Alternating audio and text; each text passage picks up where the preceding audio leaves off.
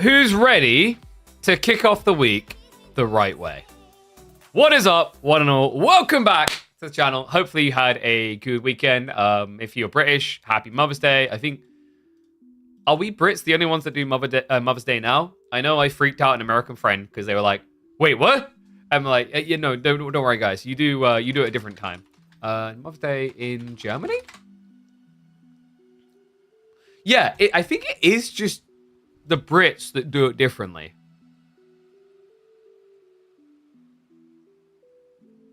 So I'm like double checking this, like legit, here. We're just a bit weird. We love our mums so much, we can't wait. We have to get to it. But like, for some reason, we do 25th of March. And like Germany does May, America does May. Does Canada, like colonials? Okay, even the colonials. Australia?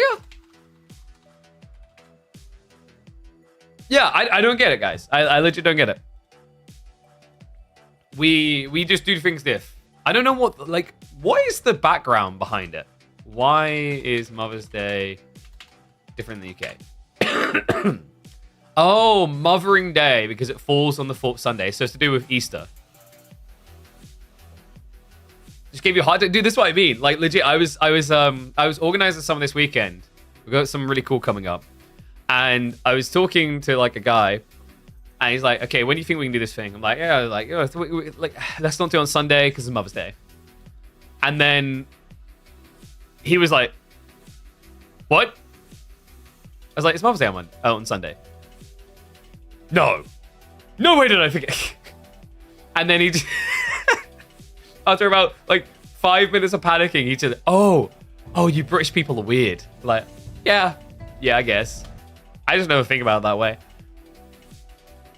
Always the 4th Sunday of Lent? Yeah, but my point, Mum, is we are the only country that does this that I know of. Every single other country in the world, Mother's Day is in May the 11th. So we're weird. I dig it. All right. I reckon you guys dig some games. By the way, big shout on that. I came back to that a few days later. You guys have done phenomenal work on getting those signups in. There is still one more day before I go and talk to them about how they feel everything went here. So if we could smash 300 users, I would be blown away. You guys are incredible. Just keep on doing it. Remember, download, create a new account with Opera GX, and that's how they track you. I think you guys can achieve 17 today. If you can achieve 17 today, we're going to deliver some bangers, because when it comes to the bracket, we're going to look at Louis MT versus Scarlet Devil to start off with. We've got Core versus Numidan, DeMu versus Myriad. We're going to be having, I believe it's B versus Lash, and then we've got Wham, Scatterbrain, Lucifron, Striker, all happening today. We might even have a quarterfinals. So, really busy day, which means we're probably going to be live for like 6, maybe 7 hours. And here's our draft for the first one. Ooh, French Jean getting split. So not just actually Louis dominant in that regard. It's interesting the way this plays out, though. He goes in for a Jean ban, which is very unorthodox, actually. Nah, we don't really see Jean getting banned, ever. Sass versus Waldemar? Oh, God. Yeah, I just realized what that could be. I mean, Sass likes his cavalry. Waldemar likes his wolves. It's a true test. We'll see which one's stronger. But let me see. Do I need to have a word with Louis? I hope not.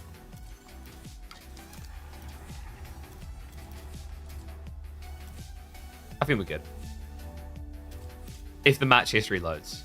There we go. All right.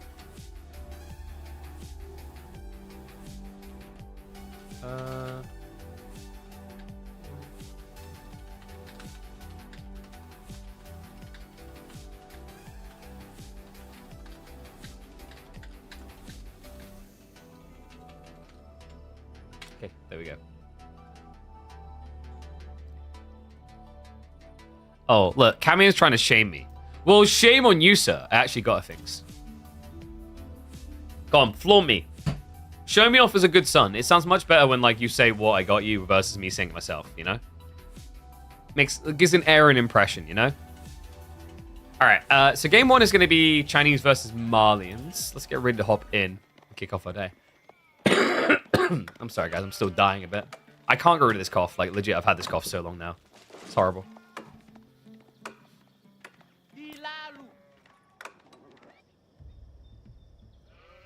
Well, it looks like we're going to be kicking off our day with Chinese Civil War. One and all, welcome back to the channel for Louis MT up against Scarlet Devil. Scarlet is an interesting fella, actually. He's occasionally been signing up to the Midweek Musters. He came in again, and he hasn't had a deep run yet. But I gotta say, like, this guy, it kind of feels like he's on the verge of something. He's part of the brain trust that Team Elephant run through. If you guys remember the 2v2 tournament around the end of the year, the Team Elephant, which is Louis MT and CSO, also features Scarlet Devil. He even actually wasn't just a substitute in name. He subbed in and actually would be semi-frequently used throughout the early phase of the tournament. So, very capable guy. Chinese versus Malian's an interesting matchup, though. This is a matchup that used to be really frustrating for Malians because of the 2TC meta for China, and it forced kind of an all-in. But ever since the Pro Scout switch up, dynamics are very different. It's all about rushing onto the deer. So look at the splits. Remember, we're on Dry River here. It's pretty equal, pretty even, easy to access. I don't expect either one of these civs to try and go on water.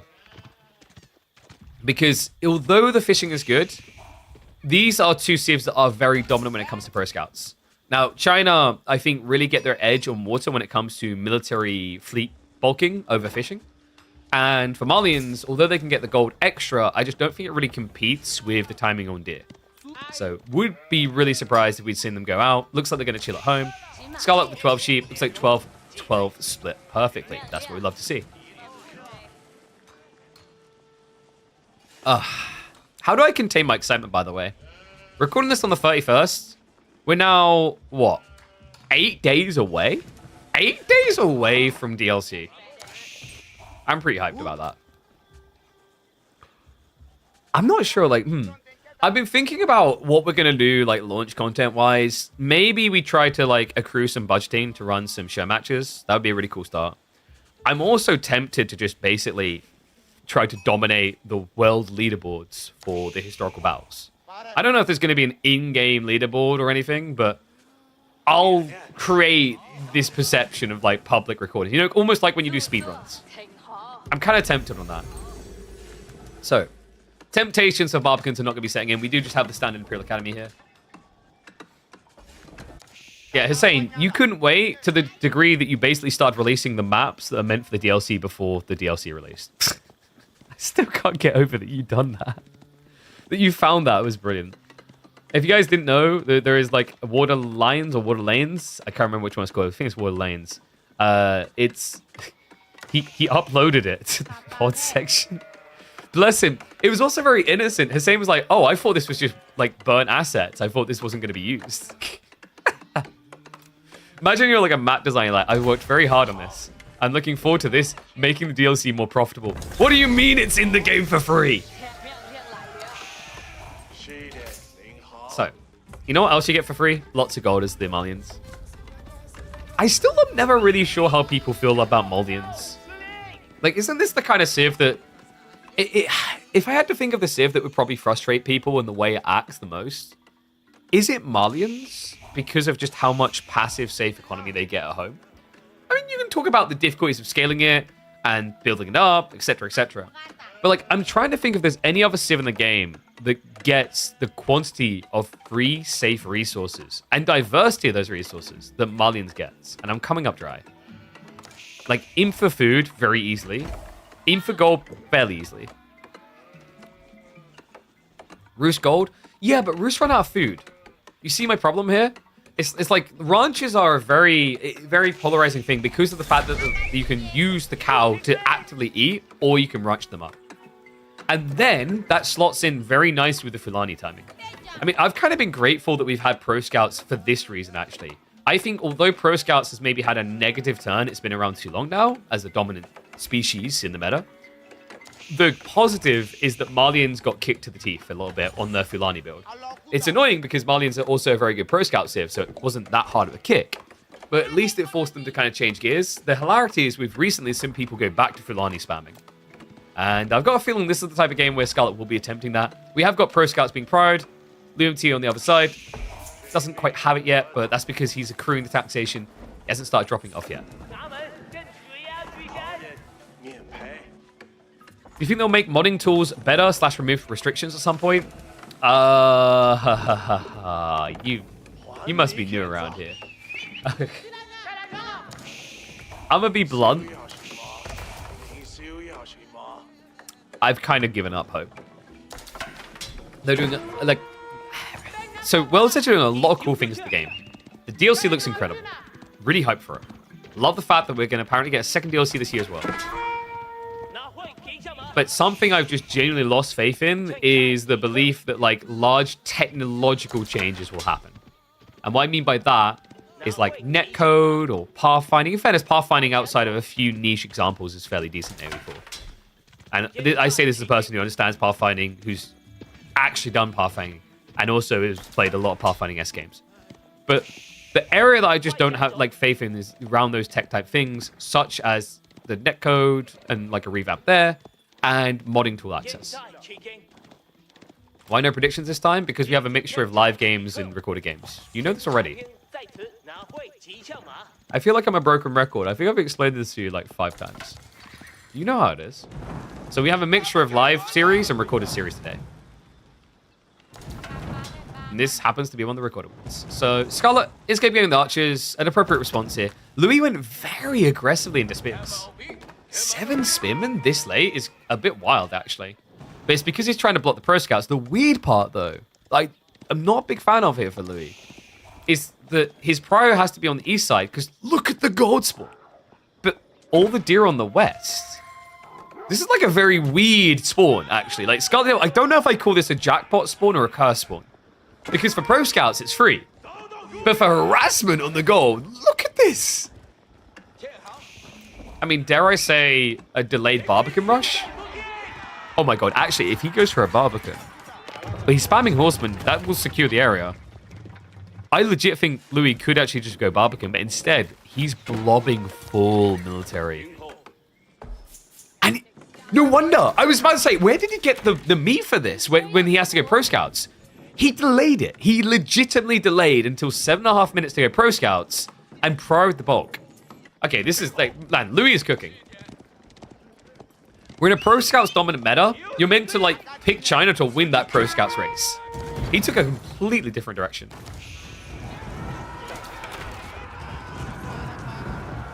Why no supervision?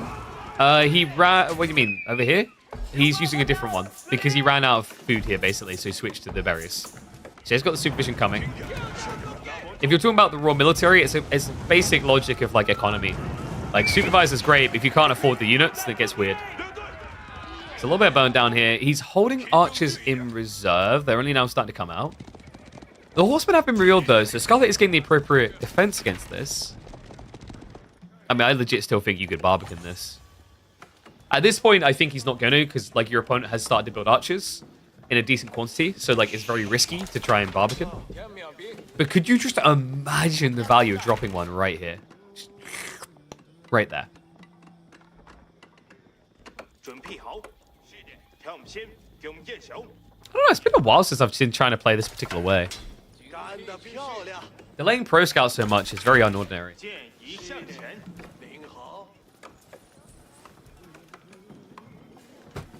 Lucifron's playing AoE4. Yep. And first thing he does, hops back into our weeklies. So we've got Lucifron versus Striker coming up at 6 p.m.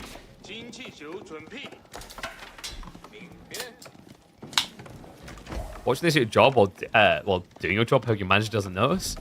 Okay, but like you wouldn't be an idiot, right? Like you wouldn't like have us on live. Okay, idiots to me, but you wouldn't have us on like the speakers or anything, because then I could be like, "Hey, Mr. Manager, yo, over here, we're watching Twitch videos right now." Like that would be silly.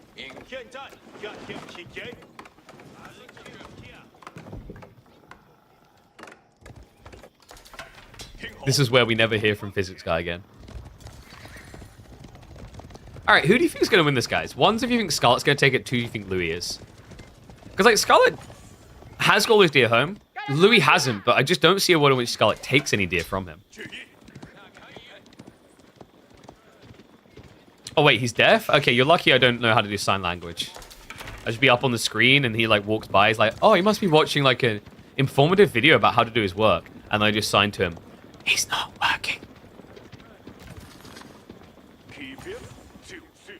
Try to be careful. You don't know. I might know sign. Okay, anyway, we do have a pretty bulk force from Louis. A lot of spinmen coming through here. Honestly, I don't know if Scarlet actually has enough Donzos to defend this. Count feels a little bit weak. 9 usually sounds good until you get flooded by Spear Horse. Now, the Donzos with the range, with the main armor, are going to do very well. The archers, but he goes for villagers. Okay, baits out the fight.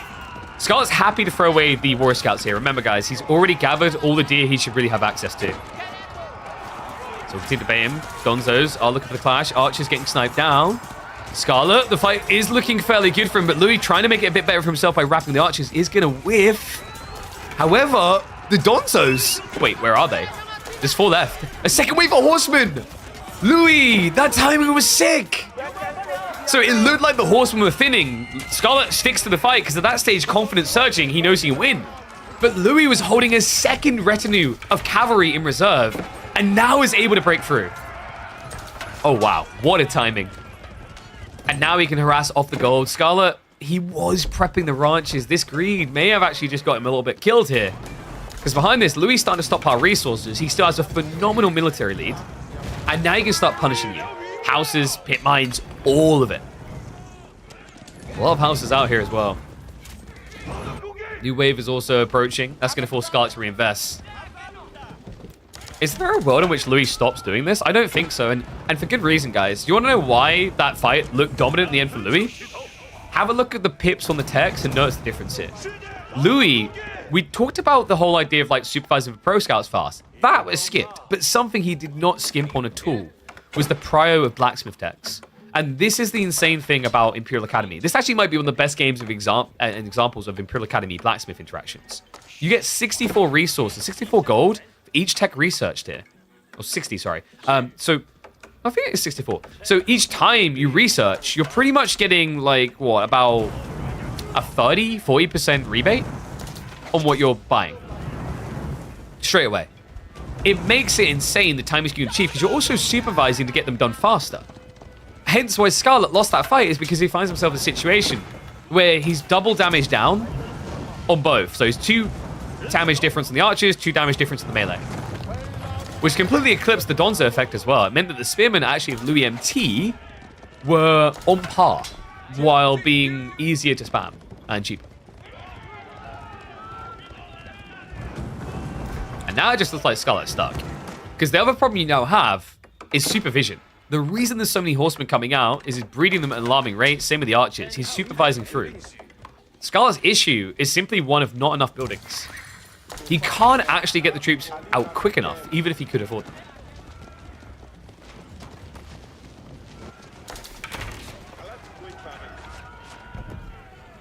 You like to do tedious stuff like putting together receipts for reimbursements while watching KPMM.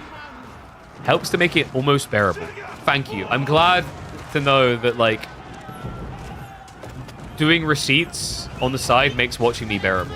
I know that's not what you meant, but I'm just going to go over it. I think Louis is going to go with a win here, guys. He's about to hit Castle Age. I think Scarlet's just stuck. This game may be the best reminder in the first quarter of this year that we'll get as to why blacksmith techs are important. Because it killed him. Like, his entire game flopped because of it. I actually think if he had blacksmith techs, we'd have a very different outcome. Because Malians are a phenomenal defensive civ. They're able to very easily hold in their choke points. And when that fight happened, it looked like Lou is too heavily leveraged into horsemen. Yeah, Scarlet, I mean, just a firm reminder why you just got to keep an eyeball on those techs. You know, against other civs, you can maybe check every minute and a half, see if they've got an upgrade. But with China, you have to be checking them every, like, 30 seconds. Otherwise, they can just get 2 techs in between your checks. Scarlet, at this point, I think is just processing the loss. There's really no comeback to be had here. He's not even got the full Fulani effect. He's not even teching. But I think he'll go for one last Ura. The problem is he's waiting, which means veterancy is coming in. Oh, no. There's the tick-ups. Only one left is Spearman, which is coming in 5 seconds. And then it's going to be Rohirrim Riders straight in. Pour one out for the little devil that was. Archers are going to march in. Warrior Scouts are irrelevant here, folks. Remember, they are just a chunky front line. They have no bonus damage against ranged. And thus are no threat whatsoever to Louis' domination. That was quicker than I was expecting. So, like, yeah, a little insight, because I think I mentioned this to, like, BC stream, because I was talking about it with Kraken in the chat. Obviously, like, it's very hard to avoid spoilers when you're doing replays, but I basically kind of blur my eyes a bit. So I don't know if anyone does this and knows what I'm talking about, where you can kind of lose focus. I do that intentionally so I can't see the outcome of games. So wasn't really expecting a 15-minute game. I was expecting probably more like a 25. But it's kind of crazy how fast Louis is playing. I'm really impressed by his adaptation. I thought he'd be a lot slower. Acting like I don't know 80% you watch while you're at work. What? I mean, it's not like, you know, there could be Asian viewers. Okay, but there's really not. Like, do I need to break down my demographics to you guys? It's kind of wild. 50% European, 25% NA. Whew. All right. And indeed, that was clinical. Let's see if maybe the doctor needs to be called early. Oh, God, I mentioned clinical needing a doctor. What and all, I think Scarlet Devil is about to end up in accident emergency here. We've got Jean in the hands of Louis MT. This guy was one of the most prolific Jean spammers in the early days. The most threatening when no one else could really figure out what to do with this Civ other than let's go to TC. This man innovated like no other. The range on builds, the siege on builds, the late game scale builds. He was there for all of it. Louis MT is a beast with this Civ. Scarlet may have a tricky time ahead of him if he doesn't scout. Byzantines in this matchup tends to struggle. Two reasons right now. One is the pro scouts meta. Two is because of the night threat, you inherently go Limitane and then you don't really rush out your base. A good Jean player can use that against you guys. Because what they can do is instead of spamming knights like you'd expect, they can do something like Archer Spears, which can ruin Byzantines. Because usually Byzantines are looking at Spearman, Limitane. Limitane into Javelin. Sometimes longbows, but really not. It's almost always going to end up being the Javelins, because the most organic historical comp for Jean of French is knights into archers. Does everybody watch KPM in the armchair with some specific for the occasion cooked food? I think I would say I don't believe that is the case, and I can explain why. So I'm going to open up my discovery stats. So Twitch actually, like, over the years has added in some things that are very helpful for this. So if I go down and I look at the amount of viewers, I have, by platform, 60% are watching on web, 20% are watching on Android, iOS is 17%, only 2% of viewers are TV. There you go, some fun stats for you.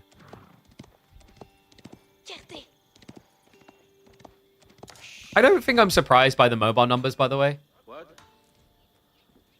In an ideal world, so this is the thing, right? I can actually push to YouTube in a shorts reel form, which, like, would apply to people watching on a phone, theoretically. I even created a really cool layout that would help for that. But there's no way of doing that with Twitch. I wish I could actually simultaneously stream to Twitch in two forms and see if people like the mobile form. Because basically we created a form where it's like, I mean, just imagine what you're seeing. Instead of being like horizontal, vertical cut in the center, and then the top part here would be the map and the resources for players. I don't know if it would really appeal. I don't know if you can really make RTSs work in vertical form. So for example, Call of Duty, things like that, they can do that, because for them, the focal point of like the action and entertainment for people is going to be the center of your screen where you're aiming your gun. But obviously for RTSs, it's a wholly encompassing experience, so very different. Striker created the map on AoE2. Troops spawn on our castles and we have to raise buildings. Oh, you mean the CBA? Yeah, I think I played CBA like once or twice. It's kind of interesting, but I don't want to call it a poor imitation of Footmen. It's just like, it feels like compared to Footmen from Warcraft, or I can't remember what the equivocal was in StarCraft, it's a little bit lacking around the edges. And this Lipany, by the way, is the EGC spawn Lipany. So the reason it looks actually quite good is because it's not the base default one that creates weirdness. This one is very consistent with creating these interesting little mountain pieces in front of each other's bases, and then keeping mountains outside that to a minimal. You don't think that works here? I mean, this is what I'm saying, though. Like, it's a general issue of RTS's visibility on how you would perceive, like, how you would present things to people in a real form. If someone can crack that, they will be jackpot central. Because, like, think of the implications of something like TikTok. I think you can actually make it work. You just have to be creative. And there's proof of this. So, like, Hera, he had an amazing bait in the Age of Empires 2 Garrison tournament, where he sent his king over to the enemy base and almost lost it. And then he baits the enemy scout to chase him, and then kills the enemy scout. It's insanely high risk, low reward play, technically. He uploaded TikTok, and people went crazy for it. They didn't know what was happening, but they went crazy for it. So yeah, it's like, I don't know if you could make it work if it was a full live stream, though. I think for hype moments, you can actually make the vertical make sense. It's something I definitely need to explore more with my editor. So, Louis MT looking pretty slick here. We already have Pro Scouts on the way. The Scarlet Devil... This is quite late on the Rax timing, no? The Knight's already on the way. Usually people like to have 1 or 2 Limitani out already, and the idea is you can bulk up and run out to block the deer. Because now the risk is that Louis can just take the deer from your side. You don't have a threat. Scarlet did do something interesting, by the way. He went for the outpost. It's a high-value outpost. It covers both the gold and the berries, and it's forward, so it sees the incoming Knights. Like, this is probably... This could, depending on your matchup, simultaneously be the best spawn for a Byzantine player and the worst spawn. So, for example, if this had been a Mongol opponent, Scarlet would have seen this spawn and went, oh no, I'm doomed. But against French, who aren't really going to outpost rush you, this is a bit of a godsend. The worry, though, is you're up against Louis on Jean, not on French.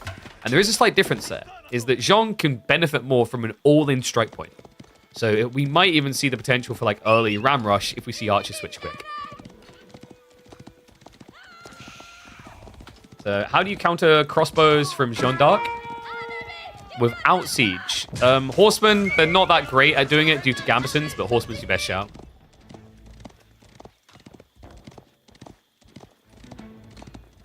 But yeah, like outside that, siege is very helpful. And you should be able to siege. Like realistically, if your opponent is going arbitrary, then they're moving slow. There's dynamics you have to think about where siege works. Is like if your opponent's playing dynamic, cavalry, Monobigatia, fast-moving things, siege is less beneficial.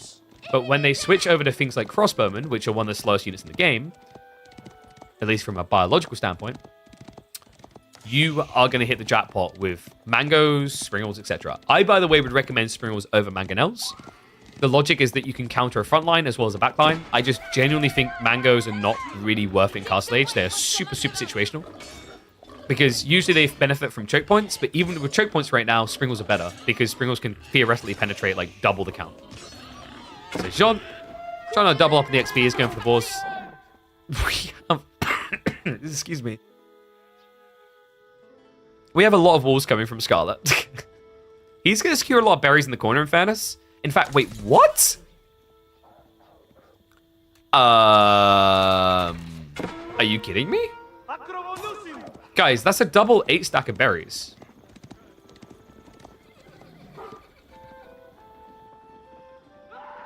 That's crazy.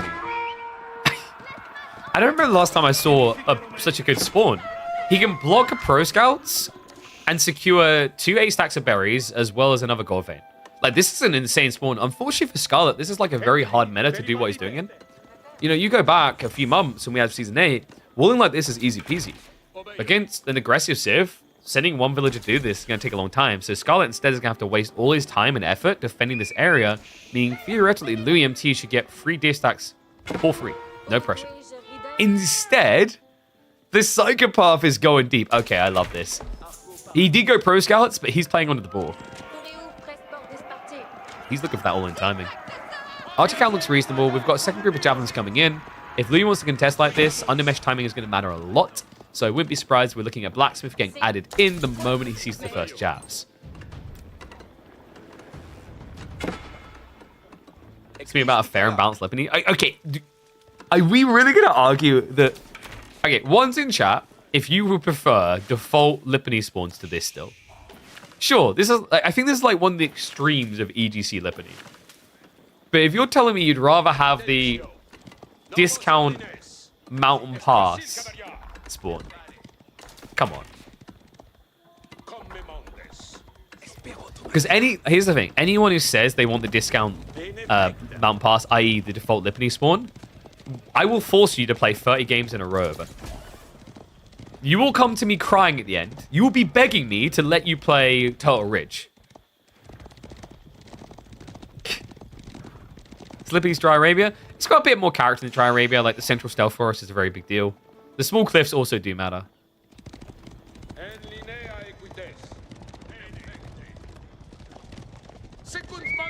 Like, the thing I point out to people is there is not a single map in the game that is safe from insane spawns. And I talked about this before, that if people really want generated maps to be the core focus of Age of Empires 4, then you basically have to take the good with the bad. You can't just have good. Even Dry Arabia has ridiculous spawns, if we're being real. Like, we've all seen those ones where, like, you get double forward tree line, you get corner trade post, and you get Mongol pick, and you're like, wow. Joke's on you, some of us like Mountain Pass. That's true, but, like, some people also like jamming nails into their knuckles. It doesn't mean it's right. Jesus, that got graphical. 6 Relic in Dry Arabia? Oh god, yeah. Don't get me started on that.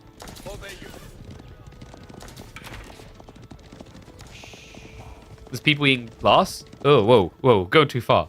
I've seen people try to eat leather shoes before, okay? Doesn't mean it's right. And yeah, the food income's a little bit depressing, but Scarlet should be speeding up now. Oh, wow, no. Okay. Yeah, he done the Olive Grove switch really early.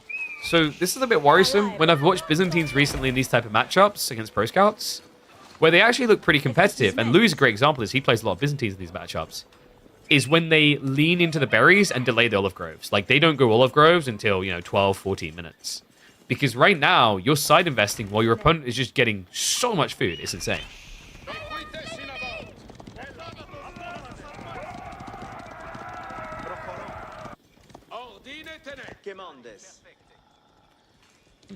On top of that, the other worrisome part, the walls are now up, but Scarlet still feels this necessity to push west. That's worrisome because you're already seeing Louis creeping in on the east side. We'll be snatching away the deer. Meanwhile, clash towards the center. Outpost is going to get garrisoned Scarlet. He could technically torch this down, guys, but the problem is the knights. If he goes in for a dive and torches, these guys will kill him. So Scarlet is probably going to have to bulk up a bit more. I don't think you go Hero Siphon here.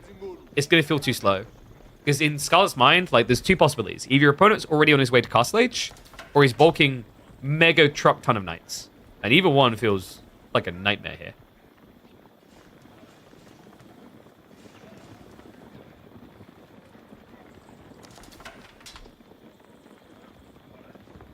Why maps are not mirror across diagonal? So I've talked about this. I would find it interesting to experiment with that. The negative of doing it is it actually puts less onus on scouting. Because what that means is if you mirror half the map, once I've scouted half the map, I know the whole map. The good part of that is it would make Dark Age strategies less RNG. Because right now, like, there's matchups where if you want to go for an outpost rush with Mongols, you're gambling that your opponent doesn't have a good gold. But Scarlet looks like he did bring enough pressure to the fight. Louis did back away, so we'll block one of the balls. Remember, the other one is still active, though. A lot of food coming in for Louis. But yeah, so basically the point here, though, is you definitely lose a level of discoverability by having those mirrored maps. But I would say, in fairness, if the key concern here was that Age of Empires 4 needs to be more competitively attuned, then it's the very simple solution, is just mirror the maps. The reason why, from a spectator's perspective, you actually might not want that, is it kind of makes the games potentially less intriguing.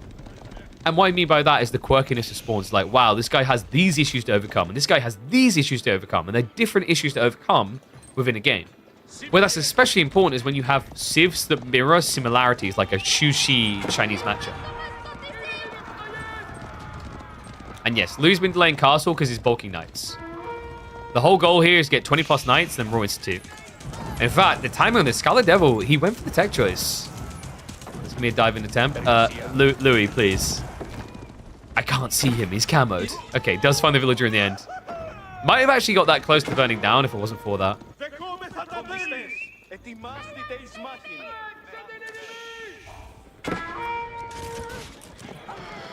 Nice. I'll get the dive in. Scarlet completes the tech up. Louis will look to Myriad now. He's got almost 20 knights. This is a really good time to think about Royal Institute. I know that Louis quite frequently right now goes Guildhall, though. So the way you choose Guildhall over Royal Institute here is if you don't think your opponent can kill you. Because then you have a safer timing just bypassing into Imperial.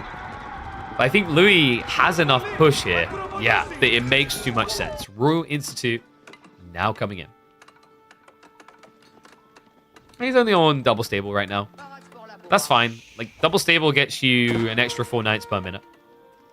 It's a good scale point. So 4 knights per minute is going to cost you almost 1,000 resources. Now, you could up it a bit, but the reason you're not going to rush to up it is right now Louis has to also get the techs. So if he adds in another stable and that takes up his expenses to 1,500 resources, that's basically all of his golden food right now. That would leave no wiggle room to get veterancies, to get royal bloodlines, cantle saddles. Man, Louis is just doing such a good job of raiding here. It's 5 worker kills in total in this game. The issue for Scarlet is he wants to be present on the map to stop the ball play. But every time he walks out, his farms are now exposed. And this is the difference between going for the olive groves or going for the berries. If you go for the berries, you at least have some flexi on like which you're going to play towards. So if your opponent harasses one, you play to another. When you do olive groves like this, in theory, it's meant to be easy to defend because it's in one location. But because it's predictably in one location, if you have something else to do on the map, which Scarlet is discovering he needs to do on the map here, like pick relics, stop ball, it leaves you completely disarmed again.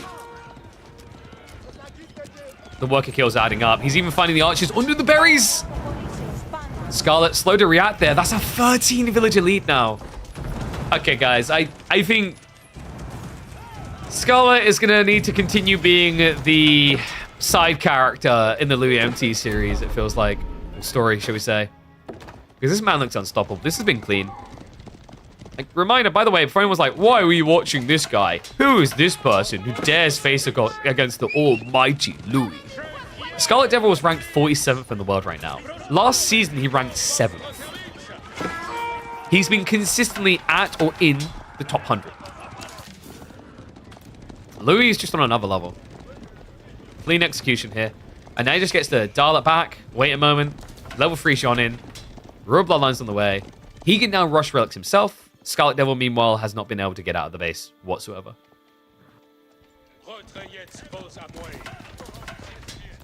I think Scarlet, from what I remember of watching on the ladder, and maybe it's what made them such good scrim partners originally, he likes the later phase of the game. The problem is, AoE 4's kind of moved away from that as a guaranteed. With Pro Scouts in particular, the difficulty walling, there's a lot more priority on presence in the first 15 minutes of gameplay right now. And I think that might actually hurt Scarlet Devil a little bit as things move forward. It's not to say he can't adapt. It's just very clear that Louis has adapted more swiftly here.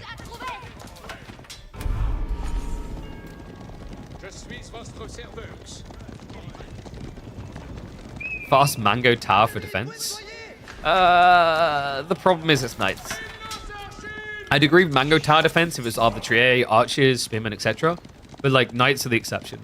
While Mango Towers can be a little bit annoying, they can get in and out fast. And make matters worse, it's chivalry knights. So they offset the damage done. To make matters even worse, it's Royal Bloodline knights. 310 HP is a lot for a Mango Tower to deal with. And also, like, the trade-off is he needs assistance because he needs more economy.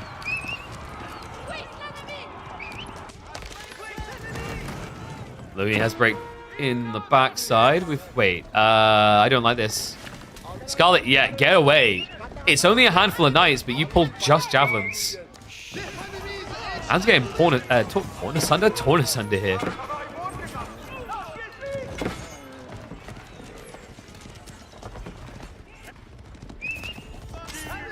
It's a little bit of a slip up. Louis has started to lose a few knights here or there. But we have Ordnance Company coming in. Honestly, he could just switch Siege if he wants to. I think he's going to stick to his guns here. Food, gold, discounts, really big still. John de Cleve, in the meantime, is in on the engagement. Camel Riders are going to have to run away here. Nice reset. He pulled back slightly so that the Knights can hit him. Okay, Scarlet, he's actually bulked up a lot of Spearmen. Unfortunately, this Ordnance Company, I think, is Louis signaling a switch into Siege. I know he used to love this build, guys. He was the guy who really innovated with the idea of Siege Workshop consecrations. And when you see this many Limitane, it's begging for Springle play. It's a little bit difficult against Limitane in particular because Springles are range damage and these guys have range damage resistance. But it still stacks up really nicely when you've got like a 4-line deep formation of Limitane. Means you could probably hit about 7 targets on average. Sean. Whoa. Whoa, girl. Whoa, girl. What? No, the formation. All right, a bit expensive. We'll go for the immediate buyback. Let's look for the reclash here. These guys are just so obnoxiously tanky.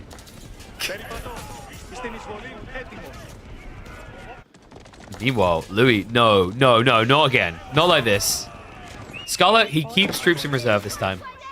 He's not going to get torn. Why did you say torn? Torn it in 2 directions. And then slammed down. Been watching too much of the Pawn Stars TV show. Am I the only one who feels like that show really went downhill, by the way? I don't know. I miss the days when they had the grumpy old grandpa.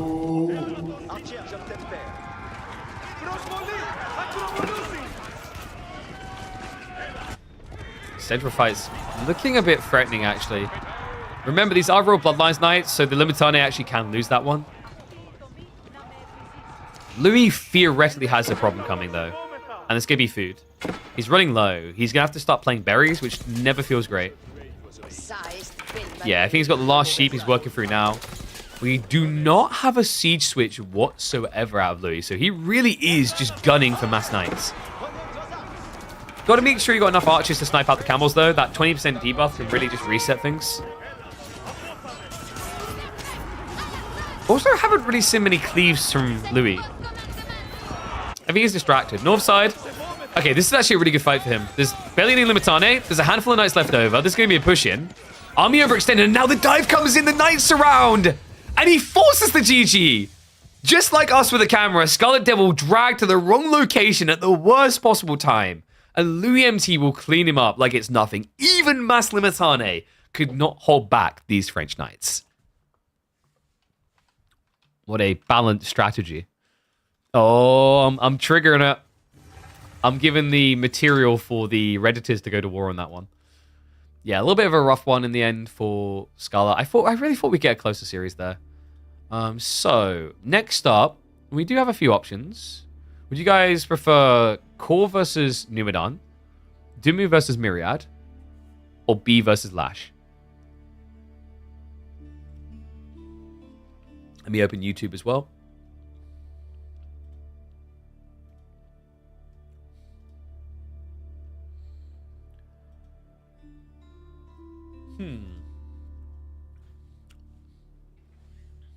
B versus Lash, DeMu versus Myriad. Do I need to put a poll up? Gilyadi versus MeoM would be fun. That series, I believe, hasn't played yet. All right. I've spent too long on this. I'm seeing more DeMu versus Myriads. I guess we'll go with Benny Boy. So let me get the draft up for that series, and we'll have a look in. Oh. Let's do poll. Nah, dude, we've already spent too long on it. If we're being real, like, we've already spent time. Let's just go. Maybe I should have done a poll straight away, but, like, we made it, like, almost 2 minutes already. We don't need to do another 2 minutes. We'll probably get more of these done anyway. So, like, we'll probably look at DeMu, Myriad, and B Lash, at least. And then we'll try to squeeze in Core Numidan for the series we've got at 5. But let me grab the draft. Man, my ears still feel really weird after this illness. Okay, so map-wise, pretty normie. Sacred Grove, Dry Arabia, Dry River.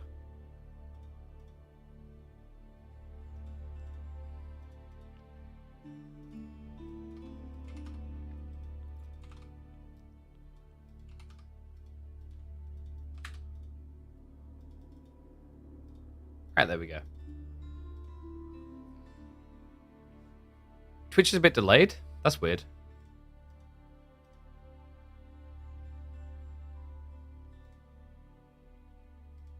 I don't know if Twitch is doing some weird stuff where people are saying they have delay issues. There shouldn't be any delay. Unless I toggle something in the settings, but I'm pretty sure I didn't. No, we got no delay. Is there like a low ping option? I don't know if it's because we ignore the... No, it might just be other people's thing. I don't know if it's like... I don't know. Twitch has been weird the last year or two when it comes to delays, I find. Okay, so anyway, game number 1. Let's have a look. Let's hop in to Myriad versus DeMu.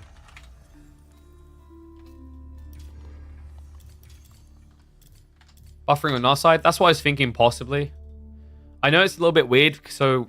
for those that don't know, we do something interesting with...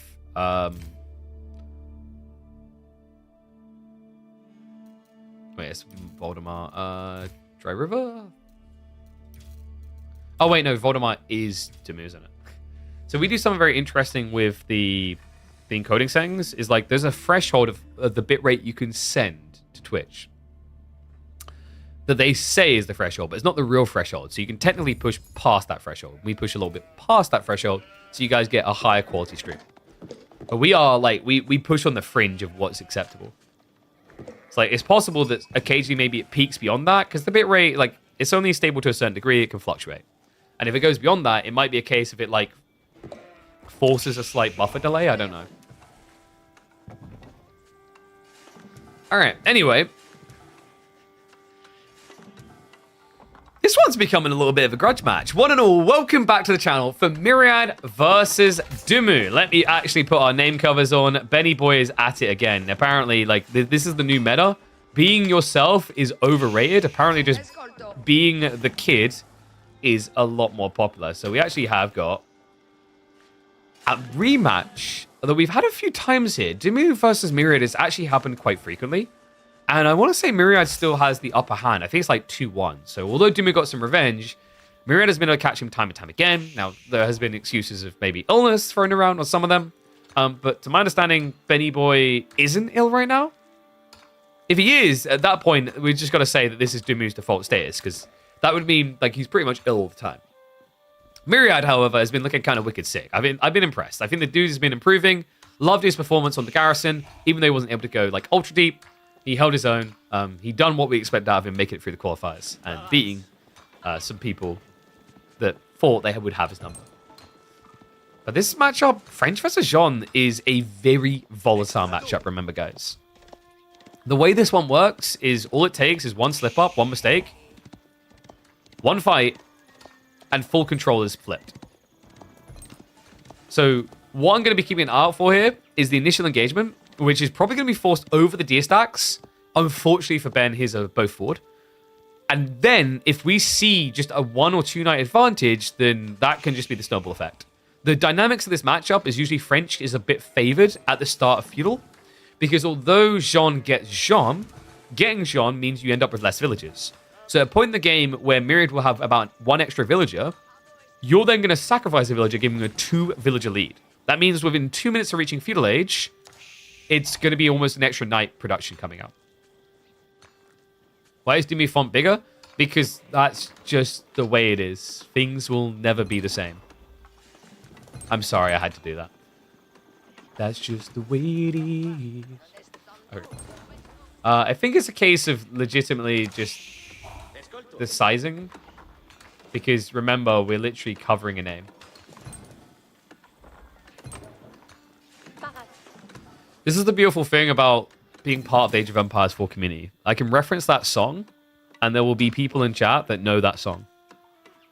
If I was a Fortnite streamer, I would have alienated everyone. This matchup is boring, to be honest. Spam knights, and that's it.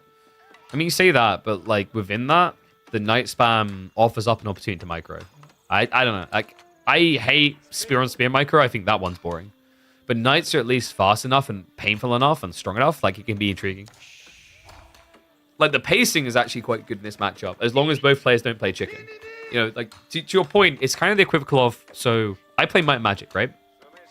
Here is Might and Magic 3. Anyone who's played it on a, like, casual level, they will, like, spend months and months building up an army, and they'll build up till they've got, like, 9,000 skeletons. And that's just silly. Because when you get into high-level Heroes Might and Magic, what you realize is the games are going to be over by, like, the second month. Maybe third.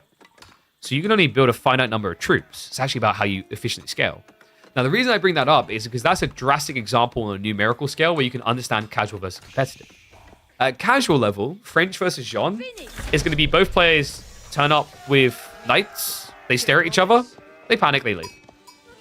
When we've been watching our pros in KPMM, frequently, the knight stare down lasts about 5 seconds before someone jumps the other person. So I can understand the reservations, but I'd say, like, overall, when we've watched French and Jean in the last few weeks on KPMM, it's actually delivered pretty interesting games, even if they build the same units. And I think it is the Jean dynamic there, by the way. Like, if you compare it, so it's like a fair one that you'd be right in saying this is kind of boring, is Chinese versus Shu Shi. Because I've seen so frequently, Chinese versus Shu Shi is just they both build lances. And that is like, there is no grand degree of difference in the units involved. In theory, there could be with Dali horses, but the way it plays isn't different. At least in this matchup, because of the differences in the way your economy scale and the points where you're strong, and the fact that one side has a hero unit, you do get an interesting power shift. So, Pro Scout's coming in a little bit quicker for DeMu. Fort spawning golds could be a problem here. Whoever takes a more defensive line is in trouble. There is no safe gold on either side. In fact, like, props on the Dry River spawn, this map hasn't been updated in a long time to my understanding. Ever since Bidlin joined the World's Edge team. Yet, it looks like this spawn is incredibly well balanced.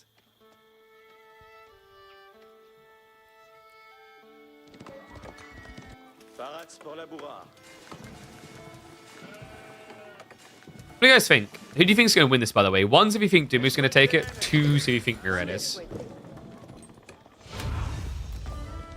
And he goes Jean range. This is to be expected, by the way. You don't really do melee Jean against knights. It's death. You want to stay as far away as possible. And the other important detail is this means you can finish off injured knights. So this is the micro expression I was talking about. You actually want to find a way to have Jean in the fight, because having her near the fight kills secures. But also having her near the fight paints a target on her back the size of a bullseye that you would expect a parachute to land on. It looks really small from a distance, but when you get there, it's actually huge.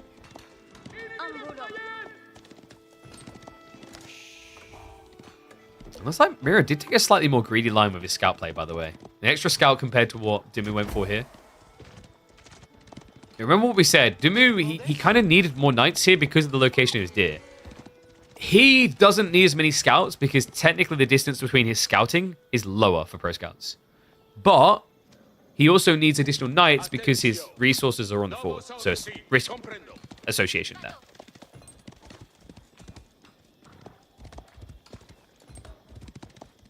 By the way, who do you guys think is going to win this week? I just remembered because, you know, we haven't got Beastie. Marine Lord has won twice. It's like, peace, I'm out here. Who's your money on to take it this week? I mean, think about it. We've got a few people in the run there. Like, B is maybe one of the more obvious ones because of the amount of accolades he has. He already has 3 wins under his belt in KPMM. LuMT is seeking that first win in KPMM. He has won the KPMM All-Stars, but not the numbered circuit.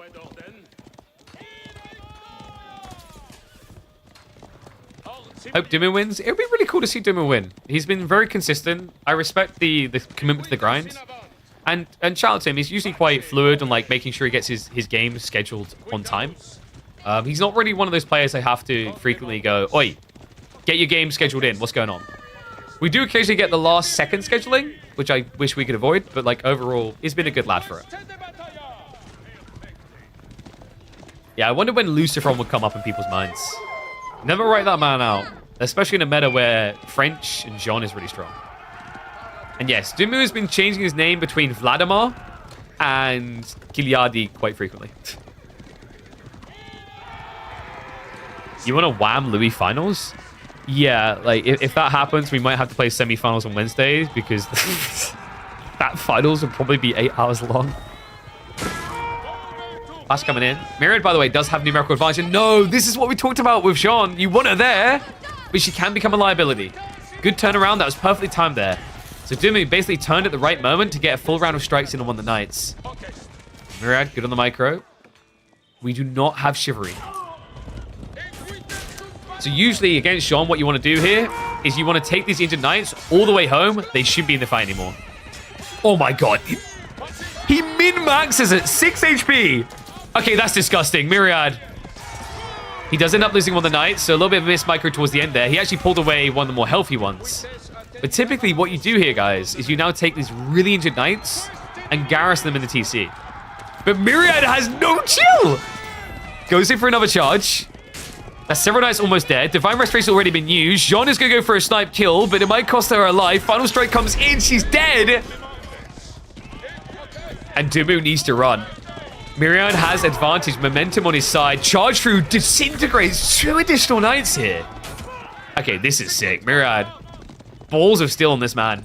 Most people would not discard the knights like that, but he wanted that extra little ounce of DPS to give him the edge here. And now, yeah, this is the hilarity. He throws them away like that, and now Chivalry gets queued up. Other side, DeMu can't really rush Chivalry right now because he knows he's down on knight count, so he needs to take the sacrifice. Good news for Jean, you do at least have the Divine Restoration. Bad news is it's 90 seconds out. So Myriad actually has a window here to keep pressuring. Pressure will. Night Charge comes in again. Myriad on point. Micros away the injured before DeMu return. And this is where he wants to be a little bit more careful with these injured knights, because earlier on, it was like, screw it, it's worth punting them to get a bigger advantage. But now, you have Chivalry.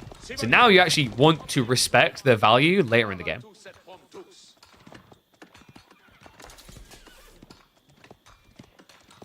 Do you think Louis benches 40 kg? I'm not sure, man. He has got peak gamer noodle arms. I love the kid, but he's definitely not swole.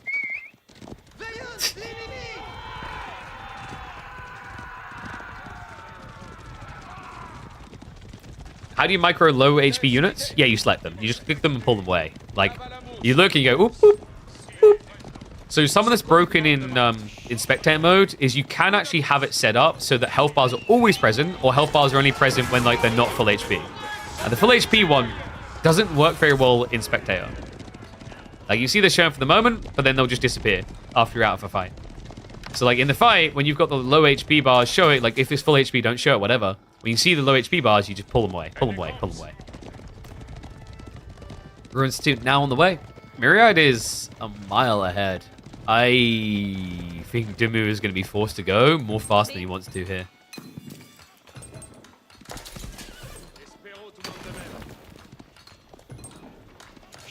I love Louis, but his biceps are the width of a pinky. Yeah, so like Louis is the type of person that gets into a fight and he wins the fight because you want to protect him.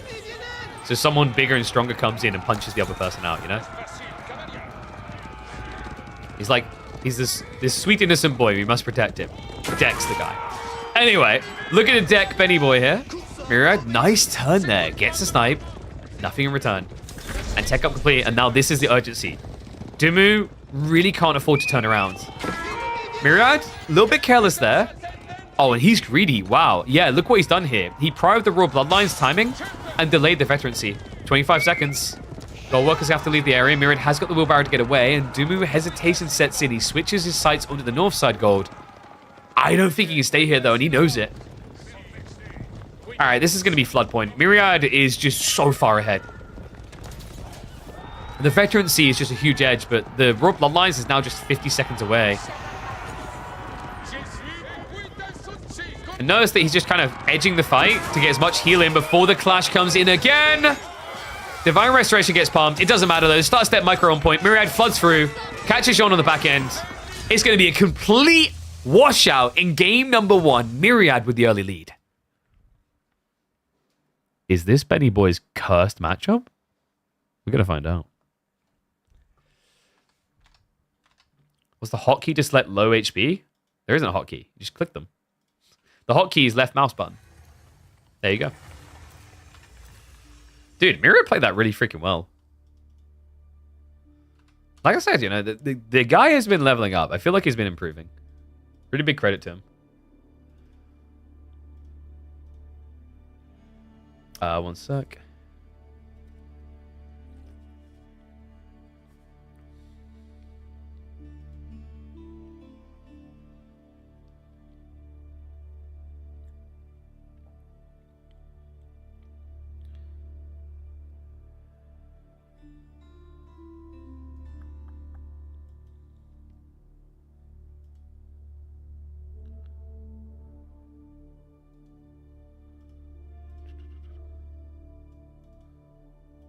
Are these games live? We have a mixture of live games and recorded games today. Sorry, just double checking something in the background. Okay, so game 2 is going to be Sacred Grove. Ooh, Sushi versus HRE. It should rework Jean, but do they have the budget? Like, this is the tricky thing that I think people have to consider is, like, after you've released something, it's very hard to then justify budgeting to, like, completely revamp. But, you know, I've talked about this before, where I think conceptually, with Jean, I do not disagree with the way they approached Jean originally, which is they basically made it French with a hero unit.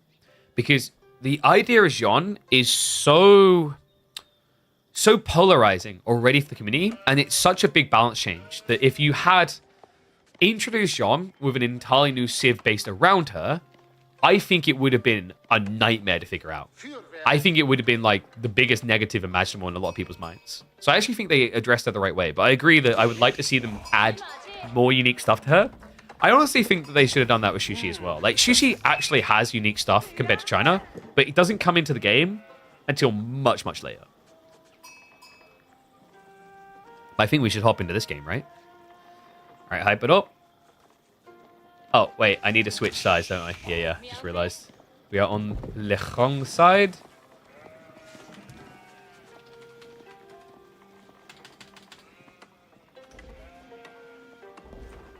The things I do. See, the production value we put in. Look at that. Boom.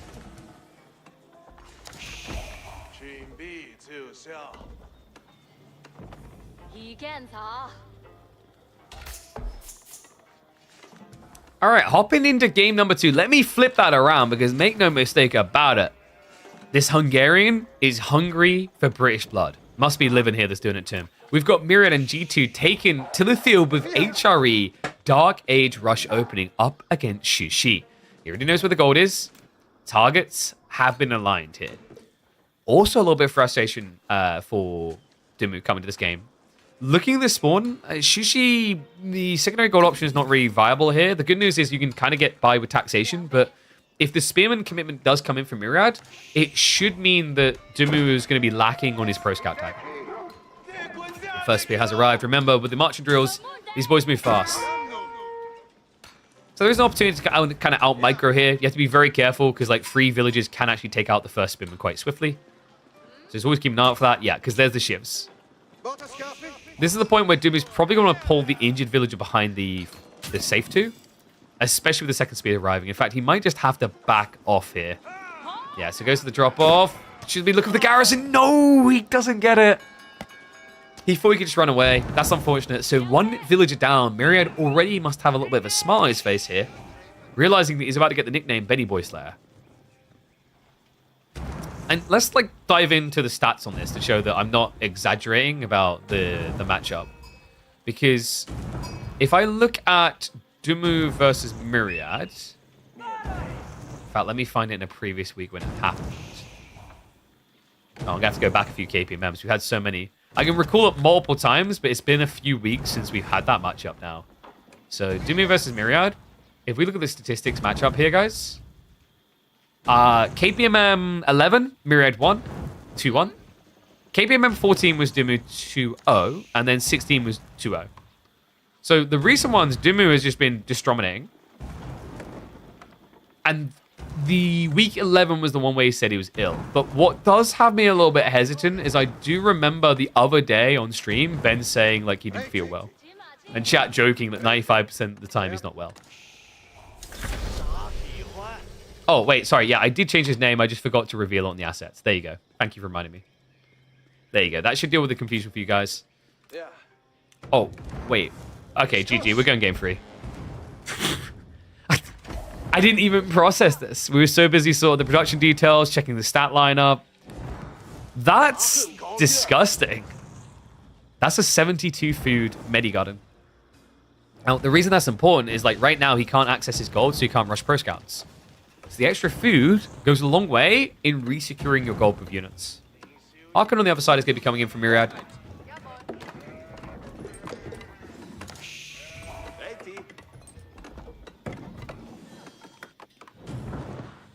What was the sheep pool? Okay, yeah, DeMu's fine there. He got 11 sheep. That's really important here because of what we mentioned with the pro scouts timing. Meanwhile, Myriad is going to be aggressive on his time, but remember, if he lets up on the pressure, DeMu can still gap close pro scout timing because of supervision. Supervision is nuts. Allows you to get the pro scouts out in like 30 seconds.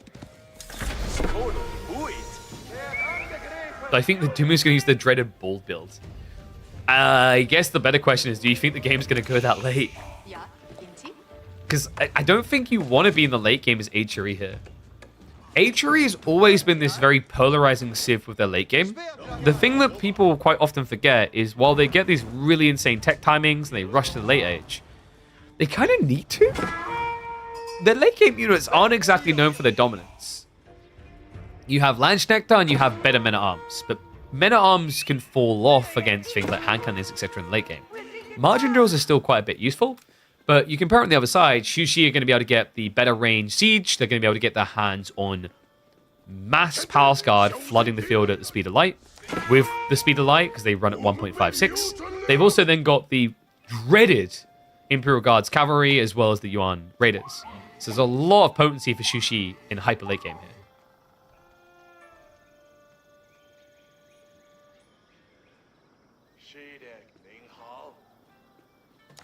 Yes, they had Gilded Men at Arms protecting a Culverin line. I think that's very different with OOTD, though. Order of the Dragon compared to HRE, ridiculously more tanky. Especially if you do a Golden Cuirass build. And also, the thing is that when you're playing HRE, like massing Siege compared to OOTD, you feel like you're missing out on something, because you could get so many extra entities. For Order of the Dragon, it feels a lot more organic to go non-organic and go Siege. Because the population budget is not as skewed. For example, when you're playing HRE and you decide to build a Mango instead of building Men-at-Arms, that's 3 less Men-at-Arms. When you do it as ODT, it's technically 1 less Men-at-Arms, because that's every 2, right? So DeMu, he's going for that PG opening. That actually has forced Myriad to go into the Men-at-Arms. I don't expect DeMu to want to play like long Palace Guard Flood here. Normally, this strategy that we see from Shushi is all about just containing your opponent temporarily while you get an economical edge and then rushing castle. Because then you just rush the upgrade on PG and they become a really good unit. Whereas in the early game, they feel a little bit plasticky. It's weird. You think that they actually wouldn't be that much worse off compared to like standard Men-at-Arms. Honestly, it's the ranged armor value. The difference of 1 matters a lot here. You get 10 extra health, but remember also PG costs 5 extra gold compared to Men-at-Arms. And when you think about what the priority in Feudal Age is, Feudal is all about range massive. You know, if you had to average the games, Feudal Age, definitely at least before the Pro Scouts meta with Night Spam, was all about archer massing. And I think that's why, like, historically since their introduction, Shushi, the PG Feudal builds have almost always been distractions.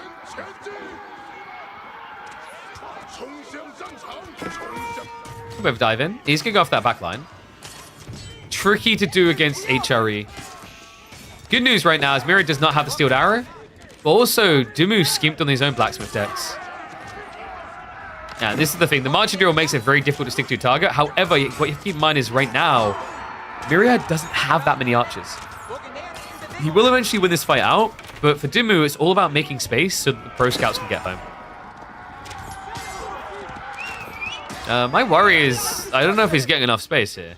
We've got, what, 3 deer left on the front side? He's prioritizing the safe deer here. Yeah, Myriad's probably going to get like 2.5 deer stacks out of this. This is really good for him. There's still a full deer stack he hasn't taken on the west side, but I don't know if DeMu's aware of that right now. I mean, he should be able to just see it on the map.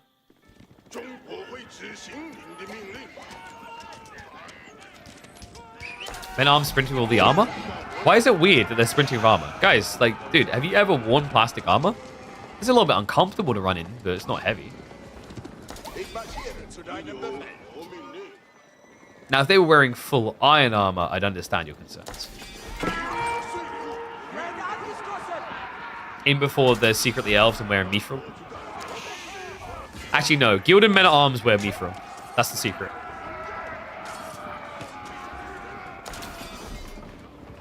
This is a lot of Palace Guard, by the way. I think Myriad wasn't expecting this. No, because look at what was happening. Oh my god. This is going to work. This is so crafty by Ben. What DeMu has done here is completely flip the concept of what this build is meant to be. You don't really see people doing double-digit Palace Guard often. It's quite frequently 5 or 6 maximum, just enough front line to get your real win condition. Myriad seemed to expect that to a certain degree, hence why he started stockpiling for Castle. So when he runs in and sees Supervision Palace Guard flooding out like this, it's a fight he'll never win. Damn, that was sick. He even goes to the undermesh, and that's another thing, because Myriad decided to turn this into what he thought was going to be a castle race. Excuse me.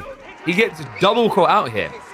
He loses to the Mass Palace Guard already, but because he got that Blacksmith, because he didn't think there was going to be a long feudal, he can't even begin to harass them straight away. He's going to have to delay himself here.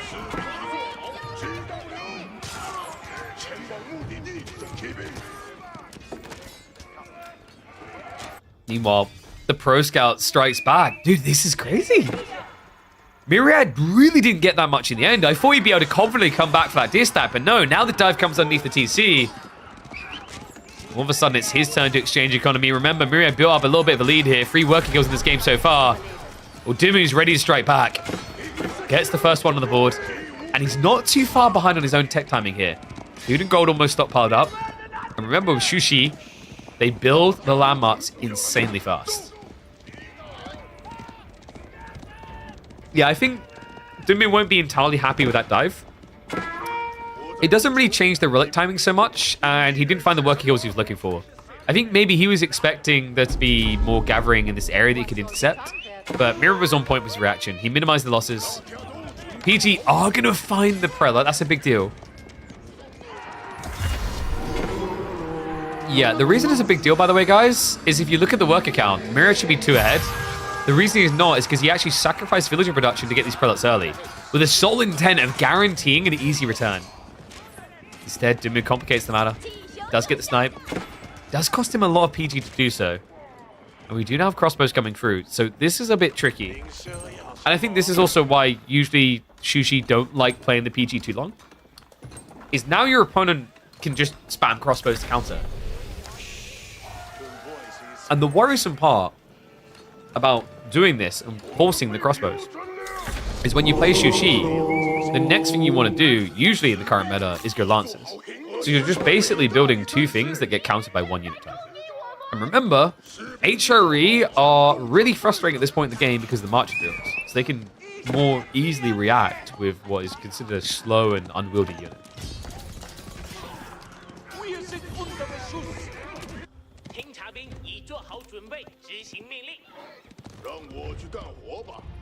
The other veterans are coming in, so it looks like I don't know if DeMu's going to commit to PG or this is just he sees that 5 upgraded is worth it.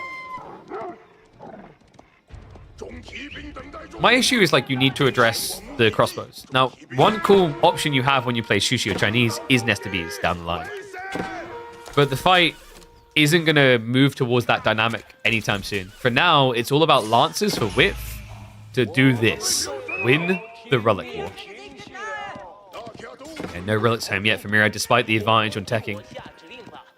And Benny Boy, my goodness, look at this timing. Yeah, this is going to be at least 3 relics for DeMu. I think it's going to be a 3-2 split because Myriad has got 2 located on the west side, and DeMu's army isn't really in position to deal with that. He's going to be able to pull the goodies back. Other Monk looks like he is going to end up going down, but close enough to base that it might be difficult for Myriad to now recover. Lance is now arriving, so all of a sudden Myriad is going to have to back away. He has got some crossbows coming in. I don't think that DeMu really wants to commit to this fight. He's just trying to cover the Shallow Monk's escape, because the problem of committing is you have to somehow get on those crossbows. Otherwise, you die to this. You butcher a lot of archers, but you'd still lose. It's just not worth it on the resource exchange, considering the cost of archers and crossbows are a third and half the cost of a lancer, respectively.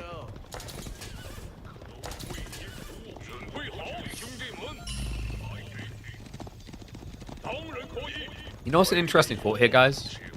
Shushi may live to channel the way of the bulls, but hilariously enough, it's the person playing against them in the late game that often goes bull. Who'd have thought?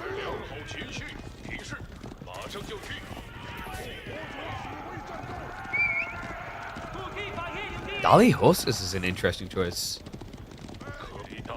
So, Dali Horses has always been a really weird one on when you shoot it in. In theory, mathematically, it's somewhere between like 8 and 11 lances where it can make the most sense. And DeMu hit that timing perfectly. But the problem with it is, like, although the math of a 20% buff does support that idea, the reality check is like, melee doesn't always get to attack frequently. However, when they find a villager line like this, oh man, he's going to mincemeat him.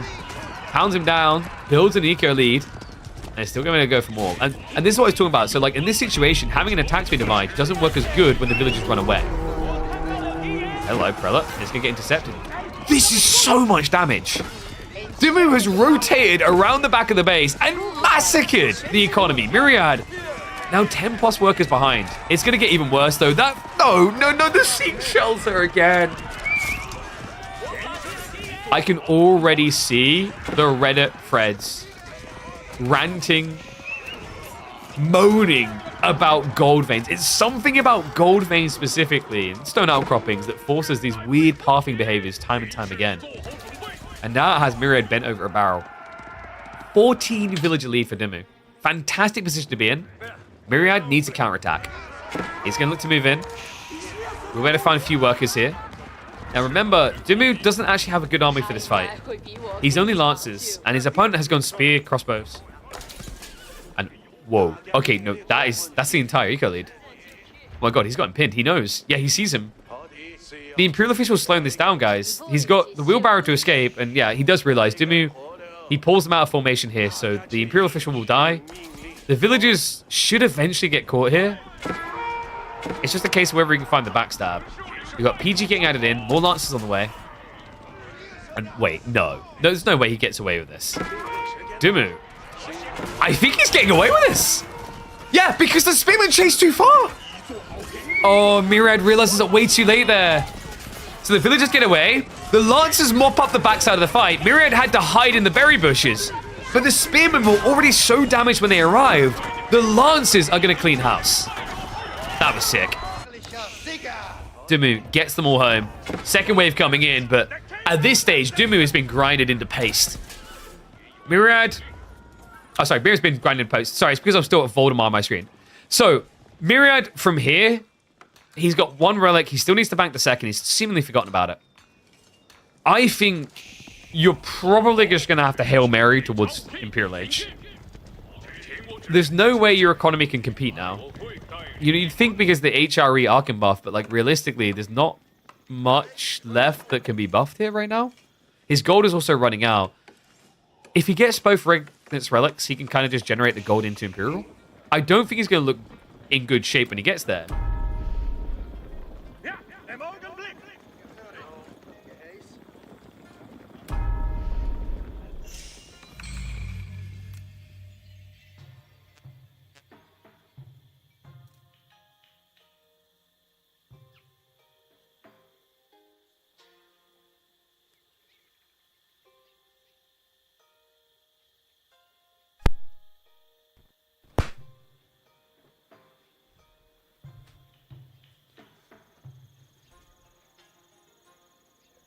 Okay, we're back.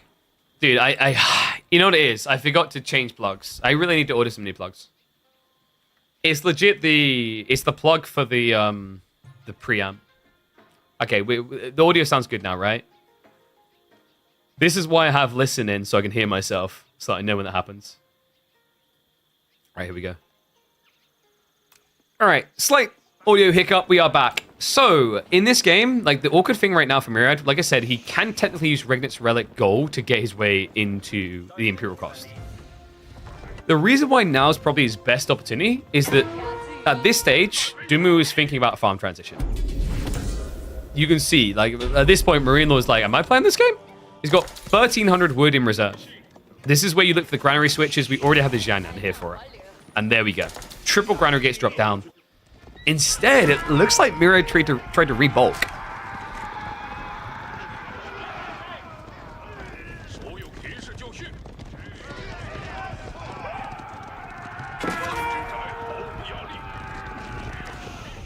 One thing I will say is if Myriad does get back into this game, it's going to be a long road to recovery.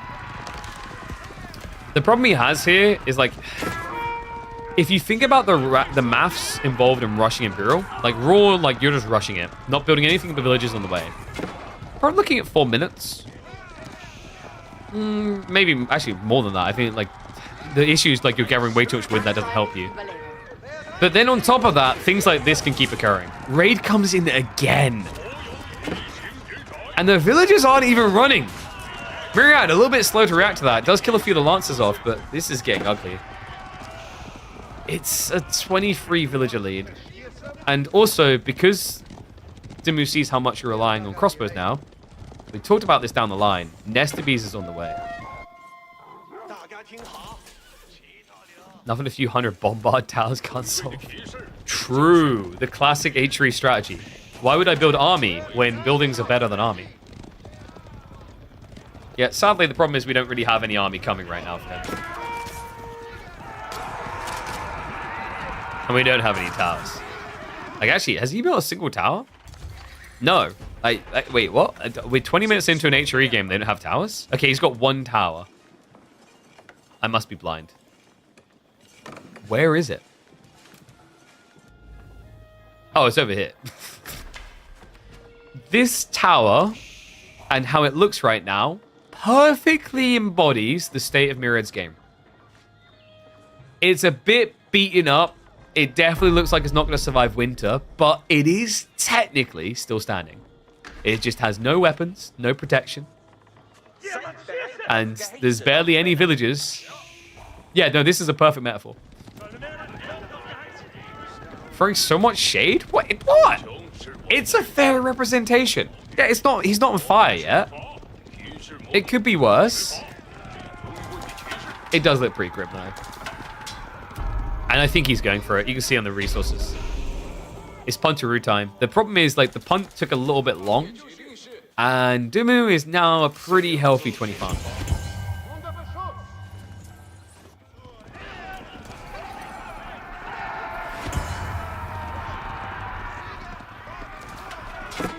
Alright. 1s if you think Myriad's going to survive this tech up. 2s if you think he's just going to get pounded into dirt. Like, 2 if you think that this outpost that is a metaphorical representation of Myriad will be a rubble pile of ruin on the ground.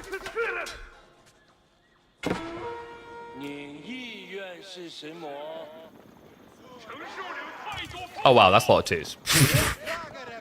Oh, but I'm the one throwing... Just to clarify, chat, I'm the one throwing the shade. I don't know if as much as I'm throwing the shade as Myriad's about to be turned into a shade.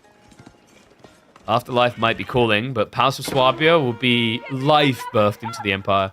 Mount Lu Academy come on the other side, so notice that DeMu isn't rushing Imperial Age. Makes sense, doesn't really get much value there. What he does get value out of is a better Regnitz. By going Castle Age twice, you're going to get the Pagodas, and the Pagodas turn 80 resource generator into a 250 resource generator.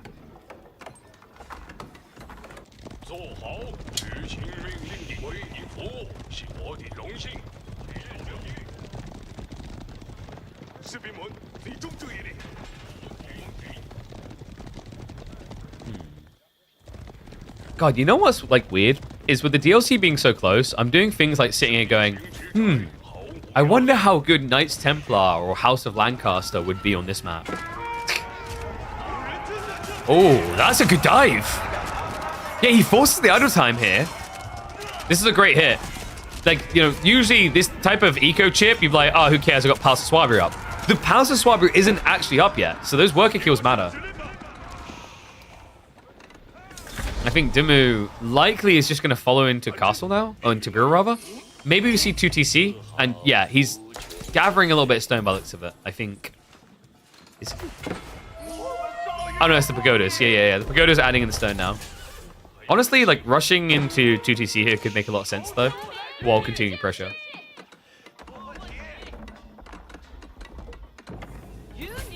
You're excited to play an English variant before ever playing English? I like that I attract hipsters to my stream. Like, everyone plays English at my rank. I refuse to beat everyone. I respect that.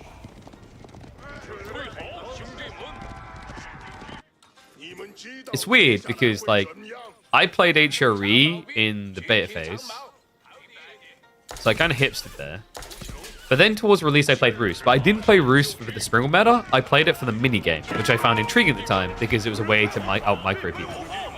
And then I just kind of switched to French for the same logic. Like, I think French, if you want to out-micro your opponent, French is still, like, the best civ for that in early mid-game. Because Knights.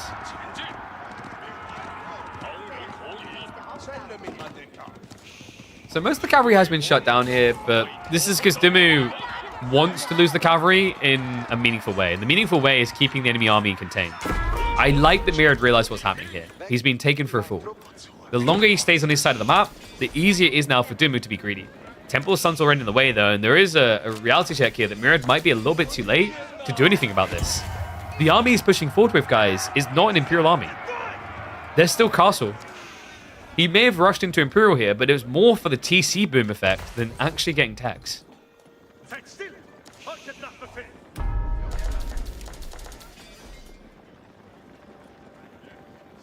Your first main was Order the Dragon because they got so much hate? Wait, what? Who the hell hated Order the Dragon? I think people mocked it. Like, it depends on the hate. I think Jean got the hate of, I don't want to play against this. Order the Dragon got the hate of, like, Lamau, what is this civ?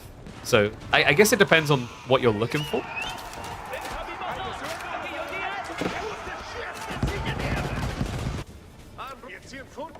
Myriad coming around the back here. By the way, the microphone is still okay now, right? I just want to double check. That was a weird hiccup there done. I always get paranoid when that starts happening. Wait, was he? No, I think he thought that DeMu was playing wide on the gold. But no, he's still fine. Remember, he got pagodas, taxation. He's just been chilling.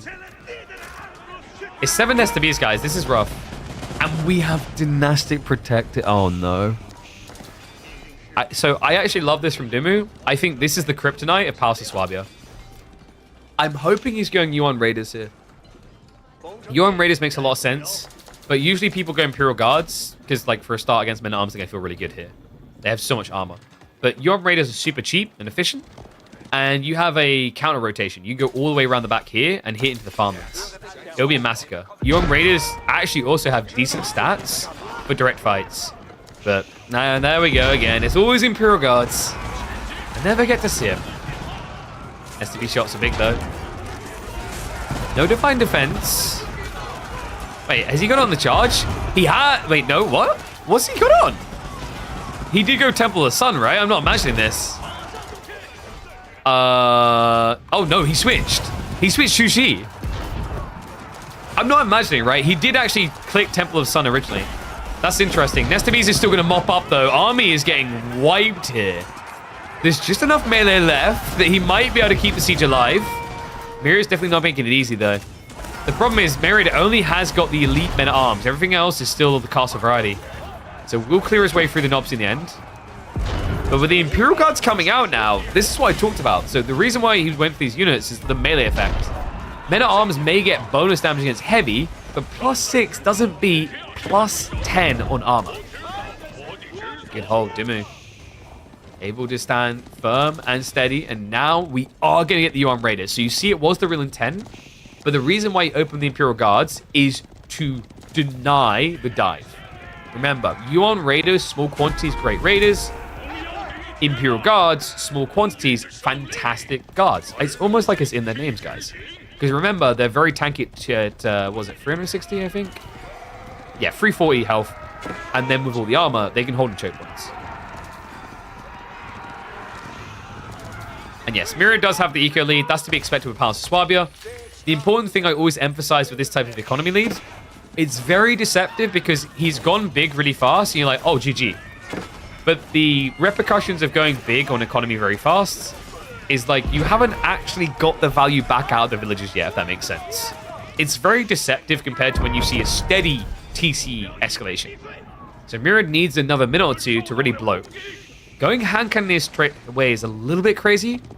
But remember, he has got the farm set up now. Myriad's sitting at what, probably 30 farms? Yeah, 40 farms total. He's got some over here. Other side though, DeMu definitely competing. Up at 29. And we are getting the PG added in. Smart. He started to spam guards. So the reaction is going to be spears from his opponent. So PG deals with spears, clears the way to continue the dive. Nestabee's still an integral part of the plan here for DeMu.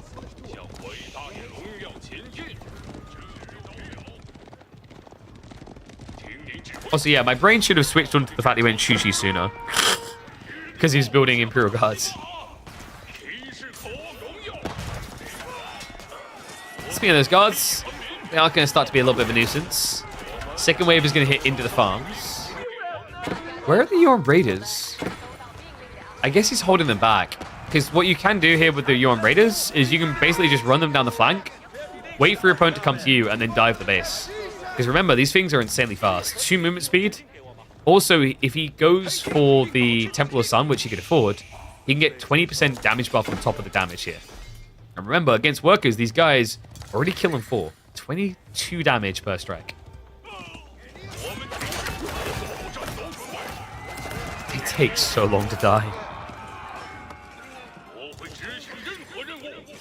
You have heavy maces and spears. Like, this guy should be dead by now. Hey man, if you're gonna pay like 250 resources, better make it worth it. Remember, they're usually more expensive than that. It's because you've got Yuan Dynasty giving a discount, but there we go. We're switching to Ming. And remember what I said about Ming? Going Temple Sun will give you the 20% damage buff on cavalry. Remember, additionally, Ming also gives a damage buff. It's insane the way that this scales for cavalry. I remember I said this earlier when Shushi came out. What I don't think got appreciated about the design of Shushi, early game similarities, yes, to China. But late game, they went out of their way to try and create a cavalry identity for this hybridized Chinese. And here it is. Dali horses, Ming Dynasty now with a 20% damage buff, biology on the way, and if he so chooses, he can switch over to Divine Charge for a 20% damage buff on top of the 20%. Maths equals strong. And there it is. Look at this. These guys now hit for 24 base damage. 250 HP. And you can't catch them even with marching drills. And he's going full. Oh my god, look at this. We're at 33.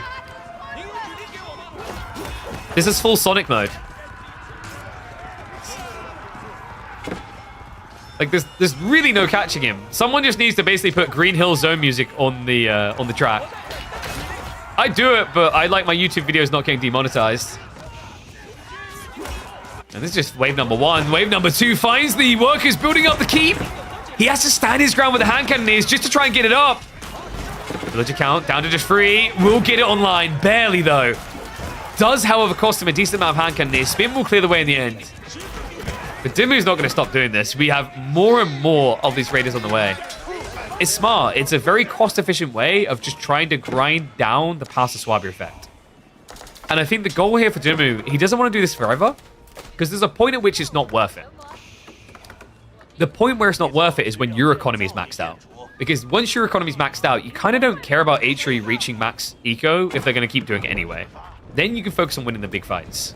But for now, there's still a big raid to be had. 18 young raiders stepping up. Even the Nestabee's on the way as well. He's trying to bait him into a bad fight with the hand cannoneers.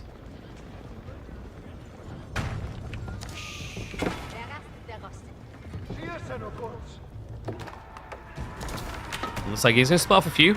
Good micro. Love this from DeMu. Villager's now on guard. He's going to try to force the fight towards him. Myriad, slow reaction, does finally pull away when he hears the nest of bees. But the chip damage is adding up, folks. It's 86 economy to 102 now. Remember, DeMu did go for that second TC in the corner, so he's been bloating himself. And now he's ready to flood. Finds his way to the secondary farming area. Army's going to now look to intercept. It looks like DeMu is just going to back up and allow it. Good work of damage done here. And now from here, like I said, you don't necessarily need to go on Raiders anymore. You've done enough damage. You're 100 plus economy with triple Relic Pagoda. Now it can become about quality, and you can see that. DeMu queuing up the Imperial Guards. He did just queue up a Shaolin Monk. I am wondering if there is a world in which he's considering it. Because actually, Shaolin Monks rock pretty hard into this matchup. Myriad has gone Spears plus Hand Cannons. So if you choose to go Shaolin Monks, Spearmen struggle against you big time. But also, the Shaolin Monks have the armor. The Body of Iron gives 50% range reduction temporarily, which is insane against high DPS hand cannons. We'll see if he leans into it, though. For the time being, apparently this raid was so good, impressed him so much, he queues up even more Yuan Raiders. Dive does come in, though. Nestabees are being chased. Nice micro by Myriad. He's going to find them. Yeah, not the clock town Nestabees you're used to seeing with China. And this is why I'm surprised like he started leading you on Raiders again. He just lost all the siege. This is a huge reset. It looks like what DeMu needed was about 2 more minutes to get into Mass PG. Because Mass PG then would be a difference maker. Shaolin Monks benefit from Ming Dynasty and the bonus move speed? Agreed. Because they have high base damage, the Ming matters a lot. And then on top of that, like Elite Army Tactics makes them stupidly chunky and DPS through the roof again. And also, like the downside of Shaolin Monks is even with the movement speed, like Marching Drill should allow them to be kited. But that's why you build Shaolin Monks Nestabees. So the Nestabees stop the hand cannoneers just winning the kite battle. Spearmen have to commit into you and lose to Shaolin Monks. But I don't think DeMu has the time for Shaolin Monks now. Counter attack coming in big here. This might prove to be a hard hold. Nestabees shots are tickling out, but nowhere near enough damage. The Marching Drill Spearmen onto the back do find the siege. And DeMu now on the ropes. What? No way. How did this turn so aggressively? DeMu, it looked like he had a firm position on the edge of the Palace of Swabi area. The mass hand cannoneers just catch him off guard here. Time now coming through. Nestabees are still being queued up. He needs to get the shots on the right target. They aren't there right now. He's going to turn onto them. Hand cannoneers now diving in. They will get the snipes. One down. Second one now to fall. And the flurry, a little bit underwhelming there. We do have a lot of cavalry coming in. Also just cannon fodder mixed in. The big problem with this dive for Myriad, and I think he should be realizing it right now, it's not actually stopping anything. No, this is the thing that's deceptive here, guys. This looked like a GG dive until you remember that DeMu's entire economy is up here. That dive technically achieved nothing except losing Myriad a lot of valuable units. Now, yes, DeMu had to panic scramble to build units to defend himself. But raw eco-wise, most of the cost for him is in food there. And Myriad, a lot of it was on gold.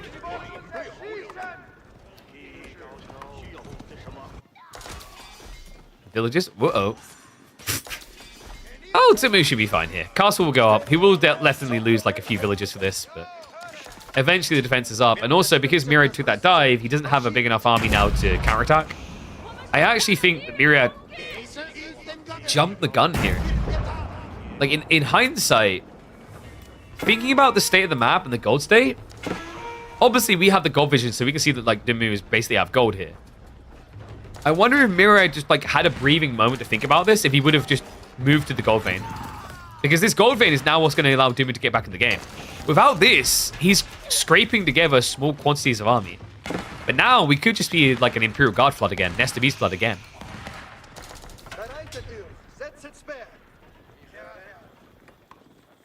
And yeah, Myriad is definitely stockpiling a lot of gold in a weird fashion here. But that's because the active gold gathering. So in Myriad's mind, like the thought process behind this, he still doesn't have all his Unitechs, but there's a bigger thought as well, guys. He keep dropped here intentionally, not just for his own protection, but because Shushi is a gold-heavy sim in the late game, because of the dynastic protectors. You know, the Yuan Riders, they're not too bad, they're 20 gold. The Imperial Guards are 140 gold. So if you want to play into that or play into the siege meta, which you can do due to the divine defense extra range from SFBs, that's once again going to be gold. The point is, gold makes the world go round for Shushi in late game. So I think Myriad's thought process here was take the gold away so that DeMu cannot win the game. DeMu, now into a winning strike again. We've been here before. These guys disintegrate workers. It's 32 damage per strike. That's a free hit kill. And with a unit that basically has a really fast attack speed and also the fastest movement speed you can imagine, you see how this becomes a conundrum. It almost feels like Myriad just needs stone walls, but stone walls in Imperial Age, when you know there's bombards, don't feel that great.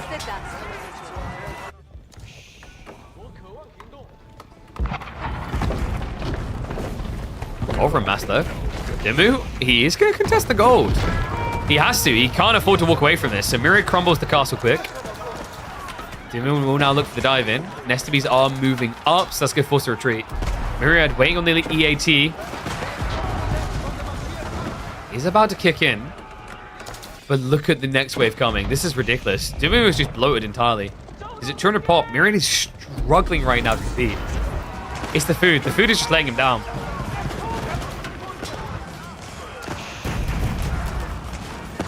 I mean, Culverins can actually be like a godsend here because they're basically giant hand cannoneers. The problem I'm seeing right now is like Myriad needs heat. This 2k food income does not feel big enough. Because the problem you have here is you're trying to build up your backline of premium hand cannoneers, but you then also have to have meat going into the front line as well. Almost feels like you need 2.5, 2.6k food a minute to make this work.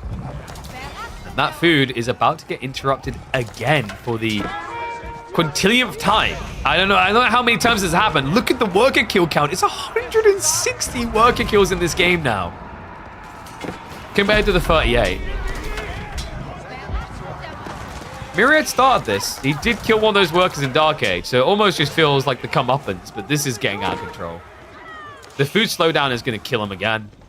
And this time it's even worse. Like usually he clears the wave and then gets a bit of reset time. But DeMu is just relentlessly diving cav after cav after cav. New wave also rising up. In the meantime, Myriad now forced to overextend with the melee. We'll look to snipe out the siege, but there's just so many extra cavalry units coming in. I'm sensing a game 3. It's kind of reaching the point where it's undeniable, and a win feels unattainable for Myriad.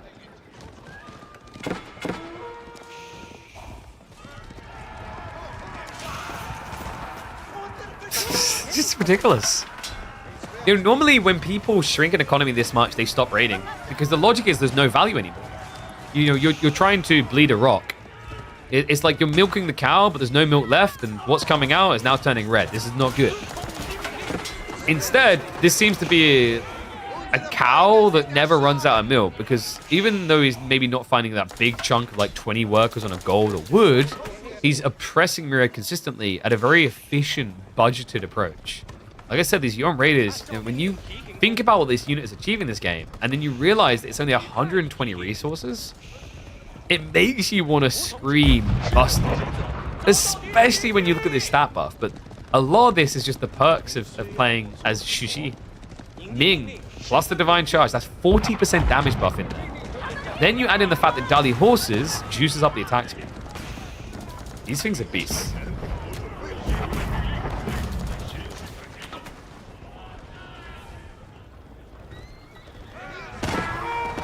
That's the higher personal security. I was thinking he can afford it. He's got 3k gold. STP shots coming in. You know it's getting rough when the Yuan Raiders just get used as a direct line, even in the spear hand cannoneer. And knobs are creeping up. At this stage, it feels like Myriad can't get away from this fight. The front line is almost gone. The brute force is real.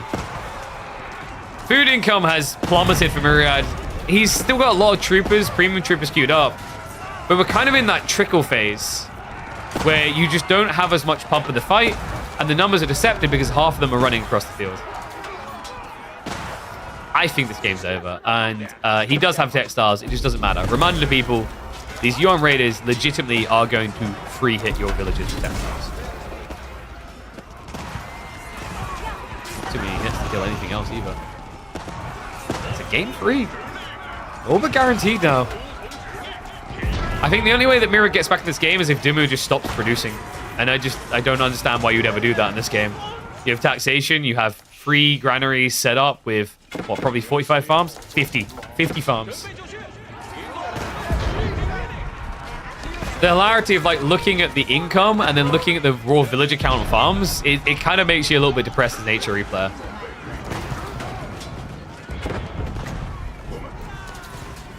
I guess there's just no stopping Benny Boy in his magical ways of the bald. Okay, Myriad, and he accepts it. Bald Boy knows Bald Civ too well.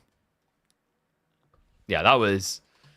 Man, I don't know. I think Myriad for a while was like in that constant swirl of, I am playing as HRE with Palace of Swabia. It will save me. But the problem is, like, every time it looked like it was going to save him, all of a sudden he just gets pulled down again. Really, really well executed. Just essentially punishing his opponent for not being able to protect himself on the flanks. Right? That's what makes Sacred Grove interesting, is you can technically wall, but walling is very difficult. Not enough bombard towers. Something tells me I don't think the Yuan Raiders would have cared. I guess you could garrison them for their safety. There would have been that.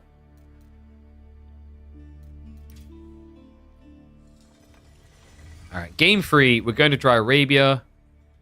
Wait 1 sec. I think I clicked the wrong replay. Give me a second. Uno momento, s'il vous plaît. Oh man, dude, this cough needs to just leave me.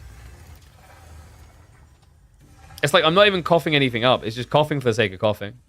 When the coughing gets so bad that you feel a sting in your stomach, you got a bad day. A bad week. It's rough, chat. It's rough.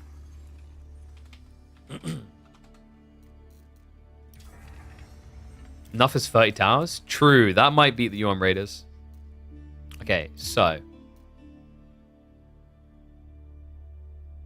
Yeah, we clicked the wrong one. I think they had like a crash or something. So Dry Arabia, give me Delhi versus Biz. I think Biz have a timing. Got to eat that sweet honey 24/7. I'm sorry, did you just say diabetes? It sounded like diabetes. I don't know why I say it like that, but I do. Diabetes! Anyway, let's go. Oh god, we have to swap him again, don't we?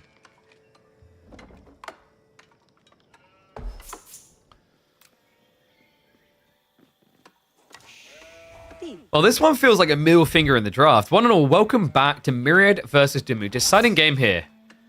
And I kind of feel like DeMu just took away Myriad's most comfortable civ. If you guys have been watching Myriad, you'll be familiar with this. He absolutely adores getting the Delhi pick. I feel like it's the civ that he's really worked the hardest to perfect. And hold on a second, let me switch that around, because it should be like that. Yes. Yeah, I feel like Myriad has really just been getting better and better a lot with Delhi. We've seen him play and execute the mid-early game phenomenally well against like top 4, top 8 players frequently. But this time, he's going to have to show that he can actually topple the Delhi. Byzantine versus Delhi, this was a matchup that I actually found quite thrilling at first, because there was a point where you had these kind of cool Hippodrome builds or these mercenary timings where you basically looked to directly contest Delhi, and if you killed their first 2 scholars, it was GG. Now it's a bit different. That was in the Tower of Victory meta, guys. Now we're deep in a Dome of Faith meta, where killing 2 scholars is never quite enough. Other awkward thing, though, is like for Byzantines, while they do have mercenary pressure to apply, I think what makes Delhi really annoying for them is the fluidity on the map. So where mercenary pressure looks really good is when you have one target location, like I'm going to rush your berries, or I'm going to just defend because you need to attack me for my tech. With Delhi, it's like, hey, attack me here. Hey, attack me here. Oh, and also attack me over here. You know, any Dota 2 fans, it's like watching the cinematics of Storm Spirit, where he just duplicates everywhere. Over here, over here, over here. Come get me. You know, like, you just don't know where to go. So I think that can be a really big frustration, because this timing around 9 minutes, usually you're going to have, like, double javelin. You can't spread against Delhi with double javelin, because Ghazi Raiders. Elephants are strong in this matchup for Byzantines? Oh, sure. We just have to have Myriad walk all the way to the north side. Oh, wait, no. All the way to the south side. There we go. All the way to the south side. Get Castle Age. Build War Elephants. GG. Okay, here's the super secret strategy that Faye doesn't want to tell you because she's saving it for the Elite Classic 3, where she's going to like beat Marine Lord in the finals. What you do is this matchup, you wait for the spawn that puts the trade post on Dry Arabia like here, so only like a screen away from the enemy base. You go for your tech play, you sneak all the way around, you place the marketplace here, it has elephants in it, and then you spawn war elephants right on the enemy door. Insta Giga GG.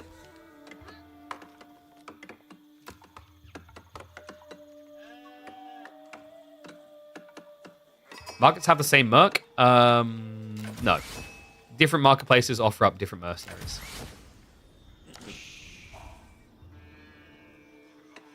Oh, and here's the other Giga level, like that player just talked about. Walk your villagers over here, build the Golden Horn Tower here, build the marketplace here next to the neutral trade post. Boom. And remember, with that build, don't select any mercenary contract, thus guaranteeing that your first pump will be War Elephant.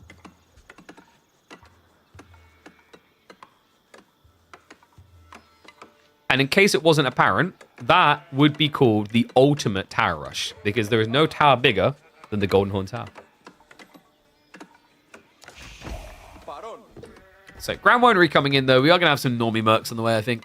Limitane opening to be expected here in response to the Ghazi. Is there anything exploitable about the spawn? Not for Myriad. It's kind of rough, actually. The deer are spread about as wide as you'd ever see them, and that's really bad for him. It makes it very difficult to stop the delayed pro scouts timing, which DeMu... Is he rushing? No, actually. No, that's a little bit surprising. We've seen quite a few players go for this double mill drop, but I think the reason why DeMu doesn't care for it is the double mill drop is really good in matchups where your opponent is pro scouting, because it allows you to be competitive with the timing. But against Byzantines, like Byzantines is like bottom 2 for likely to do pro scouts. They are probably the least pro scouting civ in the game. So by doing this, you basically save yourself 50 wood. You're still going to get your pro scouts timing when you need it, but you know there's going to be maximum deer on the map. Myriad is going to try to fix part of that problem, though. This has been a really popular play for Byzantines at the moment, is getting one of the deer packs off the map. Just shove it all the way into the base. You don't even necessarily want to touch it. Okay? Like, Byzantines, very big vegans. Love their oil, love their berries. Although it's kind of weird that they're vegans, but they also love murdering these poor, innocent Bambis. Actually, no, guys, it makes sense. Does anyone understand why you would want to eliminate these deer, even if you didn't want to eat them? I'm not talking strategic in game. I'm talking like logistical in real life. Berries. Deer like eating berries. They're taking all your berries, all your olive oil. That's why the deer have to die. Oh, there's good old Rushy. Hope you're well, my friend. Oh, there we go. Those are the comments we're looking for. I was in a Twitch chat for Hom the other day, just listening to people make like a million puns based on unit names. I'm always here for that.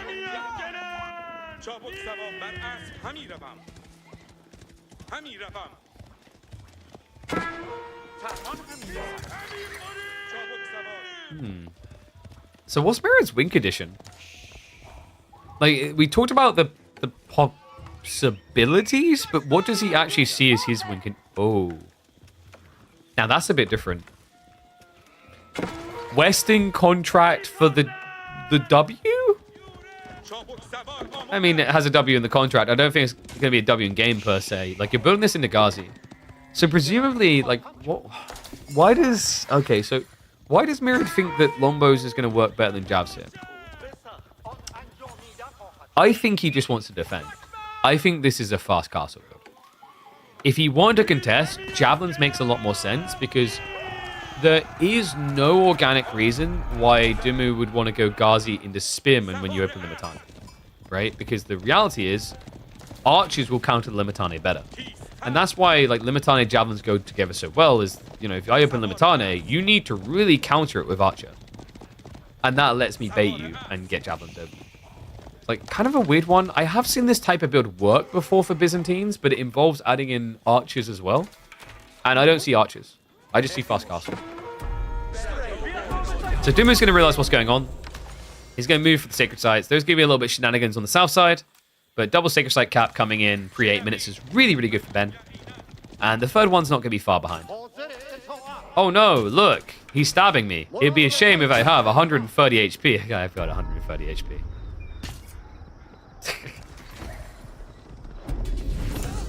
Yeah, he's just doing a vibe check. Like, is Myriad paying attention? It's probably a crafty idea there. But yeah, Gazio gonna come in to save the day. Meanwhile, Army is going to step up. Oh, this is dangerous. Myriad is stop punk grenade up. So coming out like this is very risky. Scholar south side is secure. Sacred Sight is now getting locked in. And archers are going to arrive to address the one Limitane. There are Lombos hiding behind the tree line, but the Ghazi surely should be pulled here. No, not yet. Ben is keeping them near the Scholar so they can heal. North side is going to get decapped as well. And Myriad is getting a reasonable amount of decaps in here. But Flash gets baited. And this is where DeMu can just look to intercept the Ghazi. And I think Myriad's aware. He's already running home.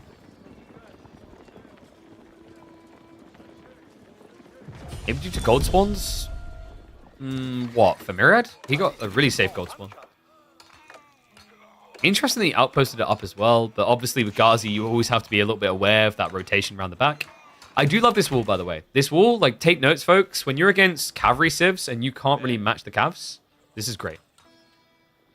For not going jabs. You don't need gold for javelins, remember. It's Byzantines, so they're mercenaries. You pay olive oil. Liquid gold is what you pay.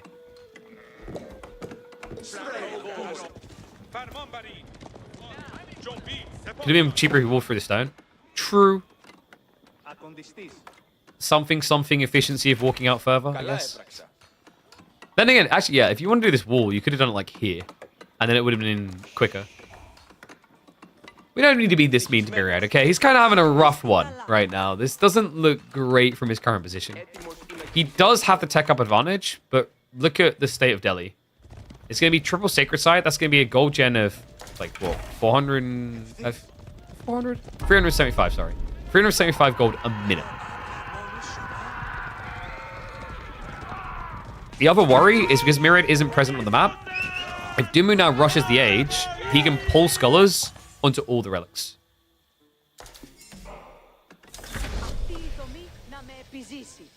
So tech up. What is the choice going to be here for Myriad? I kind of like the idea of opening with a few cataphracts. He goes for Rangian, though. Rangian's an interesting choice against Archer Ghazi. Technically, it's like your soft counter. Because Ghazi get bonus against heavy, but also archers are going to benefit from the fact that you have 15 less health than normal men-at-arms. And remember, the trade-off for Rangian having less health is they get 1 more melee armor and 1 more damage. So great for melee, but against like range, not so good. So yeah, it does feel a little bit awkward. I don't know. I wonder if he felt that Cataphracts was just too slow, too expensive. But it would have given him counter raid. Instead, now DeMu is going to be able to move out for the relics. He's going to be able to basically get tech. And because you're waiting for this bulk of Rangian, because Rangian isn't really about a trickle, it's about a bulk, it means you're not really going to be in position to conflict with most of these relic grabs. Which Ben is posturing for at least 3. Nice intercept as well. Does find the first monk. These guys are always such a nuisance. In fact, I see a bigger problem here. Look at what Mira's just done. He's moved out into the corner to gather extra resources. At this point in the game, like if DeMu goes raiding, it's going to be very organic to check. He'll check here, see no olive groves, and then look for the berries. Instead though, wait, Mira's trying to force him home. Tech up complete. Wait, if he used a War Elephant, this is over. Is he thinking about it? Because like if you see Lombo, Varangian, and maybe like 2 Spimmen here, you're laughing an elephant. Ghazi are going to intercept, so good find on the Varangian. Remember, Varangian will just get melted by an elephant. 1 or 2? I think you legit just need 1 elephant here. 1 elephant will beat this army. I'm not even hyperbole, exaggeration, or anything. Because you can't run away easily. The elephants are surprisingly fast by comparison. Especially when you have Mahoots rushed behind. Which is going to be second deck, takes a minute and a half. All on north side, looks like the Spinman did find him. Ghazi is still being a nuisance. He goes Tower Elephant. Interesting. So maybe DeMu a little bit worried about the kite potential of Lombos. Because, like, while one more elephant is good against this, you have to remember by the time you have the elephant out, Byzantine should have more mercenaries, especially with Golden Horn Tower. In fact, Myriad should have more mercenaries right now, but he's got a housing issue. Yeah, a little bit late to realize. Good news is he did go for the border settlement. So one nice thing about border settlements, I think it's a very noob-friendly type tech. Not to say Myriad's a noob here, but like if you're a low-level player and you find yourself struggling to match your tempo of housing required, the really cool thing about playing Byzantines with border settlements is you build these houses in an insanely fast speed. Like, for some reason it's not showing here, but these things take, like, what was it? I think it's 3 seconds. Really, really fast.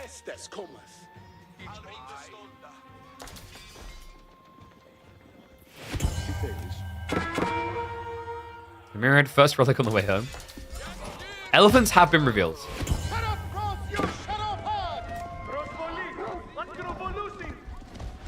Is Biz just a better English? Not necessarily. English have a really good timing in like hyper imp with mass men armsing, especially since they revert the elite army tactics nerf. Also, English is a better turtling civ than Biz. But the thing you have to keep in mind that makes English feel rough right now, apart from Pro Scouts, is like aggression has been the name of the game. How am I present on the map? What do I do on the map? And English, by comparison to Byzantines, has always been a little bit worse at doing that because of the timings on the initial mercenaries. So, like, you know, I think it's not as simple as saying, is Biz better than English? You have to really think about the points in the game. Like, for example, 1453 Byzantines, English was better. If you're a history nerd, you know.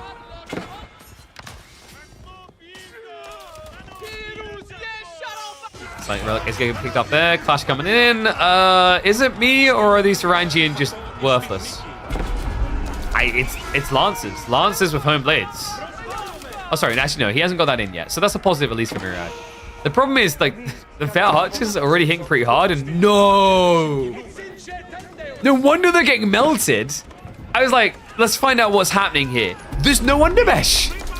These Varangian have 4 ranged armor against 9 damage archers, while having 50 less health than the standard men at arms. No wonder they are getting destroyed. Oh my god, he's just dead. The elephant as well, drive-by under the olive groves, which are only now getting set up. He's got berries in the corner for a little bit longer alongside the goal, but the problem is he can't hold him to his base. Landsknecht are wasting all their time on a single Lancer. And this is an overwhelming lead. I mean, from here, DeMu can just go fast him. And Lancers are already shuffling around the back. We said about DeMu understanding the point of the game where his opponent must be playing into this corner. This is the thing. The negative sometimes of having food and gold camped in the corner together. If you're not going to wall it up, well, you're going to be pushed out. Strike comes in there. Pressure at home and abroad. There's no way back. GG gets called. This will not be the week that Myriad proves to be Super Ben's kryptonite. It's going to be Benny Boy through the quarterfinals. And I'll be matching up against either Lucifron or Striker. Lucifron on his first return to competitive AoE4.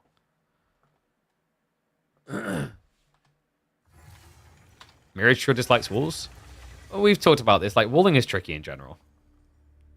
Let's be fair to him. Like, walling is much more difficult these days. And especially against Delhi. Like, there's such an awkward civ for that. I think, like, what Myriad tried to do is he put everything into aggro, and it backfired. And the moment it backfired, it's like, you can't wall at that stage. You're already behind, so you get forced to reinvest in army again. Maybe he could have rushed stone and got some emplacements, but elephant show up, and then all of a sudden those emplacements go feel pointless. But let's have a look at the brackets. And get things updated. It's like there's 2 series played now. We have got, let me double check.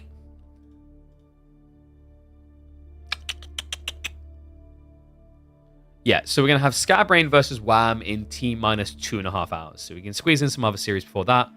And then immediately after that, we'll have Lucifron versus Striker. So we just saw DeMu versus Myriad. That's going to be DeMu through. And we saw Louis MT with the 2-0 over his compadre. God, I'm still dying.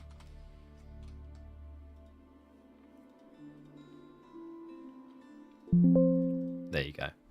So, B versus Lash or Core versus Numedan next? What would people like to see?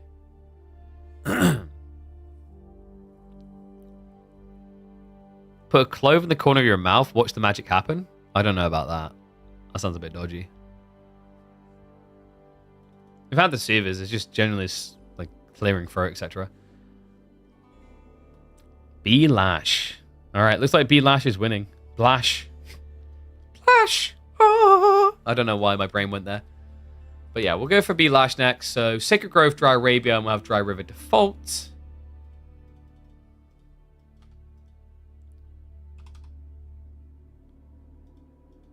Sacred Grove, Dry Arabia, I said, right?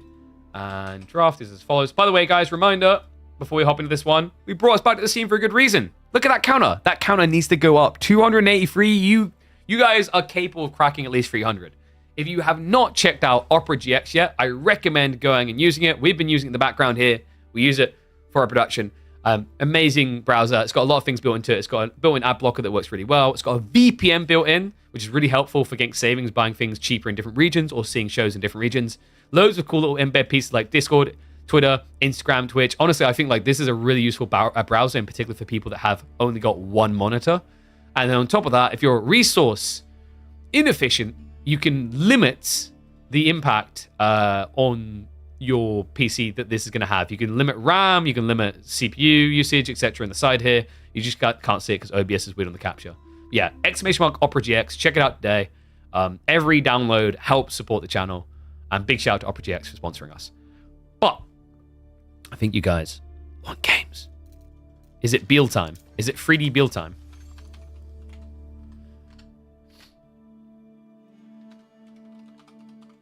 Clover's antihistamine helps with sore throats and inflamed lungs. I think it's more about like clearing the throat than like sore. Without getting too disgusting about it. One sec. Let me drop that link for the YouTubers as well. Oh, by the way, big shout out. I forgot to mention it when we came at the start. But it's better now. Loads of people see it. I don't know who it was. I don't know if they're here, and they'll probably be watching the VOD later, I guess. But we had someone tip 15 hours ago, 100 quid. So £100. They were like, been watching your VODs on YouTube for months now. Thanks for all the content and genuinely hope you keep growing and can make a proper living out of this. Keep up the good work. It's consistent competitive content like yours that helps the game grow. Honestly, hearing that means the world. Thank you very much. £100 goes a long way. Thank you, thank you.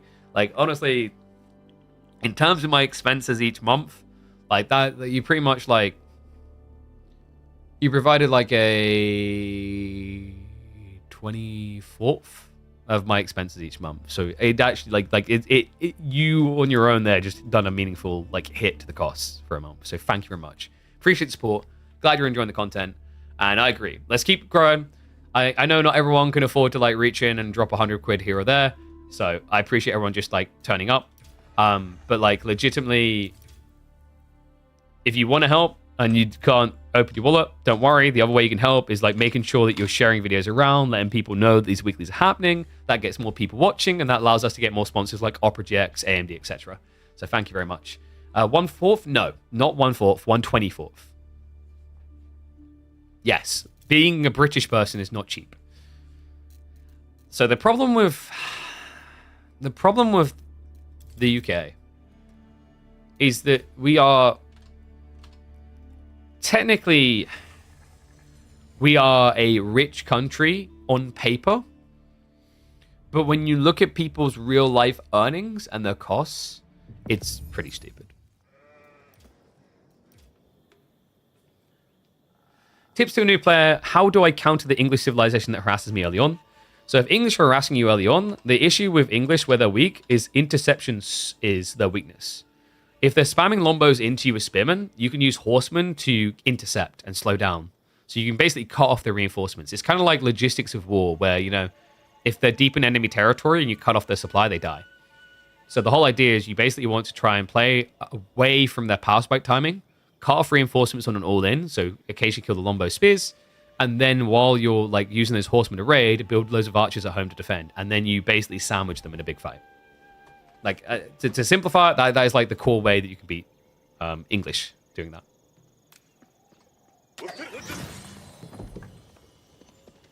Am I Papa Smurf from SE22 scene? I don't know who that is. No, I'm KP from Dota 2 scene. Brexit ruined English pro scouting. I'm pretty sure like England's hunting laws longer before that ruined our pro scouting. Alright, y'all ready? One and all, he is back. B is ready to rise up and claim another title. And so this week may be the week. Look at all the people competing. The big threats that have been stifling B have been removed. The people, for example, such as Marine Lord, Beastie, not there. But other threats are emerging. Lucifron, DeMu, and I'm wondering if this week, maybe, could Lash be one of those threats? Let me remove the name cover, because actually, yeah, that was to the last series. We've got Lash on Jean, B on Mongols. Ooh. On Dry River, this is interesting. Yeah, on Dry River, this is very interesting, because you can't play fish at all, even if you wanted to against Mongols. They'll burn down the docks. The other thing is Mongols can technically read that and play into docks themselves. It's been something that Mongol players have got a lot more smart and privy at, is the idea that, oh, if there's fish on the map and I'm Mongols, you can't do it. So instead of wasting time going into racks, I can go into a dock. Really smart read by B. So he's not going to make it about pro scouts. And the reason this is important is it gives you a huge influx of food to go into Keshiks. Keshiks can feel like Kekiks in like a standard pro scout game against Jean. But when you have fishing, it gives you an all-in timing to block Jean's presence, which would also simultaneously block pro scouts. So really cool idea. Will make your tech timing slower, but the advantage here for B is against Jean. Jean's tech timing is slower inherently because you usually want to use mainly only her to build up the School of Cavalry, so that you get level 2 Jean as quickly as possible. Always struggle with end games when you're ahead. What do? I tried to build 3 siege rounds, but they get destroyed and their TC just destroys my troops. So you have to be very careful in like diving a primary TC. I'd say the current state of Age of Empires 4, if you're looking for feudal all-ins, it's much easier to get a huge advantage in feudal age and then push for castle age. So basically like beat your opponent's army, pin him off of his gold, contain him in his base, raid him a little bit, but go castle. When you're talking about diving a primary TC, AoE 4 is a defensive-leaning RTS inherently. Feudal dives on primary TCs are very, very hard to make work because you're trying to attack a 7k HP structure that has 15 guards inside of it that can jump out and kill rams, but also can kill units. So like that would be my key advice is understand that even if you're urgently feeling like you need to end the game, quite often if you have an overwhelming lead, consider Castle Age as a safe option. You can theoretically end in feudal, but I think it's all about understanding power spikes. Unless there is a huge risk that your opponent can sneak castle as well, feudal into castle can often be safer after winning feudal. Rams into production builds are good too, sure, but like rams into the TC is not. Like you have to be so overwhelmingly ahead to play rams into TC. And also, like another tip to people in general, it's a really big takeaway that I think lower level players maybe struggle with is they watch the high level like counterparts, you know, the beasties, DeMus, whatever, do these crazy dive-ins where they get 20 villager kills. And they're like, I want to do the same. And they'll do it, and then they'll want to do it again.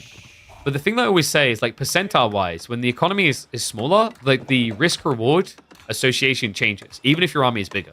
Like, for example, let's say B 10 minutes is going to take a big fight, and Lash is going to be reduced down to 15 villages. At that point, there's no value in diving this TC, because 15 villages will be safe, right? Even if he has 2 extra villages, the percentile knock to his overall economy is like, it seems big, but like compared to what you can lose, it's not worth it. So it's all about understanding this classic kind of thing. I think I always like to use MOBAs and RPGs as an example because they have a more clear kind of crisp understanding. Is like, if you are a level 99 character and you kill a level 1 character, you don't get much XP. It's the same concept of like when there's a lot of villages versus not many, right? And it makes sense. If your opponent is disarmed and unable to defend themselves, there shouldn't be that much value from attacking them more. But hopefully that helps a little bit. I don't mind doing these kind of like little talks in the early game as well. When there's not too much setting up, it's a nice way of like educating people who are trying to learn the game. So, stables coming in. It is going to be the Keshix we talked about. Actually, does he go Pro Scouts? Oh, he's going Pro Scouts, yeah. So this will be Keshix Pro Scouts. I think he'll open Pro Scouts first. He only went for 1 dock so far. Lash already does have the PS on the way. And it looks like he is trying to snatch from the enemy side. Yeah, this is like very greedy from B. But yeah, and I'm a bit surprised because I just checked the sheep count. He got 14, which is pretty good. But this goes back to that concept of what we talked about, like attacking into the enemy base versus somewhere else to get an advantage. In the mid-map, there is no defensive advantage. And in the mid-map, where all the deer are looking to be gathered, this is the advantage that Lash is looking for. So if B can, for example, 50-50 split the deer, he then is ahead. Because a deer pack, remember, you get 7 of these bad boys at 350 a pop. That's 2,450 food. Funny thing about that number, guys. It's almost identical to what you get in each of these ponds. Shoreline fish, there's 2,500 food in each pond. So each of these ponds, you have to consider like a deer stack. Just obviously a worse gathering rate because you're only going to build maybe 3 or 4 fishing boats and then stop. And then the gathering rate is not going to be anywhere near as good as villages on deer. So first Keshix queued up. Is going to be archer range follow-up here.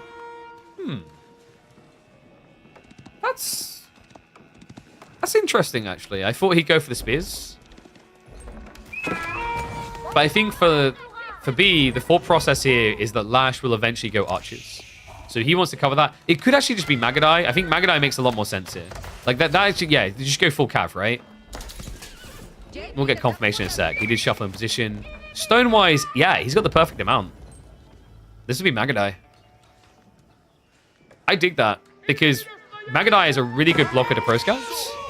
And also, your opponent's playing mass melee cavalry. So you can just kind of chase him down and frustrate. Is it weird I hate that I want to play English? I just love their ability to play strong feudal, have some cheese in late game. Wait, but you hate yourself for it. I think like that's reasonable. You know when you like do something like, damn, this is really enjoyable, but I feel really dirty. You know? Almost the dirtiness is what compels you.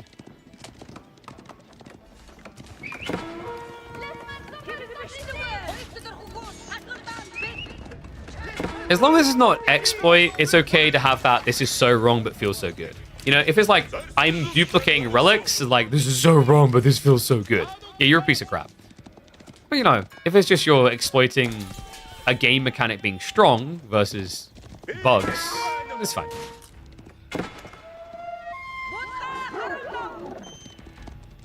So we do have the Khan Hunter. We don't have the Magadai yet. It kind of makes sense. Usually you want the Khan Hunter first to keep your distance. Magadai will be coming in soon. Now, the cool thing about Magadai here is they are an incredible defensive unit. For real. Because of Deerstone. Deerstone in this area, like, if knights start to dive, they can't reach you. Pro Scout-wise, so far things are looking pretty good for Lash. He's snatching from the enemy side a little bit. And he's also keeping B pinned on this side. My only concern is, like, this fishing on the side. I don't know if Lash actually scouted it. Because if you did, you'd probably look to pressure a little bit with the knights because you're not really diving the base right now. I think for him, it's because he was trying to stop the deer gathering. But now that, like, that's done with, it would make a lot of sense to try and move over here because you can just stand here and then a demo ship can't hit you. Even if a demo came out, demos feel really underwhelming against Royal Knights because it takes 3 of them to kill. And there's always chivalry down the line. So Khan Hunter is basically a terrible Magadai. What you do with Khan Hunters is you build Khan Hunters to bait your opponent to thinking you're going to build ranged units and then don't build ranged units. No, I'm kidding. So Khan Hunters are basically like a buff unit. I, by the way, am a big fan of them adding more buff type units like this to the game. The whole goal is like this. This is the most important thing. Because they hit like they're firing twigs. They only have 4 damage. But they give notable damage range increase. I really hope they add more aura types like that, by the way.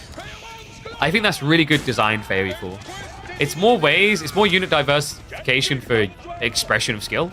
And also, like within the fights, it provides certain elements that are critical to success or failure one way or the other.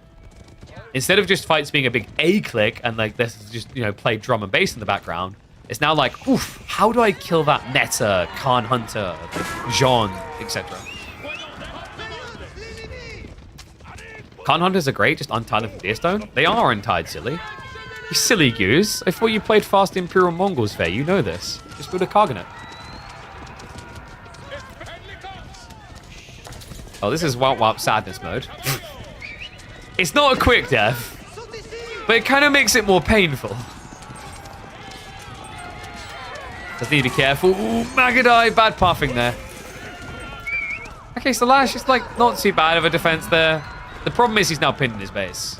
And it looks like he was being a greedy mother ducker. Double outpost is going to come up, so that will protect him. However, B, alarm bells are probably going off here, guys. Because you just saw double outposts, it's got to be feeling like Lash is trying to be greedy. So B could consider just step read out fast castle into fast imperial. This is pretty much the bread and butter of how you do this build order. Where you open up with initial aggro, and you have enough troops to defend yourself, and then you just rush imperial. Because by the time you get Imperial from this stage, you're going to be at like maybe 60 to 70 economy. Karganet adds in enough passive income in terms of giving you 3 units per minute that it's like a 20% buff to your economy. I think English are one of the cleanest civs because you can count so many Eiffel dirty strats. Well, English is meant to be like one of the easiest civs, right? Like it's meant to be noob friendly. But I think sometimes the problem with English is like they're noob friendly, but they also maybe... It's very hard to hit the complexity in an elegant way. It's not to say they don't have some complex strategies. But like your ideal world is you want civs to be easy to access, but hard to master. Those are the most fascinating civs. That's where in theory, like Japanese kind of hits that mark. Unfortunately, their economy is too weak for them to be competitive. How's the English skill ceiling? I don't think English is... I wouldn't rate them in like the top 8 for complexity at all, or like skill ceiling. I'd say English is intentionally one of the more easy civs in general. Some people are gonna like hearing that because they're probably an English main, but like it's just a fact check. They're one of the easiest civs to go into farms. They're one of the easiest civs to kind of scale into 2TC, fast castle, fast imperial type builds. They have units to scale really well. The network of castles aura makes them one of the most defensively oriented civs in the game in a beneficial way. Like, there's not really many negatives. So, we are getting that step readout, by the way. Lash had the right idea trying to trend towards Castle Age. My worry is he's gone Mass Knights against Magadai that are about to get buffed. And if this is the fast imp build, there is a risk that the Knights can't do anything. Because remember, right now, they can barely touch the enemy Magadai. It's 1.56 movement speed versus the 1.62, which amplifies up to about 1.8 with charge. When B is trending towards Imperial, he's going to back up home and have the Yam. And then you can't touch him. So this is very tricky for Lash. Because I think he is going to go Raw Institute. I don't think this is going to be a Guild Hall build. English underrated on water? Oh, trust me, they are not underrated in competitive. They might be in casual games, but that's because like casuals don't want to play water. Right? It's like they struggle with the complexities of AoE4 already. They don't want to add another complexity to it. Good target fire here by B. Should be able to find the injured Magadai. Yeah, nice macro there by Lash. Unfortunately, these Magadai are notably cheaper than the Knights. And this is just depressing to watch. He even pulls the scout to try and aggro change there. Keshik's in the meantime dive in. He finds several workers. And more Keshiks are now arriving. Now remember, B is about to get the veterancies coming in. 20 seconds away. Magadai haven't been queued up yet. But this is a shaky position for Lash to find himself in. This fishing has still got a long way to go, guys. It's only halfway through what it has.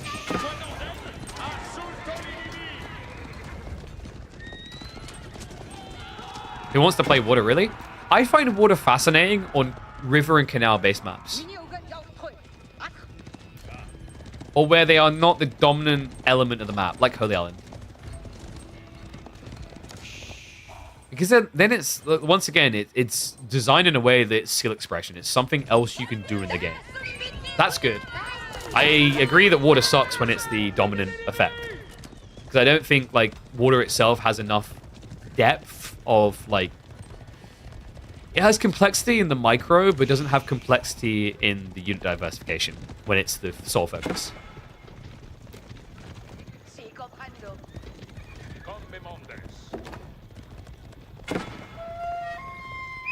You target fire with the Magadai? Yeah, so you can like click a target and then click away sort of thing.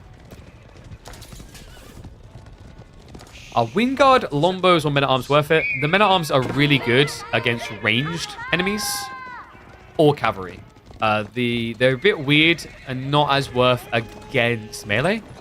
The Rangers are pretty sick. The extra range goes a long way. In fact, it kind of turns them into a pseudo counter to siege.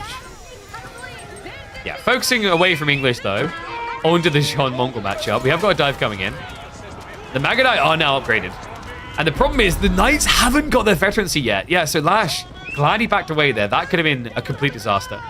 It still could be because B is now rushing relics. On top of that, Lash is still only level 2 Jean. Correct choice is to go into Arbitrary here. The problem though is like you can't reach your opponent. With Cavalry, he can just dodge you and play the mid-map. And what is up, Nexus? Thank you very much for the sub, mate. Appreciate you. Welcome back to the Swarm. Oh, sorry, welcome to the Swarm for the first time. I think we have someone who's subbed with a similar name. I think it was R6 instead. Oh, thank you, mate. Appreciate the support. So the problem with Arbitrary here, guys, is it's like fantastic hyper late game for Jean, but B doesn't need to dive you. Like B can legitimately just go Imperial Age now. He's got enough army to control the mid map, and he could just rush him. This is rough. And what is up, Warstorm 666? Thank you very much for the resub of the Prime. Glad you enjoy the cast. Remember, guys, if you have got this Prime subs, get them in. Because if you haven't got it available, it's about to renew for the month of April. And perfect time as well, when we've got the DLC just around the corner. You can guarantee that I'm going to be casting more games than anywhere else on this channel. Magadai. Oh, this is a sick rotation. Look at what B's doing. He's winning the Knight engagement, but he doesn't waste time with the Magadai. He snipes the eco. And what was going to turn into a gradual imp game is now a reinvestment into even more Magadai. Even more roughly, like John's riders, yes, they have a lot of ranged armor, but they only get bonus against crossbowmen specifically. So worthless in the face of the Magadai. At least for killing them anyway. Not really a scalable unit either, just so pricey. You have to remember that these champions, or these riders rather, they don't come cheap. It says 155, it's not 155, guys. It's 200 resources, it's just the consecration discount make it cheaper. Yeah, they feel like they cost an arm and a leg.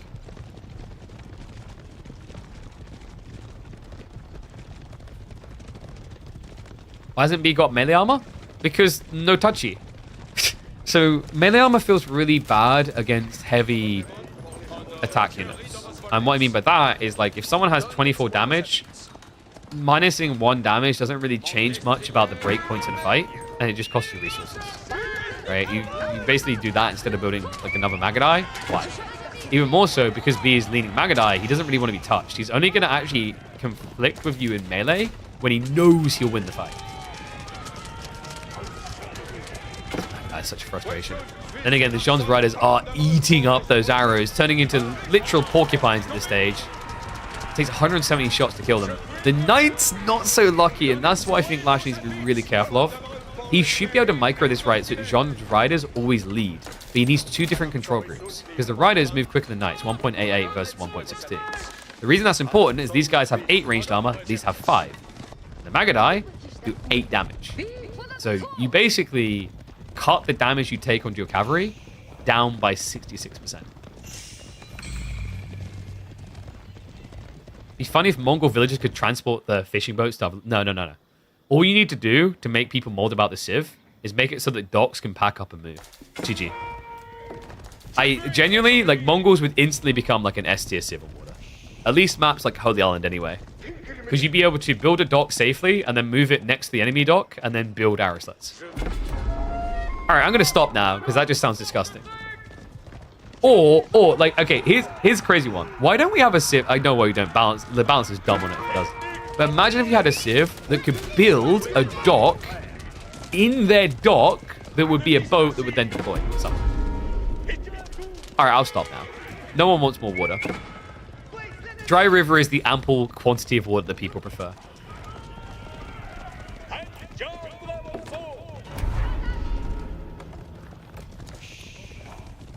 Does anyone else sense Imperial? I haven't stopped mentioning Imperial because it's like becoming more and more inevitable here. We're at 30 Magadai now. I mean, Imp's a very powerful time as well. Remember, Sire Bolims gives you a huge damage booster. You end up getting, what was it, 3 extra damage, I think? No, sorry, 2 extra damage. 2 extra damage, plus Incendiary, and then the Elite Tech as well. These things start hitting for like 14 damage each.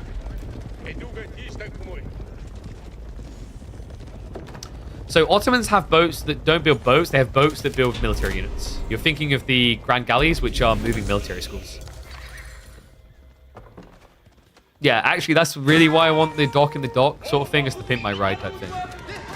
Actually, guys, like, isn't that what we're going to get with the Knights Templar? Where you're like, yo, dog, I heard you like catapults. So we built a catapult on top of your buildings that's going to be getting hits by the catapults. What?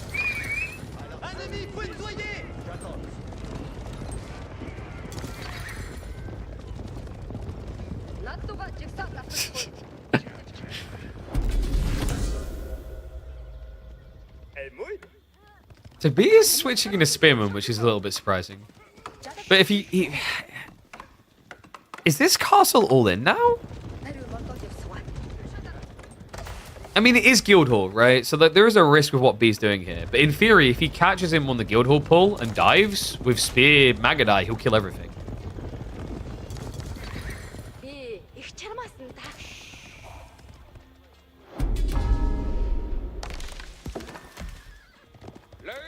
Lash is walling himself in. He could easily get these walls up and Red Pounce drop the gold. So this can work.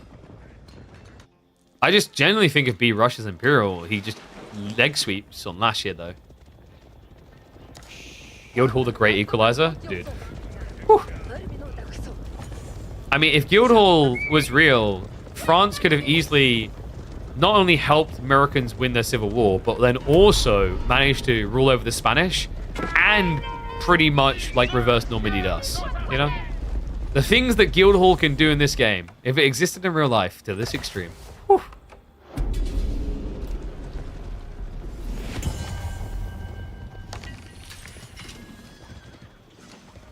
Give Mongols mango dye. I mean, I'm a bit disappointed that mango dye, like you could call them mago dye, and they could have just been slingshot guys. Lash coming in. Oh, this is not the fight Lash wants. No. John is trying to farm a little bit of XP here.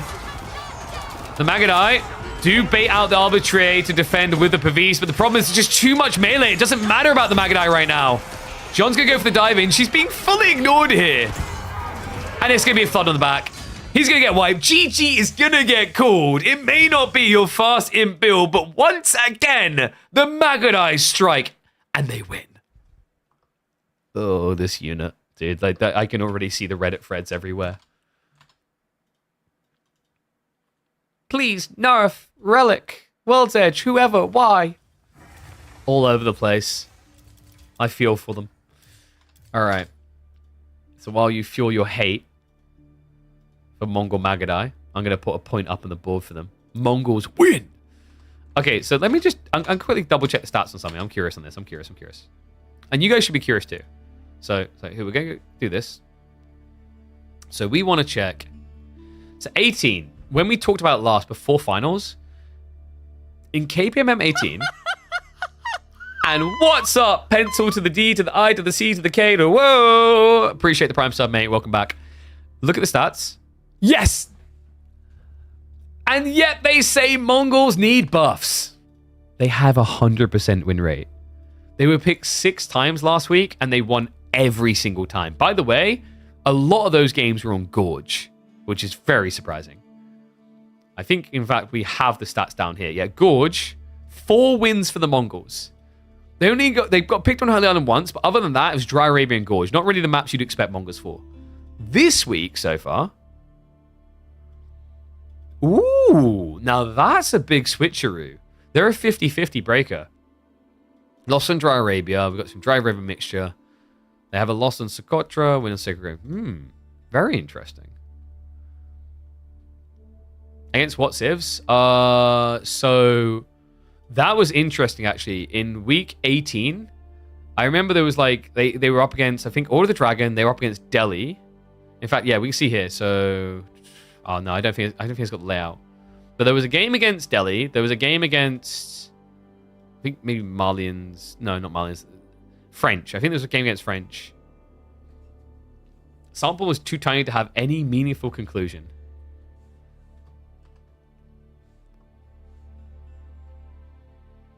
Oi. The size doesn't matter. It's how you use it. And someone used that, those 6 wins, to win Midweek Muster 18. I'll have you know. Thank you very much. Freaking size shaming the stats. How dare you size shame Mongols? They've been having a hard time. All right, anyway.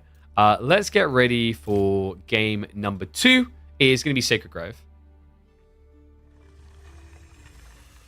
If it's across multiple tournaments, we can talk. Let me find KPMM 17. Because I think they've done well in 17, if I'm not mistaken. Oh, no. Yeah, they're 40%. Ugh. 16? 60%, not too bad. I think, like I don't know. Like, I think the big surprise to me was actually how good they looked on Gorge, though. Like, legitimately, I wasn't expecting Mongols to be good on Gorge the way they were. But let's get ready. Let me flip scores. Game number 2. Yeah, Inti. How's the pick ban phase work? So one player bans, then another player bans twice, and the other player bans, then you pick, and then it goes back and forth like that, staggered, where like the second player to act gets like back-to-back interaction.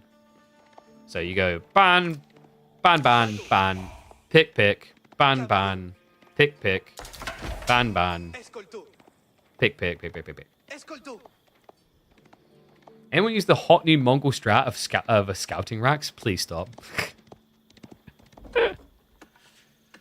Oh, I heard the suggestion of like Mongol Raxes should be allowed to produce while moving. Like builds should be allowed to produce while moving. I was like, please don't. I can already see the Dark Age rushes and what they're gonna do. So, OTD versus French. Guys, believe it or not, Order of the Dragon I think is actually quite good on Sacred Grove. Because of the Pro Scouts meta, the Gilded Spearman rush that we're seeing, pretty cool against French because they want so much gold early on, you could deny that. They can't really shift down a 160 HP unit. But beyond that, when it reaches the Pro Scout phase, the central lane has double deer stack. So if you defend this area, mathematically, you should come out with many more deer than your opponents in the Pro Scouts phase.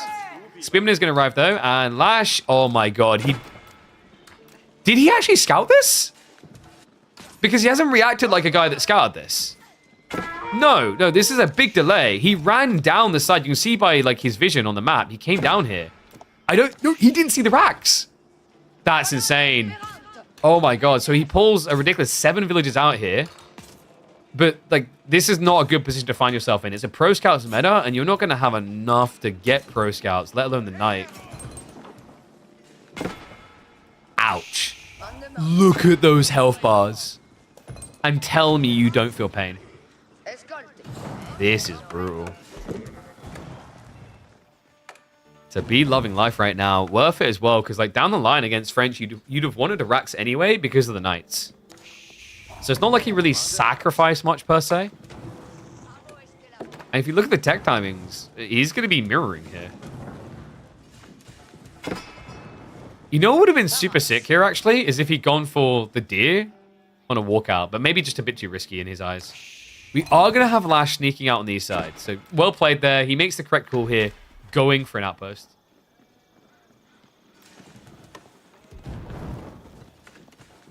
You might be wondering, why isn't B checking for other gold? He knows his opponent has only taken, like, 150 gold here.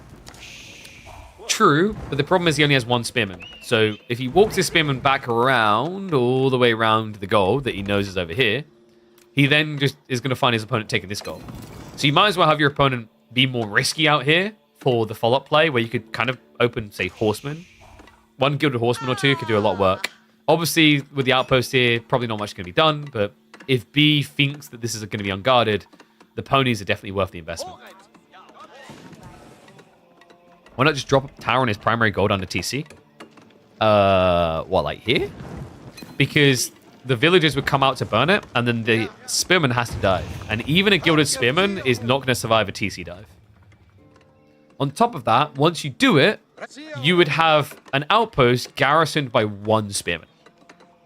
That doesn't sound very strong, right? Like, this is the interesting thing about Order of the Dragon, is they have like this weird balance where they're better for garrisoning economically. So, for example, a ball player with 5 villages, very good, build an outpost, protected. Other people want to have 8. But for these outpost rushes, they kind of suck. Oh, you mean for Lash? So Lash would...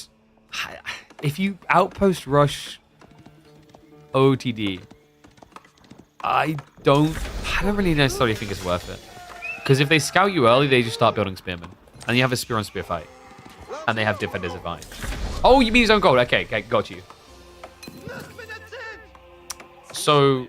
the classic feeling when outposting your own like gold or whatever, doing it here, like the spearman would be able to poke in because of the range. If you look at the range indicator, unless he deletes the mining camp, you build an outpost here or here, you're going to get hit. The reason you have to build the outpost next to the gold like that is if you build the outpost back here, the spearman can still kind of sneak in and force a load of idle time when you run over. Without wheelbarrow, you're not going to get to safety quickly. Same logic as to why, like, you know, with Japanese, there's this very weird balance when they go for double gold defense, where if you build them here and here, when you seek shelter, you're still in trouble. It's like, you build them here and here because, like, longbow rates, right? But there's, like, a trade-off.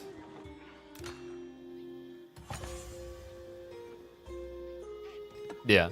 So, like, to make matters worse then in that situation, by the way, guys, like, Lash builds an outpost here, let's say. Well, these villagers are too far away to reinforce. That's bad.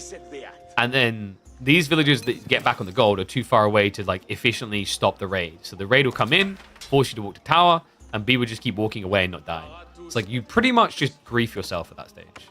Hopefully that kind of explains the thought process and why like Lash didn't want to do it. Honestly, like the alternative is he could have just rushed archers, but the reason he took this play is it's safer if he wants to rush pro scouts, which we see he did want to.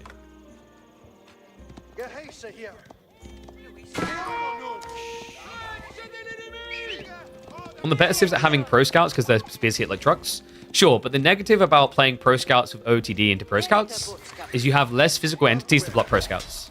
So when that becomes a problem is maps not like Sacred Grove. Like I said, I think OTD are very good on this map because 2 deer stacks can be guarded in 1 lane, as you're seeing here.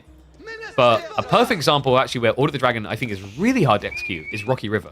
Because on Rocky River, you've got a straight line of deer all the way across the map, and you need a lot of spears to guard all of them. So the only way you can then play instead as OTD is you have to scout where your opponent is going early and then mirror the move. You can't just preemptively be guarding.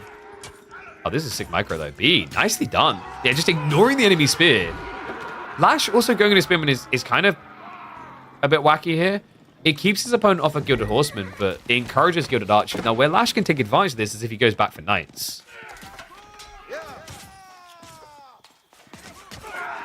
It's just so hard to get 1 kill. They just don't die. He's like, oh nice, 2v1, I'm almost dead, but let me just stab your face off. Oh no, he needs 2 more hits. He needs 2 more hits. So he'll get the kill, but it's going to cost him his life. These trades are not worth it for Lash. He's at least kind of covering the Pro Scouts play. And over time, French are going to build a Nico lead. Honestly, I genuinely don't think we needed the archery range. He can just blob more spears. Remember, this fight is also deceptive. It's not just 12 damage versus 8. It's actually 12 damage versus 7 because of the melee armor. And then the health pool is double. So you see why it's such a struggle to get kills. Does manage to micro down another. Kind of feels like B is just throwing away 1 to guarantee the second kill. Pro Scout shenanigans are going to move north and south side. Lash, at this point, he's going to get forced into archers, and he doesn't want to. The reason why Lash doesn't want to go archers, this is actually like the way that Order of the Dragon can be very frustrating in early game. You have spearmen and you have men-at-arms in the same building. So if you put archers to counter spears, the men-at-arms just don't die. That's why Lash is trying to balance spears and knights here. It's smart, but instead what we're seeing is B just now with this Gilded Archer play on a delay is finally finding a justification. Remember, Gilded Archers are like longbows. only in some ways better. They have higher base damage, they have less ranged lombos, but they have better movement speed and better attack speed.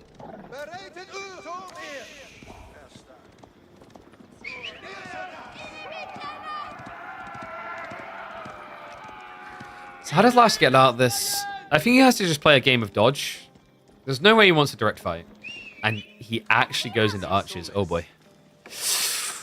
Okay, so like scaling knights is fine because your opponent's like switching MAA. He can't really see this. The other thing we have to emphasize is like for Lash, in his mind, he's seeing a lot of spears, he's reacting archers, it makes sense.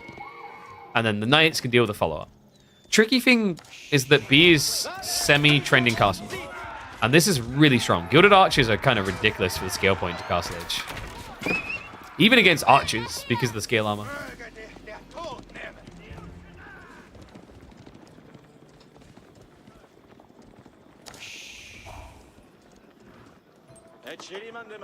Yeah, all those torches for Lash in the chat, you're going to have to take them and throw them into B's base.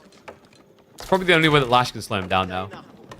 Because we definitely have a tech upcoming. I'm expecting Burgrave here. I don't think you have enough troops to defend wide for Regnitz. B's maybe feeling like he's that far ahead.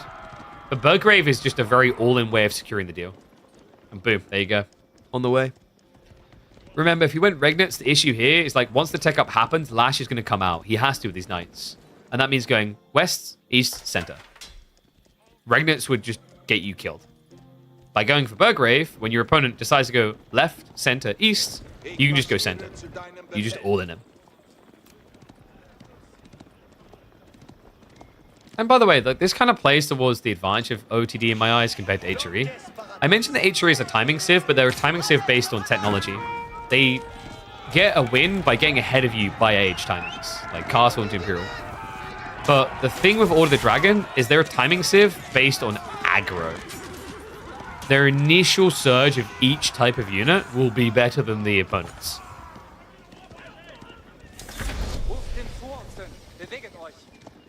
I'd honestly love to see him just put a Lanch Nectar. He's probably not going to, though. Like, Men-at-Arms are good enough here, especially against the plastic swords of Royal Knights and Feudal. Oh, Lash, no. Alright, he's dead. This is pretty bad right now. Gold gathering isn't going to be safe for long, not with Castle Age units now coming in. Bulk of his army has just been reduced to rubble. Rushing Castle doesn't really give Lash anything. In theory, you get Arbitrary, but scaling Arbitrary is difficult. Because here's the thing, like, a few Gilded Men-at-Arms diving the base, like, good luck getting Arbors out. And then there's also the detail of, like, teching. Like, right now, if Lash doesn't keep producing Knights, when he techs, B's going to dive him. Because it's Mass Men-at-Arms, rather. Mass Men-at-Arms that have each got 290 HP. Lash is not Frenching? I mean, it'd be weird if he started making out with his opponent. Oh, you mean... yeah, you mean he's not raiding with Knights. It is kind of a tricky predicament here. Is like, if the Knights don't stay at home, he gets dove. Where Lash could have attacked his opponent's economy was when B was back here. But B has done a really good job of staying here. Meaning that if you take the counter rotation, you're going to arrive way too late to the enemy economy, and your own economy is already going to be dead.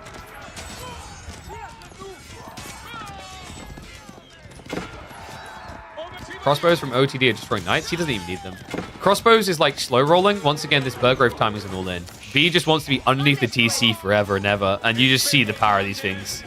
They just don't die.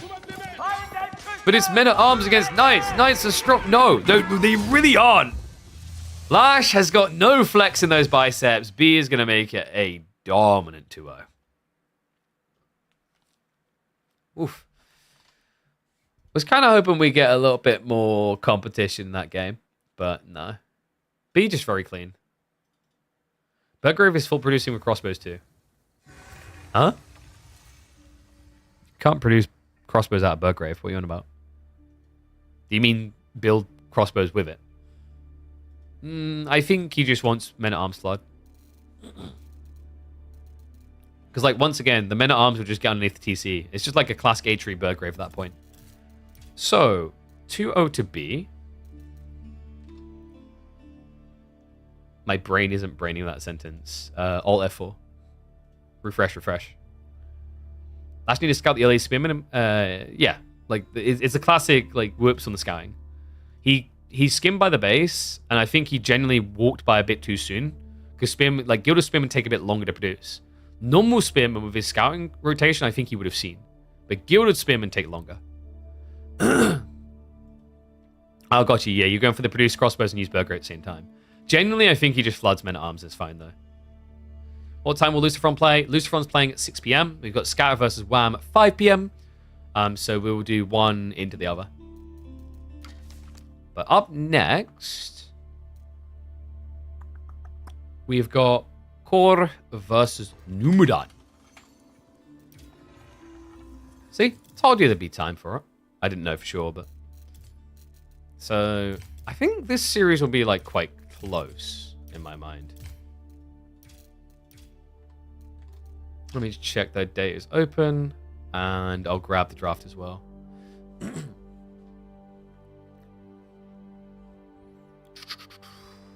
Where are we? Wait, so Kotra got picked? By Core? Rogan? That was unexpected.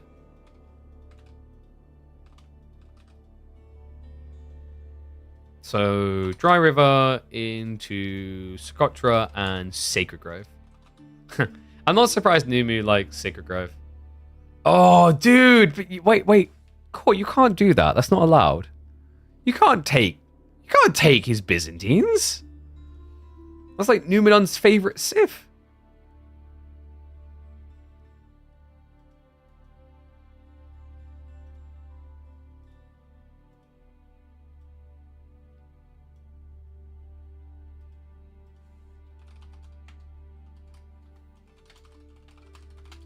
Sorry, I just have to send a message real quick.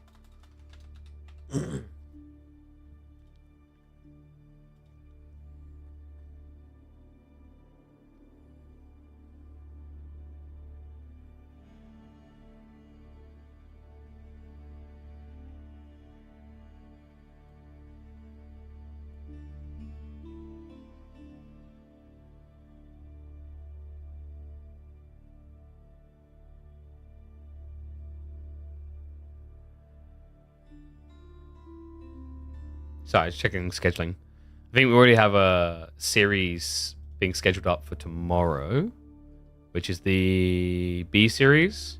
So we're trying to figure out when Sass and Voldemort can play because I haven't played those yet. But I can confirm, like, we'll be able to start tomorrow with B series, which is pretty cool. But let me get ready to roll. PC is stunning. Thank you. Yeah, this is the banger. This PC right here. Oh, that's what I need to do. I need to update the Amazon links. I think some of the shop and cart things changed. But yeah, I'll try to do that today. If someone reminds me towards the end of the stream, I'll try and make a note for myself to remember. Update, in all caps, Amazon shopping list. But yeah, we got some amazing components in there. AMD powered. Full AMD powered, by the way. My first time being a full AMD powered PC. Always previously had been NVIDIA for the GPU. And I've been blown away by how good the AMD graphics cards are. So let me get G1 ready. We're going to be looking at... Ooh, Mongols versus Japanese. People used to think this is a really bad matchup for Mongols, and I wasn't even convinced back then. Oh, sorry, a really bad matchup for Japanese, rather, and I wasn't convinced back then. But, like... Japan's quite annoying now with the ninja. Should we find out?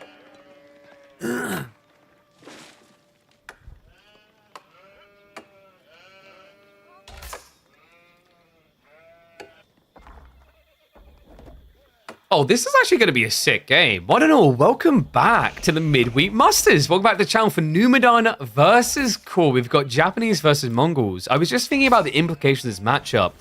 When Japanese first came out, Mongols were seen as the ultimate counter. I wasn't entirely convinced, and we saw people eventually moving to Shinobi on land, and we saw how good Shinobi can be against the Mongol timings. But now we have to make it even rougher for Mongols because of the map. Dry River, where fishing is bountiful and plentiful. This is really good news for Japan. Mongols have liked playing Pro Scouts. Outside of B playing Japanese, not much Pro Scout shenaniganing. So this could be a really big edge, and we're already seeing the edge come in, and that. Okay, golf claps right there. I gotta give him credit for that. He's exploiting the spawn really nicely. Yeah, save some wood on the surround. I wonder, that might be too close on the dock? Because remember, like, it's actually possible for units to throw torches over. So there is a possibility that this still gets torched. But if you keep the villager here, it doesn't matter. The villager will just be able to repair. What I actually would have loved from Core here is instead of walling like this, I'd say, like, you try to wall in one of the extra fish. Because then the villager can fish and then repair and switch between the two. He even has ball protector. That's actually true. Look at Faye's big swollen brain. We thought it was from playing too many Mongol games and it may have been internal bleeding, but no, she's a genius. Because, like, if the spearmen come in, you just short bow the ball and then the ball goes psycho on the spearmen. And they are going to be looking to get psychotic. Numidan has gone for the racks. Okay. And then die to Khan. Just get H2, lol. I mean, in fairness, the Khan is going to take 25 hits to kill you. And also, in the opening, Numidan's not going to rush the Khan over because he needs sheep for this play. So you have a little bit of time on your side.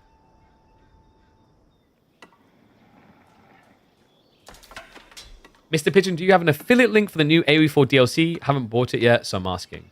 That's a fair point. I don't think that Microsoft does that. I'll ask. I'll pose the question to them, but, like, I don't think they've ever offered that up.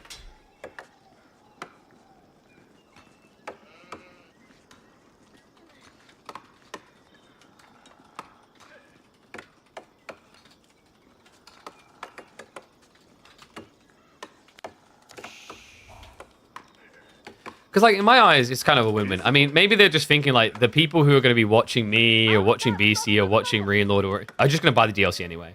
But it would be a nice way, because, like, I don't know if I think maybe when Age of Empires 4 first released, they'd done probably a paid campaign where they paid a bunch of big creators to play the game. But outside that, I don't think that...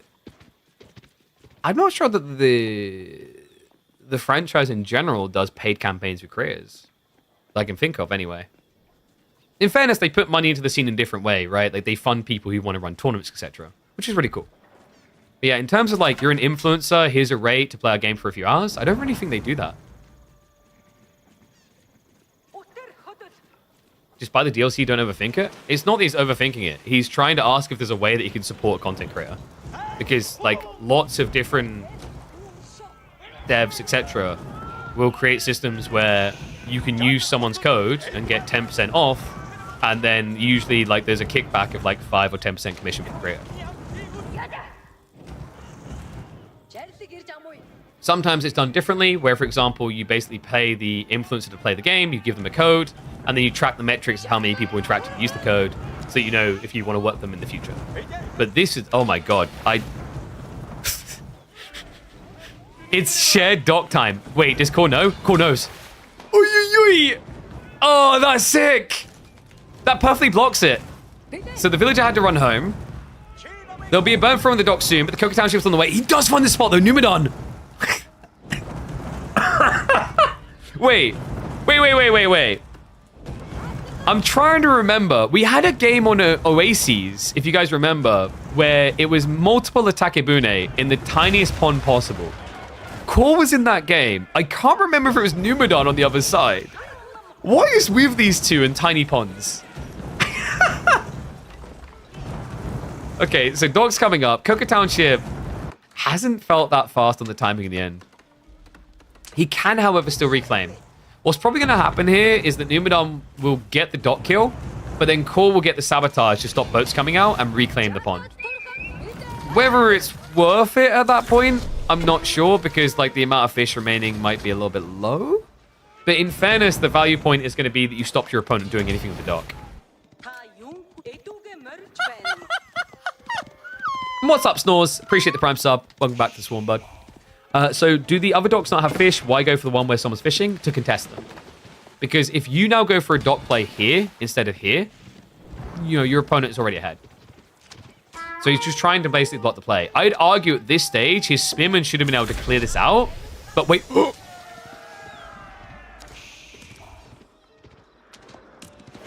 no. Oh, my bad. We were trying to explain deep things to people. There's a demo play.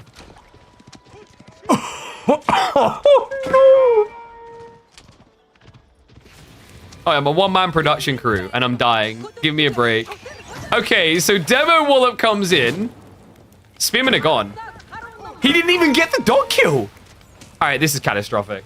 This is actually a disaster right now. Core is a mile ahead. Yeah, my bad, guys. It happens every once in a while. This is why I wish we had like a reverse replayed option. I can't believe that. So he killed like, what was that, 7 spearmen? I'm shocked that Numadon didn't expect it with the tech up. Like, I think that's part of why I looked away. Is like, he's either getting the burn kill or like, the other problem is, I think Numadon probably tried to walk around the back of the dock. But if I'm not mistaken, yeah, you can't run there. You can't, because you'll click a wall or you'll click a dock. So like, you'll always kind of grief yourself. That's brutal, man. Holy crap. Wait, did Core do that on purpose? Because here's the thing. Like, this is German efficiency here, guys. Look at the alignment. Look at the alignment. That's sick. He perfectly right-angled it. I didn't think it was possible, but Core does maths. Whoopsie. Accidentally hit the speed up there. We do have Magadai now coming out, but Core's already expanded the other docks. So yeah, he's going to lose a villager here, but whoopty freaking doodah. He's got triple dock. He can just fast castle. And Magadai, like, 2 Magadai's not really going to kill fishing boats quick enough here. Wait, was there another demo? Oh my god. Wait, where was there a demo?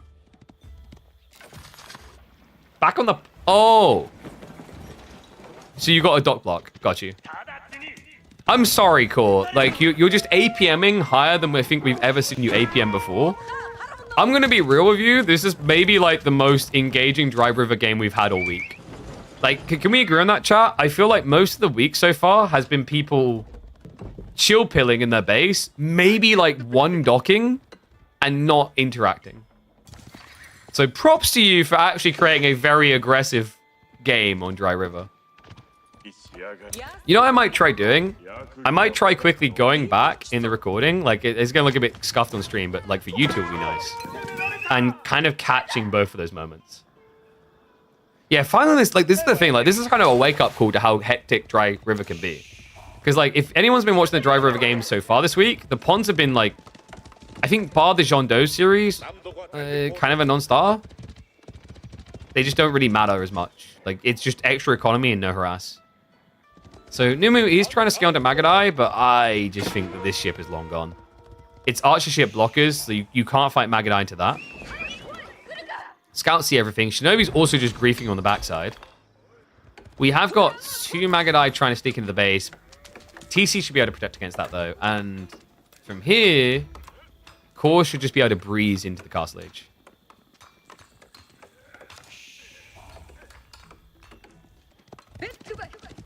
You know what I've thought about doing now that I think about it? And yes, I'm about to blame Twitch chat for me missing the demo ships. So obviously I like to interact when we're like solo streaming and solo casting Rav, which makes sense. But obviously I look across the left side screen. What I might try doing is projecting my stream view onto my main screen. No, that doesn't work, does it? Crap. Because if I project full screen, I'll be able to see the chat at all times. But I still need to make the mouse movements elsewhere. Oh, it's so weird. I need to figure that one out. It's like, it's different when you're not interacting with chat or whatever, because like then you're just focused and looking at one screen, right? But I like the chat interaction. I think it's a cool thing. So Numadon is trying to scrape together an economy in the ponds. Core snuck in another dock. So it's 4 docks versus 2. And the tech timing is going to be notably different. Also, like, Numi doesn't really have much to stop a mounted samurai flood here. I wondered if Core was going to have to go into, say, like, archery range play and open Onimusha to stop the Magadai from scaling and deal with Keshik's follow-up. I think Core can legitimately just go mounted samurai.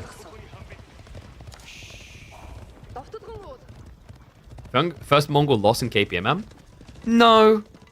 Like I said, last week they had the perfect run. This week has been a mixed bag, as we were talking about earlier. And it looks like it's going to get a bit more mixed for them. So DeMu, step read out in the way. I think the interesting thing to bring up about KPMM 18 is like a lot of the wins were the fast Imperial builds. And we said like it has to have a counter. I think people just got better at finding that counter. And wow, that's going to be an immediate GG. All right, so we're going to run back the replay and catch those two demos so that Core can flex and feel godly and add it to his highlight reel. All right, 1 sec. So I got the recording paused. We'll restart game.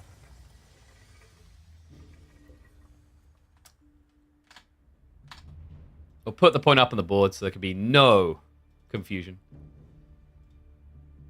I don't mind going back and catching those, even though we have to fast forward because it's like a short game. And let me flip the score.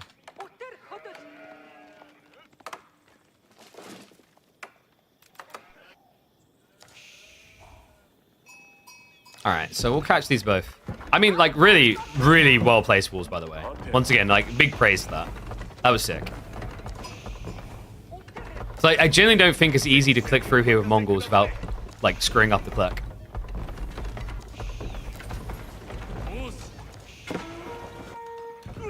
So remember, we're looking for the tech up and pretty much demo ship straight away. You know what it is as well? Nerf blue. Blue on these ponds is horrible. Alright. Alright, moment's approaching.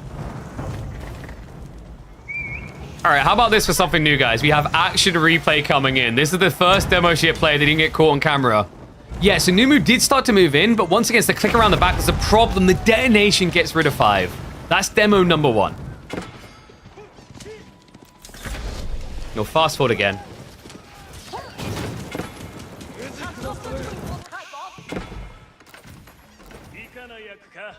Is it the villager here? Oh my god. This is just dirty. Wait, is it going to be quick enough? I don't think it's quick enough to kill the dog, but it'll force a cancel. So demo number 2 coming through here. Core wanted this for his highlight reel. He can pay me 20 bucks afterwards. Boom!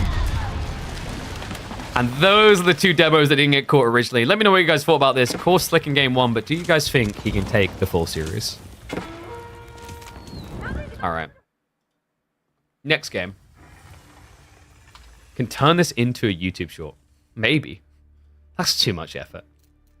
I wish there was, I wish YouTube had like built-in tools to convert to YouTube Shorts. I don't think it does, which is really surprising. Like we have logistical limitations. So like my editor is in a country where he can't get good internet. It's like right now, I'm still kind of doing the editing and he's handling the thumbnail. I need to find a solution where he can do the editing though. Okay, so G2 is going to be Socotra. It's got the English, though. English is OP, guys. Like, I think English is still the best civ here, right? On Socotra. Let's find out. G2. So mad off that open? Yeah, I mean... I'd be kind of impressed by the perfect right angle, personally. I'd be like, whoa, he mathed this. That's so cool. All right, let's get ready to roll, though.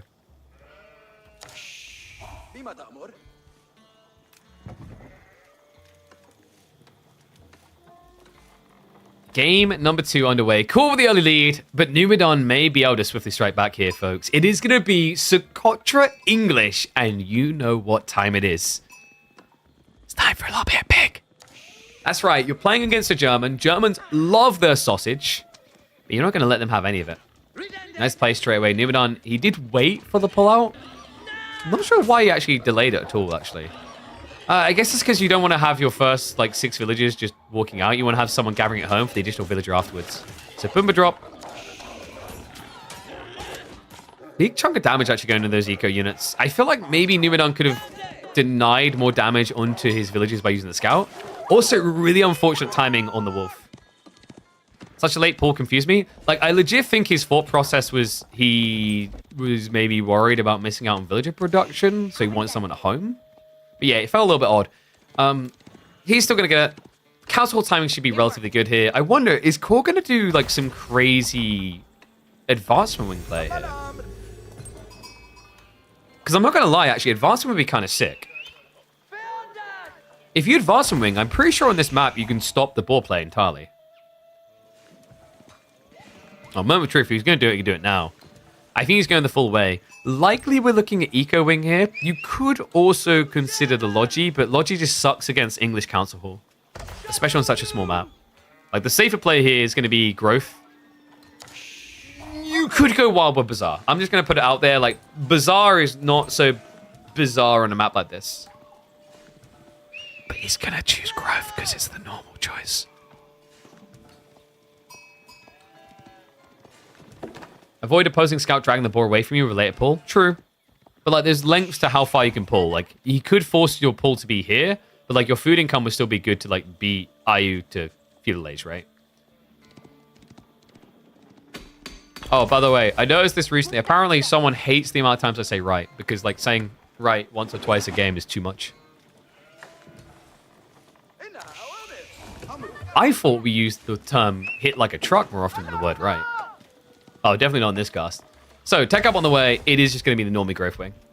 Yeah, nothing too unorthodox here. So this can be Growth Wing into two things. The cool thing about Growth Wing and why Growth Wing is still, I'd say, the most chosen. I think logistics is kind of catching up though. Is Growth Wing gives you a lot of variability between needing to go fast castle or going all in feudal. It's very, very relaxing for that flexibility. Because it's extra economy that can either be leveraged into a military advantage or a faster castle timing. Right? So in some ways it kind of has that depth of options. I know that sounds like only two options, but at such an early point in the game, there's a big options in. Oh, 6 snipe, core. Do you wear glasses? You may need them now. You don't see anything, mate. This is a pretty blind game. He's got Ford berries, and it is a council hall build. Berries, deer, core. He's got 15 sheep, though. He should be fine. I don't think the pressure is going to hurt him here. He'll just gather berries until tech up completes and then back off. Still, it is kind of rough because now you don't know if, for example, Numenon's going to go all in or if he's going to play like fast castle. So Core's probably going to have to consider Stables beginning.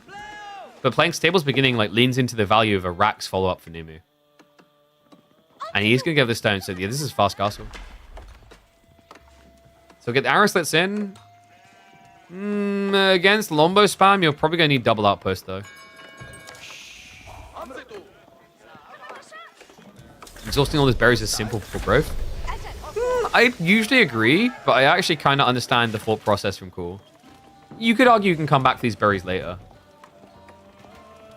But the thought process is if it's a Lombo all in, like, you're probably never going to touch these before the game is over one way or the other again. So you might as well just get the better gathering now instead of wasting time.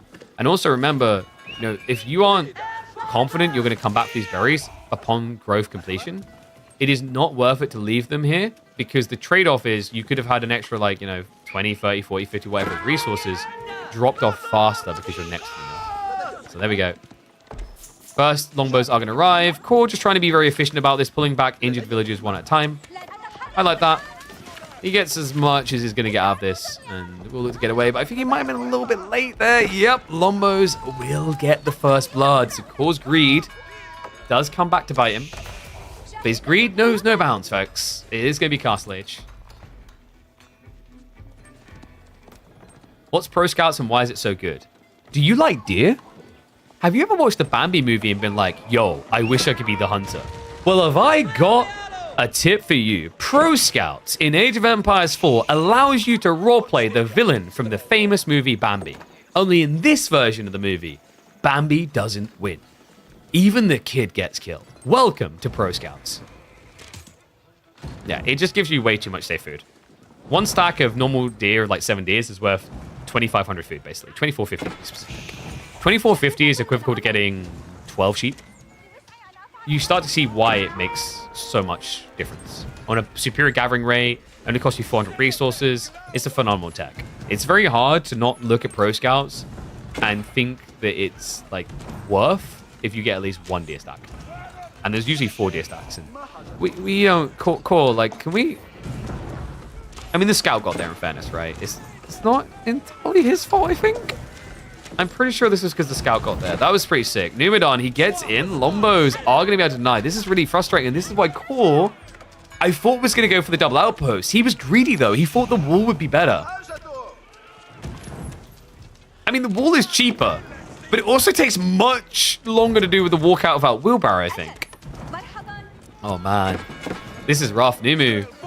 Dare I say ram play? Maybe he doesn't need it, because cool, he doesn't have the gold. He can't, oh my god, he can't even do advancement. He's 6 gold short of an advancement. He could walk out on the east side. It's risky because he doesn't know if there's like a longbow camping there. It would be reasonable to stick a longbow there. That was sick micro. I love that from NeoM. Just walks 1 in for the villager kill. I mean, you could like walk 2 in and kill 2 more villagers theoretically. Actually, no, it'd have to be 3, right? Yeah, because 6 damage, 14 health.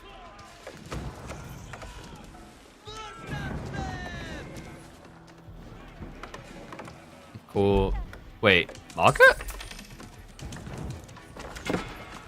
Is he going to try to get him to dive? Yeah, because if the market goes up, he can get the tech. NeoM is saving up for castle though, so that's like not the worst position for him. Because if you don't do advancement, you're just going to be behind. So cool, he rushes out on the gold we talked about. It's working. And NeoM is just camping here because he's like, oh, yeah, okay, wow, he's just going to trade. I'll just try to like camp this area, I guess. So the growth wing has been mostly subverted. King's Pass is on the way. NeoM isn't going to take the bait. He's going to take the greed. And core, it's going to be Dervish, right? Yes, logistics coming through. Logistics is a bit weird on this map because there's only 4 relics.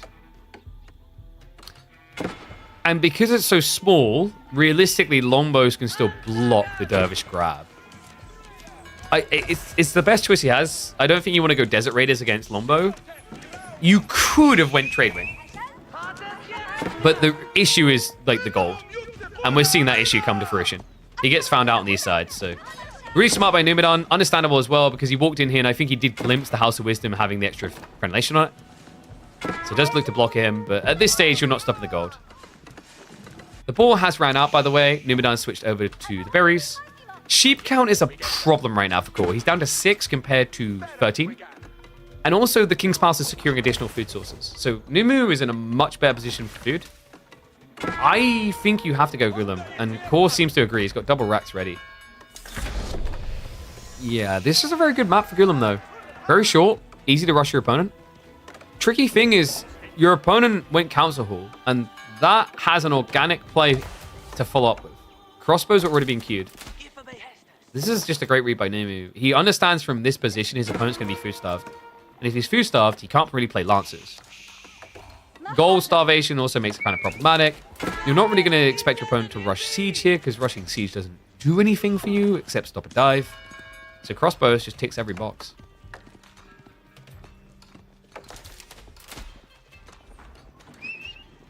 White Tower on Core's side, down the middle, be ultimate greed. No, that's ultimate aggression. That's like unnecessary overkill. If you White Tower here, theoretically you could like stop wood, but where would you White Tower? You can't get it here because the mill. So you'd have to like White Tower it, you'd have to like, I kill the house, kill the mill, then build it, maybe hit slots. It just wouldn't work. This spawn doesn't really offer up a good White Tower. If, for example, it was like NeoM spawn, a White Tower here is sick because it blocks all wood and it GG.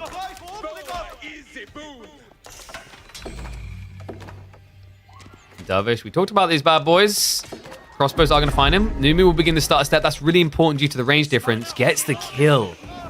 So 1 relic denied. 2 more are on the way home, though. Keep in mind, Numidon can guard the west side here, however. And with crossbows already there, Core's idea of Gulams doesn't really work. If it was just 2 or 3 crossbows, you could use the dervishes to just target heal the Gulam, but it's 7 crossbows already. It's not going to work.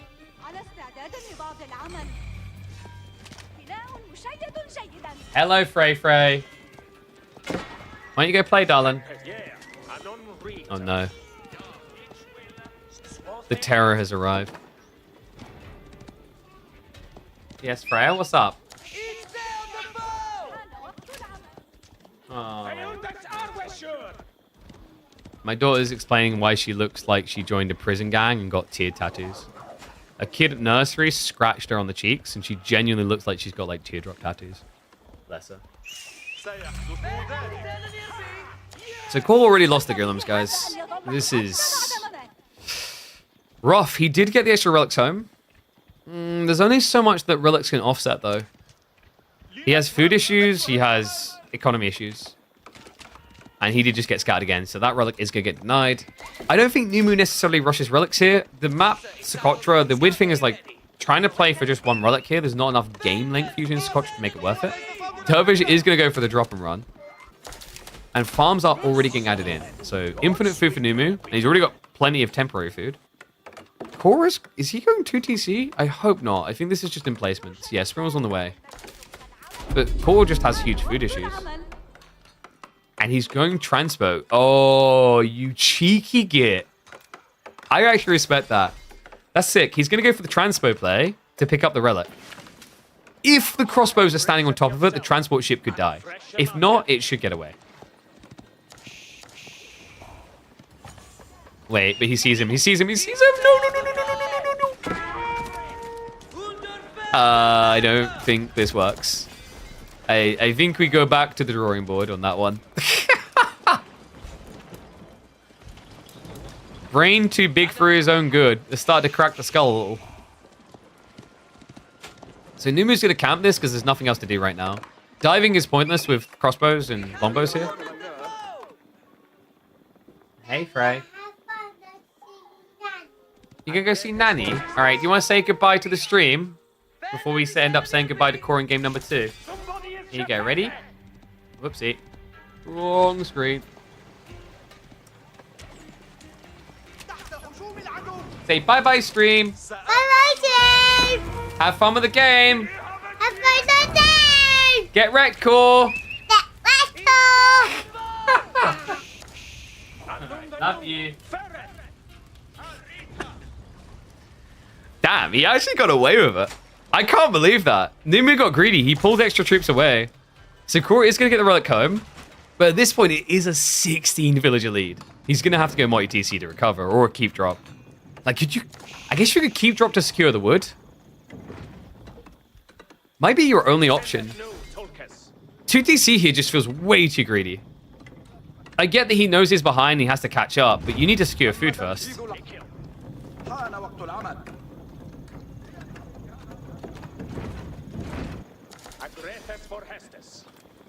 And of course it's Nanny. It's Nanny and Granddad, you know? Okay, so outpost coming in. This is a TC. It feels like it's TC. Maybe on the gold? Tree line? Like, you kind of need to bring it up here on the deer. But that's very far out, because then you've got to defend far west side, far east side. Manganites are going to be scary, but DeMu has a lot of men-at-arms coming. He's at that stage. He's got double farm cluster. He's still got berries to play with. And he's got berries for days. Oh my god. There's more berries smushed across the English economy than I saw smushed across my daughter's face the other day. And she ate a whole pack of those blueberries. Seriously, I remember she looked like someone had attacked her. She was so red.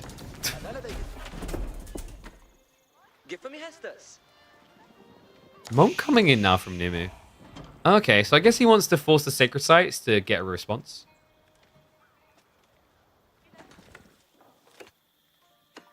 And I'm glad. Okay, I like this from Cool. I like that he didn't go the 2TC. I was really worried for it. It's just going to be the emplacements.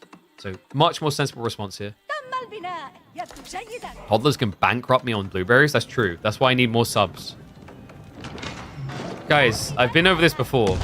My daughter is like in the 98th percentile. She's one of the biggest kids for her age. She's always hungry. So I always have to feed her. Which is why it's important that everyone uses their prime subs and subs on this channel. Thank you very much.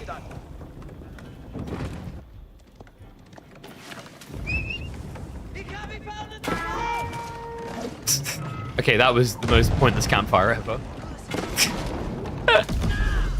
Oof, Mango's kind of whiffing there, going after the scout.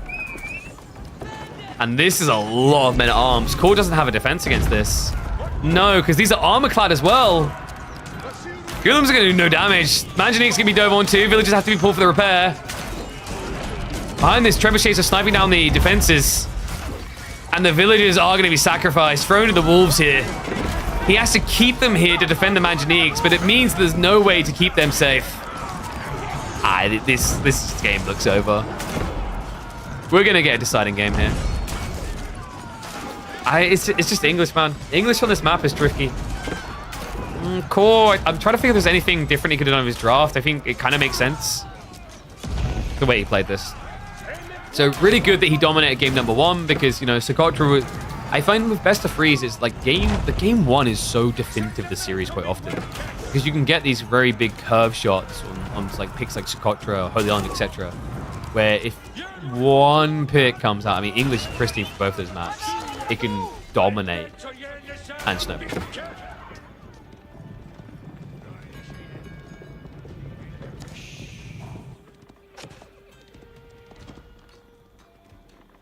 So, heavy damage done. At this point, Core is just like, kill me. If you're going to kill me, kill me. If not, I'm going to drag this one out. Because in fairness, he does have 4 relics. And in fairness, you could build up Siege again. But, okay, I'm going to say it again. In fairness, it's... Triple Treb is pretty frustrating here. Next target is going to be the primary TC after this. Desert Raiders will save me. Dude, wait, you're rushing Imperial? Thank you. Capture Age wouldn't tell me. Desert Raiders again. Oh no, dude, no. It's actually smart against Men at Arms. But you look pretty dupered when Numidan's building Horseman. Unfortunately, Core doesn't know this. But Horseman will counteract the Desert Raiders quite well. It's like super risky because there's loads of things that can counteract the Desert Raiders. Longbows can counteract the Desert Raiders. Horsemen can. Technically, crossbows can do right as well. And sure, you know, you're very beefy against men at arms, against physical, like melee units without bonus damage. At the same time, these guys are also very chunky. And the dive is going to reach north side. Too many villages out here. Desert Raider wing is 24 seconds out. Numidan is not slow rolling this whatsoever. You're going to get 1 dish out of 3 Desert Raiders, and that's kind of it. He's even veterans coming. All right, I know Desert Raiders, like, I've talked about this myself before, that they're really good in Imperial Age, but they have their limitations. Come on. Villages, no. Wait, is it because the repair? No, it's because the repair, I think. They didn't all garrison. And here we go, guys. Someone activate the main track from Mummy Returns. Only the full title of this one is going to be Mummy Returns to the Afterlife, Unhappy with Camels. Like, Brendan Fraser is just going to pop up out of nowhere with a cat and scream at Core. And then he's just going to, like, drill himself up in a cyclone and retreat back to a pyramid. And in case you didn't notice, guys, this terrain is a little bit too green to have a pyramid on it. I guess that's not true if you watch the Scorpion King one. Yeah, he's true in this one. So G3, what do you guys think? Get your predictions in before the end of the series. Do you think that Core is going to win this one 2-1, or do you think Numidan's going to win it 2-1? So one thing is for sure, it's about to be 1-1 on each side of this. We don't talk about the Scorpion King? No one thinks it's a movie that aged well? I mean, we don't talk about the CGI, that's for sure. 1 for free pop to 32 tough cool. No, I said series. You got to listen with your ears, sir. I don't know, maybe an ad played because you just didn't have the sub in right now. But remember, series win. So you got to speculate who you think is going to take the final game on Socotra.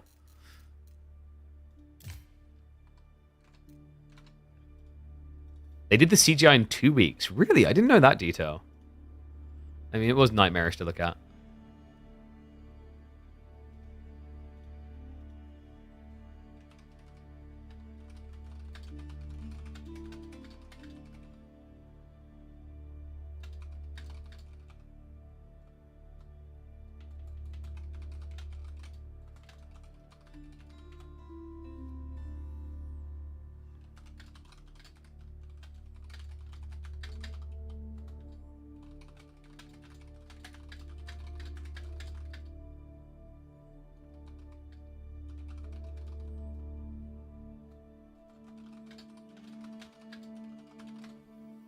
Just had to message someone.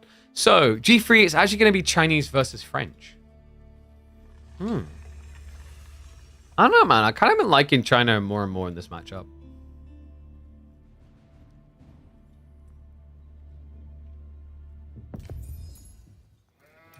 Alright, let's get ready to find out.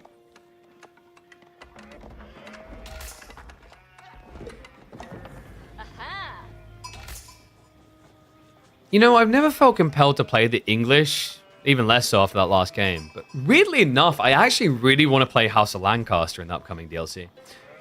These two aren't going to get any new Civ representations. I mean, I guess Knights Templar has a little bit of sprinkling of French, but it is going to be French up against Chinese to round out this series on something of my own conceptualization and Caillou's creation. We have got Sacred Grove to decide it between these two.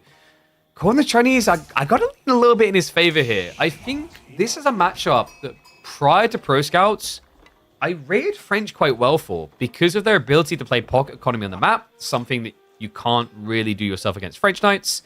And then the scaling French Knights would be scaling Sheik Nu. Now, though, with Pro Scouts, you get so much safe food back at home. The advantage that French used to have is different, but also Chinese advantages come up in oodles here. Because with 5k plus food, you can just play Castle Age quicker than French. And, you know, that's something important to keep in mind here, is that it really is on the French player to stop China rushing Age. Because unlike China, you don't really benefit as much as French from just getting Age free quickly. Usually you want to play along Feudal, you want to build Knights. For China, they need to get Age free to build the Knights. So they want to get there as swiftly as possible. Now, you might want to counter-argue me with Guildhall, but be conscious of the fact that you're going to be building Guildhall against Chinese late game.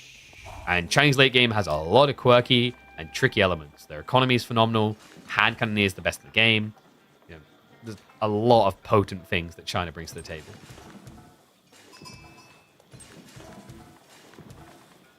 Wait, what are we talking about? Pokemon Silver? But what's the one next to it? What, you mean in the series? Or do you mean within that cycle? So within Pokemon Silver, there was Pokemon Gold, and then there was also, I think, Pokemon... dude, there was another one. I can't remember the gem. But the ones afterwards was Pokemon Sapphire, Ruby, and Emerald. Oh, you mean the ones behind me? Oh, yeah, got you. So, boink, at the back there, I've got original casings for Pokemon Gold, Leaf Green, and Sapphire. Yeah, Crystal was the other one from the Gold series. Thank you. Crystal wasn't well distributed, to my understanding, though. Whereas, like, it's very weird. Crystal was not well distributed compared to Gold Silver, but then the next generation, everyone covets Emerald. Anyway, speaking of the Emerald Kingdom. Wait, is that correct? I guess it'd be the J Kingdom. Well, that'd be Shuchi. We've got Chinese going up in the Imperial Academy, Skull Cavalry on the other side. Stockpiling is already underway. Numenor going for the gold to make sure he has the night timing into Pro Scouts. And for core, it's going to be a little bit slower, but that's because you accrue all the taxation first in the mill. Because remember, we are looking at a no IO build. These things have become very, very popular.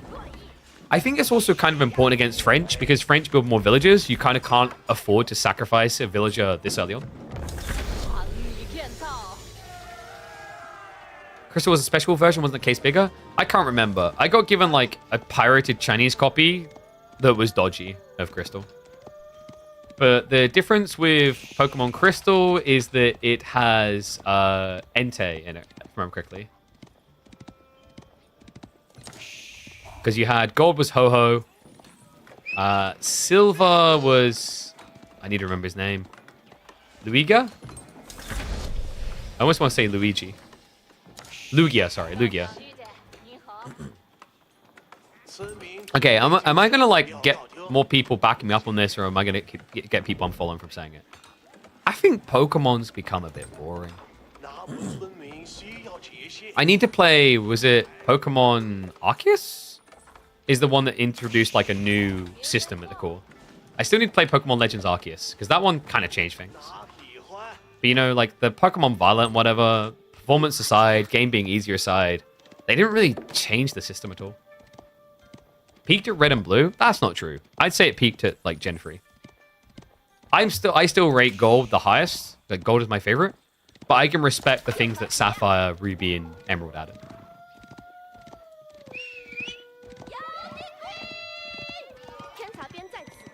So, cool. Now going to the Spearman. Pretty understandable here. You always have to react to the Knight with Spears opening. Pro Scout's timing is definitely going to be better for core.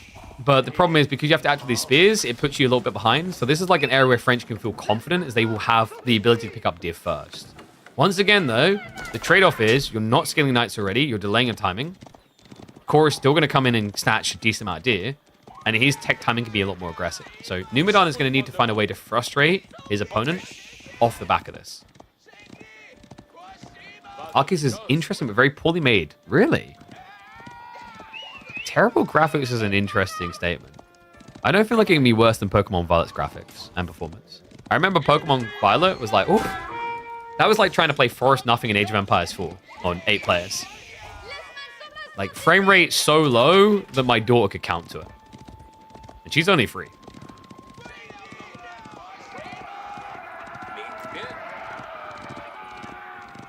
Oh yeah, and like OG Pokemon Snap Sick didn't even bother with the remake.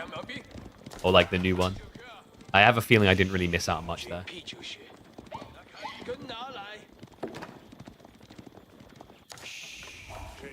So Archer follow-up on the way from Numu. He's playing the edge. It's fine though, as long as he keeps scaling Knights, he'll have a get off the weird roundabout moment where you have something you want to have in Castle. But Core, I don't know if he's going to hang around much longer. The deer on the front side are being dragged back. Backside is still mostly there. We did have a 1 deer snatch from Numu, so it looks like Numidan is going to be trending slightly better on overall deer. But Core is now rushing out the additional scouts, so wouldn't be surprised if he just gets the 2 loads of deer and then just hunkers down his base. He isn't even actively gathering gold because funny thing, guys, about playing Chinese with Imperial Academy, you don't really need to rush the gold. He's got 230 gold here, 72 here, 32 here. So that is going to be 350 gold sitting in reserve already before he's even accrued the food to go Castle Age. You start to see why China's Imperial Academy is ranted about so often on this channel. It is a top 3 feudal landmark. Now don't get me wrong, it doesn't keep as much value as certain other landmarks in the game later on. But in the early game, where China used to be historically quite weak, it offsets all your weaknesses. And now we have the Barbica drop. This is to deny any sort of Night Dive. And here's the other tricky thing, like I've seen with this matchup, that really feels frustrating with French right now. At this timing, because you're investing in Knights, Knights are not really great at diving double hand cannon slit. They take way too much damage.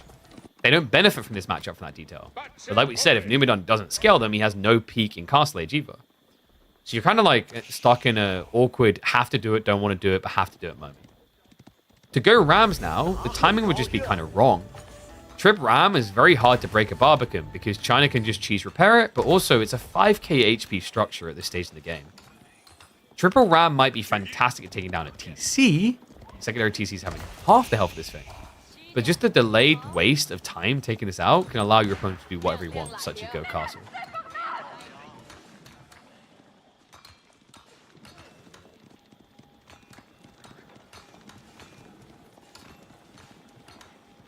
Speaking of kiddo, I hope that them and your partner are doing well. Oh, thank you, man. Yeah, I think they're doing well. Freya's birthday was just the other week.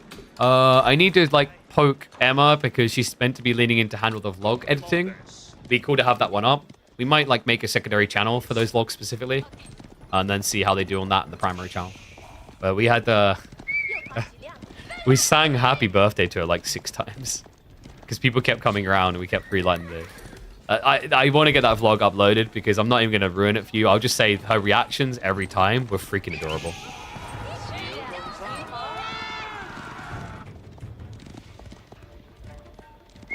Numidan, looking for an adorable dive. This is not likely to work out, though. Once again, it's the hand cannon slits, the TC. Like, at this stage, Numidan doesn't even have a blacksmith, so no undermesh. These knights are paper mache. And there we go, clock tower on the way. So usually we see Imperial Palace from these rushes, but the idea in this situation is there's a tiny risk that Numidan's all-inning you, and that means mass archers. He needs quantity to get in. There's going to be a snipe on the Taxman. Unfortunately, they don't even get the kill. Even if they had, remember, you can just replace him out of this. It feels really bad to kill Taxman over villagers.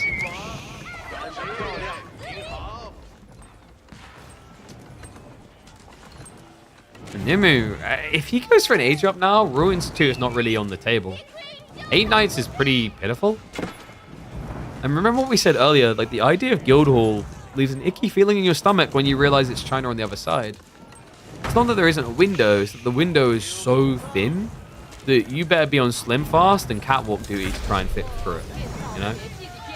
Like, sometimes the Guildhall against Chinese window feels so thin that you need to be able to turn sideways and disappear.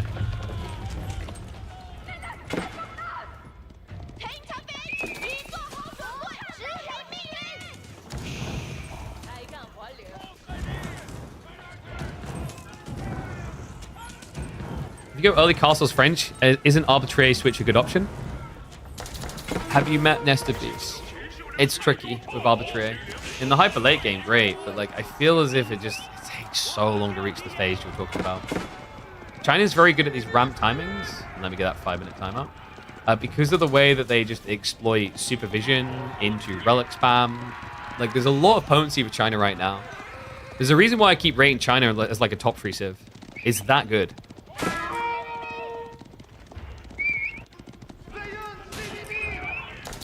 Lancer spam that we talked about is out.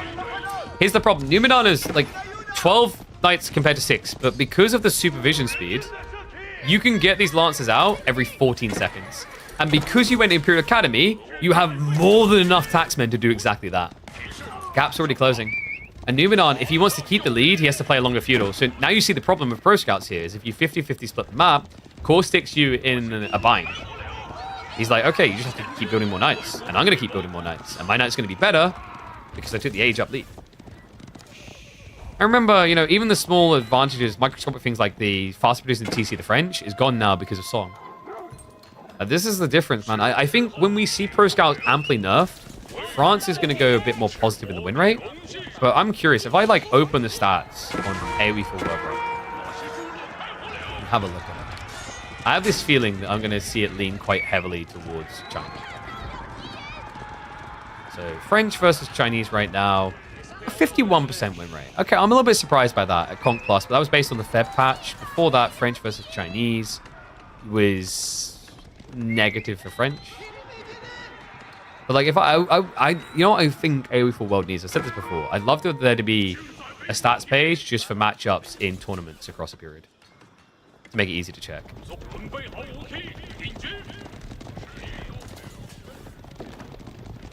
Like, once again, I don't think this matchup is impossible for French to win. There are more dominantly one-sided matchups that come to mind. You know, Japanese Ottomans, Tele-Japanese, anything against Japanese.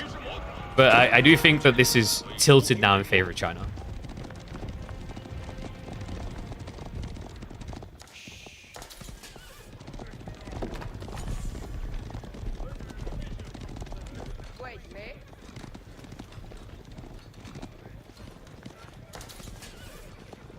Wait, what's all this talk about? We somehow got into the business side. Joint ownership between Nintendo, Game Freak, and Creatures for Pokemon. And then, like, what you do is, like, basically you eventually propose that one of your companies you own buys the other one. That's the new meta right now, guys. Gotta do the Elon Musk X move. When you realize how businesses work in that kind of functionality, it does just kind of change your perception on tax and everything else. Yeah, dude. I'm not joining in that rabbit hole dive. I've got my own dive to deal with right now as we're diving into Le Français. Literally wielding baguettes up against real swords here. Same knight count, difference in quality, a mile long. 19 damage, 190 health, up against 24 damage and 230 HP. This is a wash. There's no way you win this fight. Numinon got caught just shy when he was going for the castle. Great read by Core. And do you believe it? It's happening. We've cast a Core dub in a series. He will be going up against Louis MT in the quarterfinals. Could it finally be Core's week? All right, let's not get ahead of ourselves. Good showing here against Numu, though. Numinon's been making some deep runs. Definitely a big threat. He's going to try to see this through to the bitter end. The problem here is, like, this reduction on each side. Numu has to add in a lot more knights. And we talked about the production rate difference. So maybe I'm calling this a little bit prematurely. I just think at this stage, like, Numu's kind of pinned to the edge. Because if he just goes to the tech up, there's a Night Flood still coming. This was smart by DeMu, actually. Like, going onto the boar is the reason why he's even still alive. He would have ran out of food otherwise. Core, meanwhile, actually resisted the temptation to be a dirty little Smeagol here, by the way. I thought he was going to go for the Monk play. But no, he's going for the Monk S play. Triple stables now. He's supervising all the... Okay, yeah. My instinct was right. Like, this is a flood point. Triple stables supervise is nuts. I don't think Core can afford that. No, there's no way you can afford that. That is, per stables, you're spending 1,000 resources. But what it gives him is a surge point. It's 14 seconds, guys. So 14 seconds, you're spending 240 resources. You're spending about 1,000 resources per stables with supervision.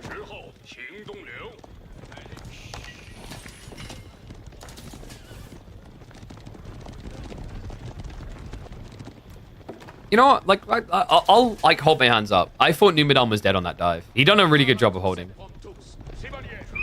But remember what he said about France's advantage of playing pocket economies? Because we're in Castle Age, that doesn't exist now. Like, you playing pocket economies gets you killed. Oh, this fight getting killed here. Lash coming in. Spearman never got upgraded, but they haven't been the focus point. It's just more Lancers.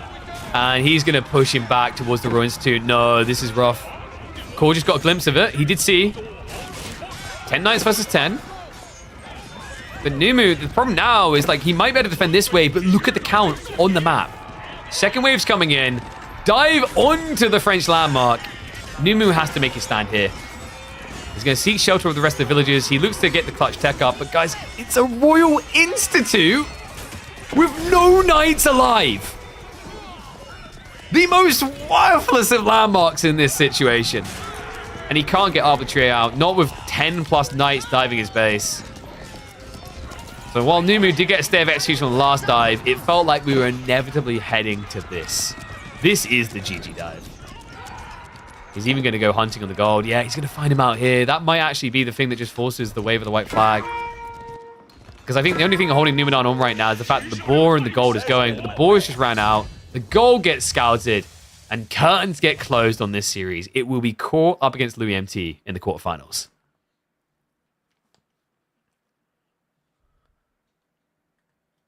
It's wild. A bit premature, no? Without the available resource to use them. What, Royal Institute? No, because he thought he wasn't going to get dove.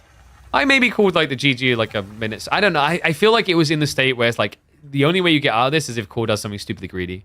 And I was keeping an eye out for the Monk timing, and he kept resisting. Hence why I felt it was done. You keep saying, I think I'm saying DeMu? DeMu, Numu. A little bit different. I can see the similarities, but they're also quite different. Oh, got you. Yeah, so to explain the triple supervision on stables, the thought process, as we kind of highlighted and alluded to there, he won't be able to afford all of it. He won't be able to like pump it all out, right? Granted. But what you can do, what's very interesting, is that you can get what I call surge points. So like, I think I talked about this like a year and a half ago. I coined the phrase surging. Surge production is where like you won't be able to keep it up, but you'll get intermittent bursts. I think actually no, it's either surge production or burst production. Burst is like different though, because burst is like conceptually a damage term. So surge production makes sense. The whole idea is I won't be able to afford this forever, but there's a window. Same logic as like a Burgrave where I can afford to pump the units out for the first 50 seconds maximum, and then I exhaust myself. But that first opening window of push gives me an advantage. So do you see why he supervised? That's why. The only thing I'd say is like Core would have benefited from stopping supervision occasionally to like tax or something in between when he couldn't afford. But overall, like I think he played it quite well. So we're going to update this now, by the way. That's 2 more series done. Let me have a look and see what we got on the docket next. So we've got Wham versus Scatterbrained in 45 minutes.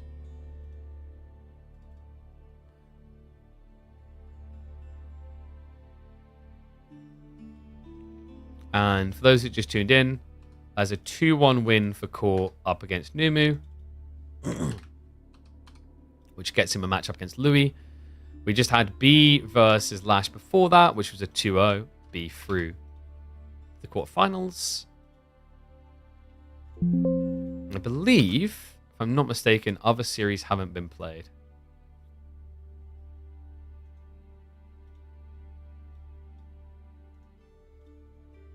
Let me double check. Unless someone smuggled one in we didn't see. Ooh! Ooh! Okay, no. We have got one. I was keeping an eye out for this one, but I didn't see the comms on it. Guys, we have got another series. I think it's the one that someone asked about earlier, and I just thought we didn't have it. We have got Kardi up against MeoM. This series, like, this is a matchup is usually, like, wild. I love watching these two.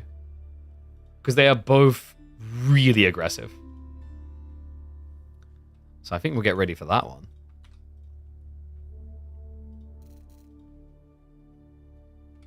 Oh, back's a bit stiff.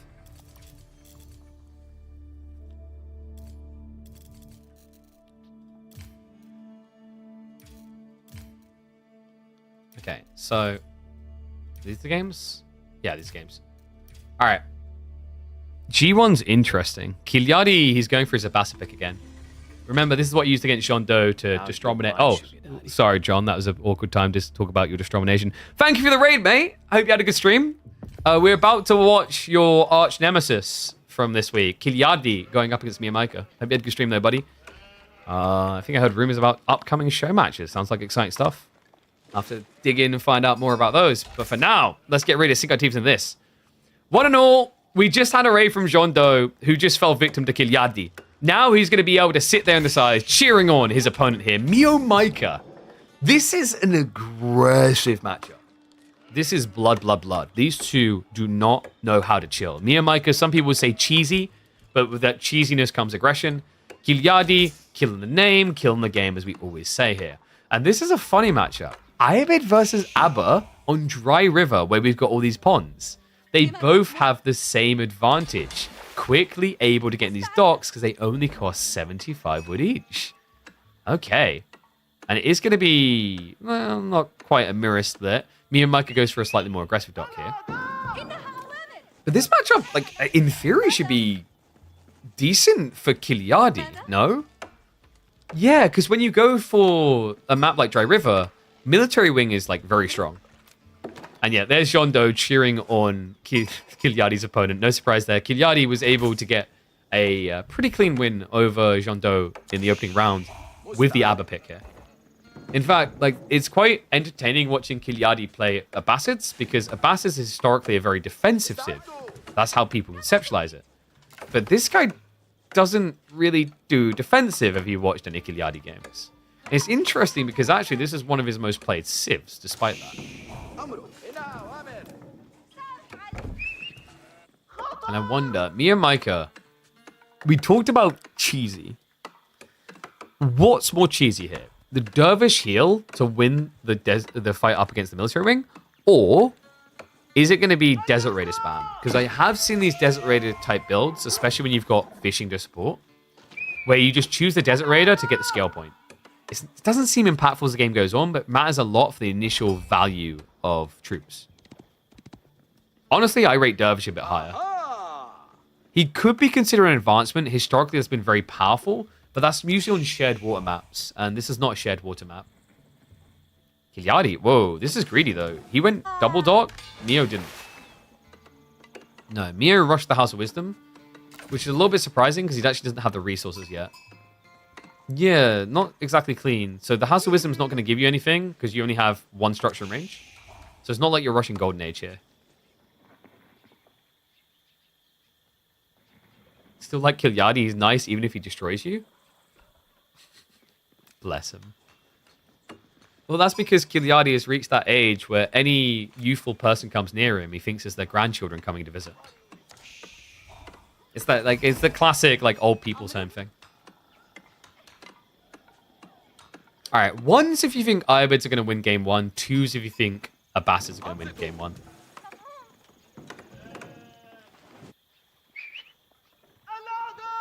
I mean, it's very early. I imagine people are waiting to see this branch choice. I just can't see a world in which it's not logistics. Except for when I'm watching me and Mike again. Wait, there we go. Oh, he's been converted. I mean, literally and like theoretically. Old me and Micah would have just chosen Desert Raider. Because old me and Micah, you know how we saw people like Louis, for example, like to play that team game style Ibid where you just spam Desert Raiders. Me and Micah was doing that too. It is a little bit cheesy. This is just more oppressive at the highest level though. Dervish with the AoE heal, these things are so tilting. I feel like if I had Crackney in my chat right now, he'd be making at least 2 comments about how broken they are. And he's right. I think the Dervish with the AoE heal, the aura as well, there's just a lot of potency. It also means that Abbasis can't do that classic military wing stables follow-up and feel good, because the debuff matters a lot. In fact, the dirty thing about this build, guys, is you can just open with a Desert Raider. Logi into Desert Raider is really strong because the chain heal makes you unkillable. But Kilyadi, credit to him. Did he scout this? I think he's just assumed it. We've got Culture Wing. That's the correct call. Culture Wing is a lot better than Military Wing here because the Melee Wing's only valuable if you can Ram Dive. Ram Dive is not going to work against Logi. Not unless you like hard commit, and even then you're going to be committing out of position. The biggest issue with trying to run out and deal with the Dervish play is you're trickling troops, and it means that your opponent can just run in, intercept you, pull away. So usually when you see people try to counterplay Dervish in Feudal, they have to camp at home first. Good news is usually you get to, because as we've seen from very aggressive players like Vortex, Gilead in the past, they'll basically use the double Dervish and a Desert Raider to attack your gold. It's really, really strong.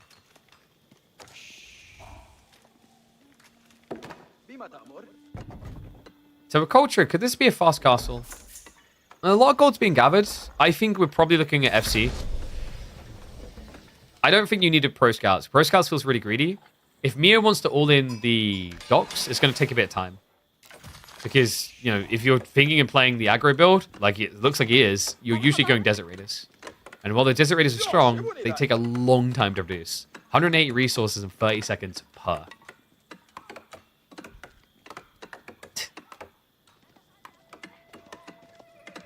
I'm really not sure how I feel about the amount of Ibid players that are trying this Desert Raider build.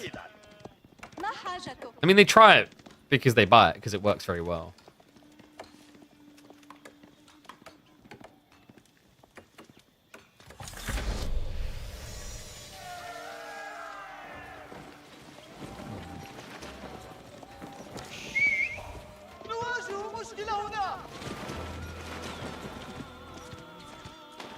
I'm trying to think if Kilyadi can do anything but castle here. If he rushes castle, he should be able to potentially go camels with double dock. Instead, oh wow, okay, we're getting racks and archery. Doesn't this play into Miyamika's strat though? Being present is dangerous. Yeah, going camel archers as well, because the problem is if Miyamika's just going to cheese scale Desert Raiders, he can just kite you. He can also outgun you, is the other thing. Remember, camel archers anyway have really bad range. Desert Raiders a little bit better. He's going to start harassing onto the fishing boats. A little bit dangerous, actually, normally, because of the demo. But the difference here is with the Dervish, like, demos are a waste. So there's going to be an archer ship coming.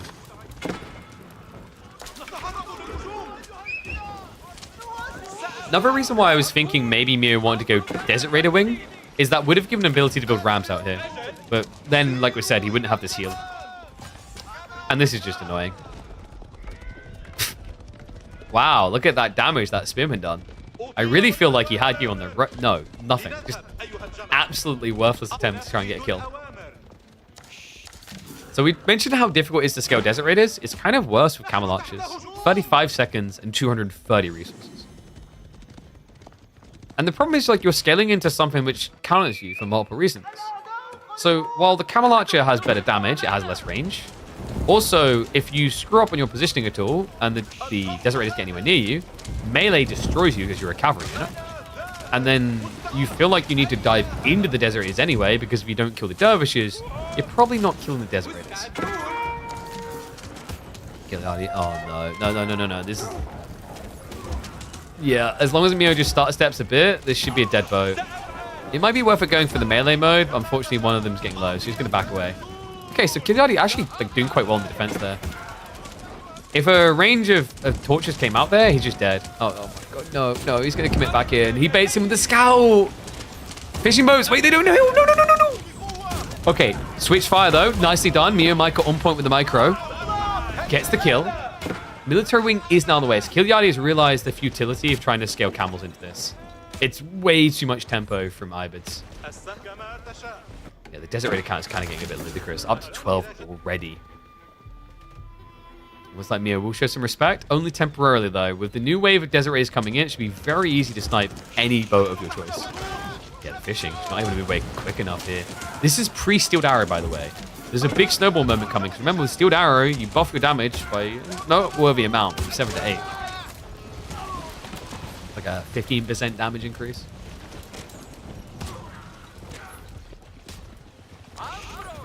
Yeah, I'm just going to go full feudal. I think he is. It's a very snowball-y comp. You know, Desert Raider spam like this kind of reminds me of Chiganu spam. It's a similar idea. You know, low numbers, a little bit threatening, but can maybe be handled. But you kind of reach a point where like, okay, I can't directly contest this. I need to get ahead of it.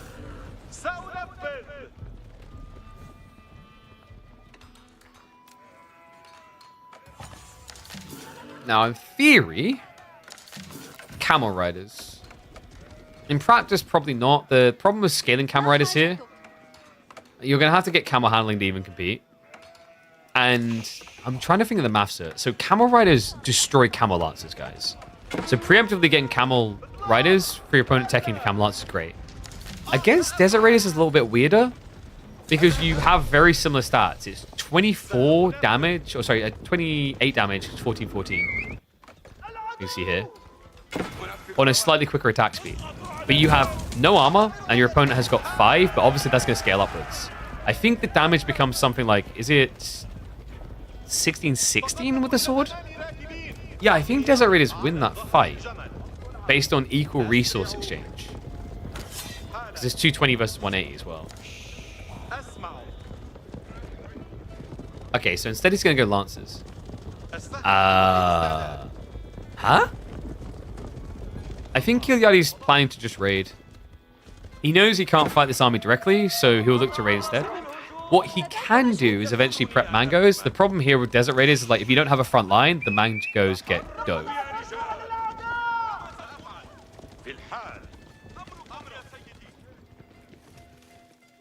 I don't know, man. Kardi's starting to look a little bit lactose intolerant. Like he's about to get cheesed.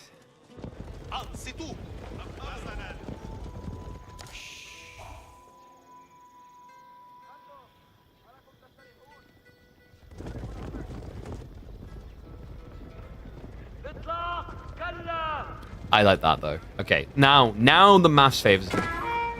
So with Camel Rider shields, you're getting almost the same amount of armor as like these Desert Raiders pre-upgrade. This is where actually I think Camel Riders can be favored, but you need a lot. This is my worry. Is like right now you are outnumbered, and the other scary thing is the approach. On the approach, you're going to take damage, and Ibids aren't. So camel handling, I think Kardi, for this to work, he needs camel handling as well as the barded armor. Because the barded armor, remember, is only going to give you the health protection from melee. The ranged attacks are still going to stay. Neo, Golden Age 2 triggered, military wing on the way. It's even more Desert Raiders to come. The Dervishes are being targeted down, we'll have to pull back.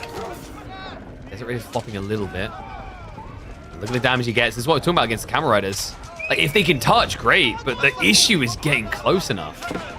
Right now, it actually feels like the Camel Archers are MVPs here.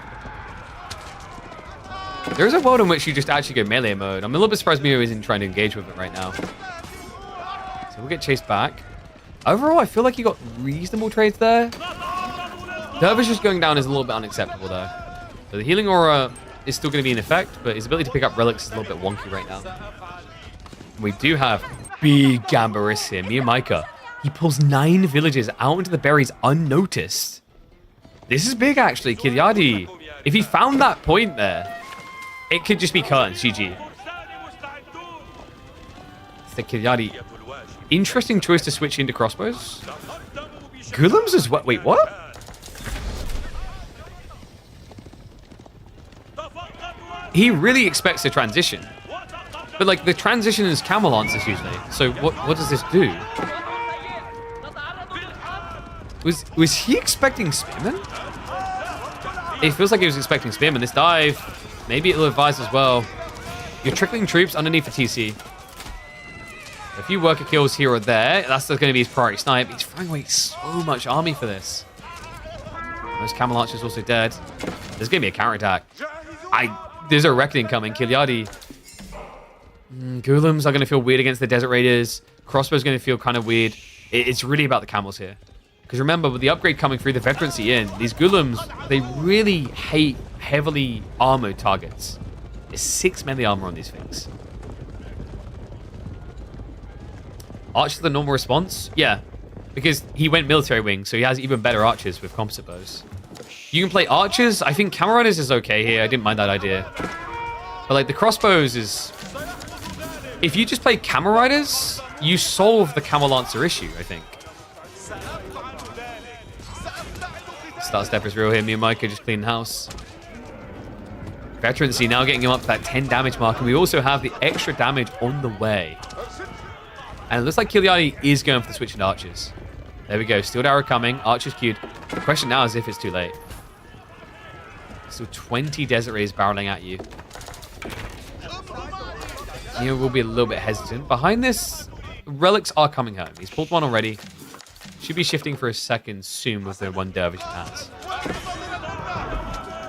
Now, good news for Kiliadi is Miyamake is going into Camel Lancers. And Camel Lancers lose to Camel Raiders every day of the week. Even more so with the armor. Problem is right now the desert. This feels so dumb to watch sometimes. The funny thing, guys, like, little detail here. Miyamake didn't even necessarily play this fully clean. If you really want to min-max this to the super, what the hell, how am I not winning this fight? Just drag the front guys into melee. When someone approaches you, put 1 or 2 of them into melee, because they destroy cavalry. But he just sticks to range, waits for Camel Lancers to arrive. Seems the new Desert Raiders are into melee mode as well. Kiliadi's just getting slapped around the room right now. He's trickling troops, which is dangerous here. And for good reason. His tree line, his food, like, all of his economy is nowhere near the TC. So if he doesn't keep throwing troops at this, he's going to hemorrhage. I feel hemorrhaging is undeniable. Kiliadi will look to move away. Miyamake does see him, though, due to the range of the camels. And has the damage as well. No textiles here. Kiliadi. This is way too many villagers going down. Even more to come. He finds the gold. Oh, my God. Your whole economy is on one screen. Gold, wood, food, all in one location. He's not even pulling them away. This is it. Miyamake is going to lead this series early and strong. This is ridiculous. And all he needed was camels.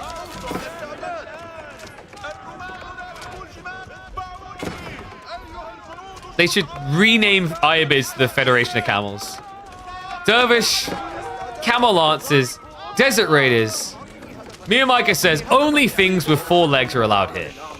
We let the villagers exist because they are our servants, our peons. All serve the Camel Sultanate.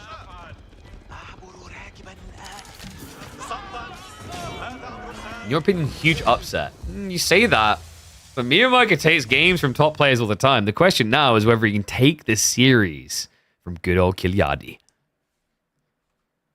Ooh-wee! Good bloody start for it. Miyamake, game number 1. Do I think DRs are a problem? I think they're wonky because of the animation cancelling that I think still hasn't been fully solved. I think normally they're not too crazy though.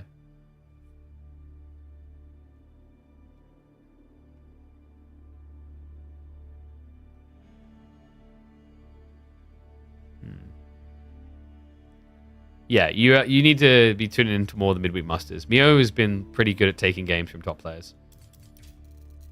Like, Miyamake is very scary when you get Jean, Juji, Mongols. And the hilarity is, like, when you look at the draft, Kiliadi, like, likes those civs too. So, like, draft-wise, I don't know, you kind of look at it, you think, oh, this is like a win for Kiliadi. Getting a good draft is one thing, executing is the other. So we're going to find out if he can. Game number 2 is going to be Rus up against Byzantines. Interesting.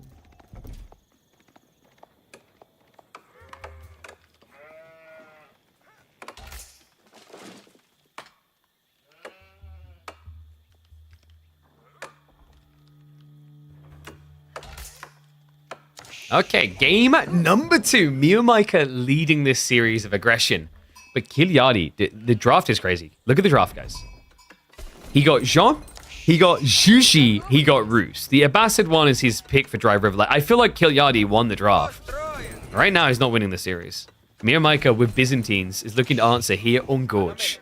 We'll do the 2x speed for the first 3 or 4 minutes. Rus versus Byzantines. This is an interesting one, actually. We've seen Byzantines have a sick build. Numenor was able to use it to beat players like B deep in previous runs of Midweek Muster. The whole goal is you're looking to scale into a Kyro Siphon timing, and you dive the Rus as they tech. So like, this is actually a matchup where Byzantines can actually come out ahead, especially if the spawn is a bit unfair for Kilyadi. Overall, though, his spawn, he has 4 gold, doesn't care about that. Normally, it's about positioning. So, for example, if MeoM can camp here, he can block the Pro Scouts play onto double and then rotate towards the tree line. Like, there is a timing in mind here. We'll see if that's what he wants to go for, though. Grand Winery is going to be kicking us off. Remember, Byzantines don't really do Pro Scouts. They do aggression. Haven't seen Rus get through a draft in, like, weeks. It occasionally happens here. It's a very, very powerful pick. Like, Rus is, I think, still consistently the most banned Civ. In fact, you know what we'll do here, guys? We'll have a look at statistics. We're going to go into our Opera GX here, which, by the way, you guys should download. Use the links, the affiliate links, so they know that I sent you. Look at the bans. It's the most banned Civ. Shushi second at 26. 36 bans for Rus, and then after it's 22 for HRE. Says everything it needs to, that this is consistent across the board. It's always Rus most banned. Shushi has come close a few times, but it's still not eclipsed Rus. This Civ is just frustrating. And we've highlighted why. I can't think of a Civ that so freely gets Castle Age in so many games. They are, I want to say, the longest running busted Civ in competitive. Like, I'm trying to think if there's been a Civ that's been more consistent in requirement to ban it. And I don't think there is. Like, this is the be-all end-all one. So MeoM. Oh, I like this. He didn't go for the Limitane. Usually we see a Rax rushed here to get something out to block the Pro Scouts. But MeoM instead, I think, is prioring a clean timing. And oh, this is sick. I haven't seen this one in a little bit. It's the Keshik opening. Yeah, not as frequent anymore. There was a time where this was quite popular because the whole idea is the Keshik contract would let you rush them when they were going into Fast Castle. But with Pro Scouts, things changed a little bit. Normally, you're expecting to see Javelins here because Javelins perform really well against Horse Archers, so it removes Rus's timing, and they have to switch Men-at-Arms instead. Keshik is very interesting. He's going to need to be extremely pressure-oriented here because Keshiks won't be able to dive the TC, they'll die. And because of the fact that we mentioned earlier that you don't go into gold as Rus, like, there's not really much that Keshik can raid. The tree line should end up with a wooden fortress quite quickly. The scouts can usually run away pretty quick. This is curious. Kilyadi, he made trust, but he didn't verify. He's gone archery range before he's seen the Limitane. There are no Limitane. So archers are kind of redundant here. Okay, there is actually like a sick build now for Meo. I wonder if he's going to go for it. Where, and oh, this is awkward on the word. Like, that harassment is actually painful. There is a sick build where you can add in archers, but looking at MeoM's gold split, I don't think he's going to do it. In fact, wait, is this Pro Scouts? The macro doesn't add up for Fast Castle, I don't think. And oh my god, please just gather more wood. Please, like, this is going on for way too long. Meo, no. Meo.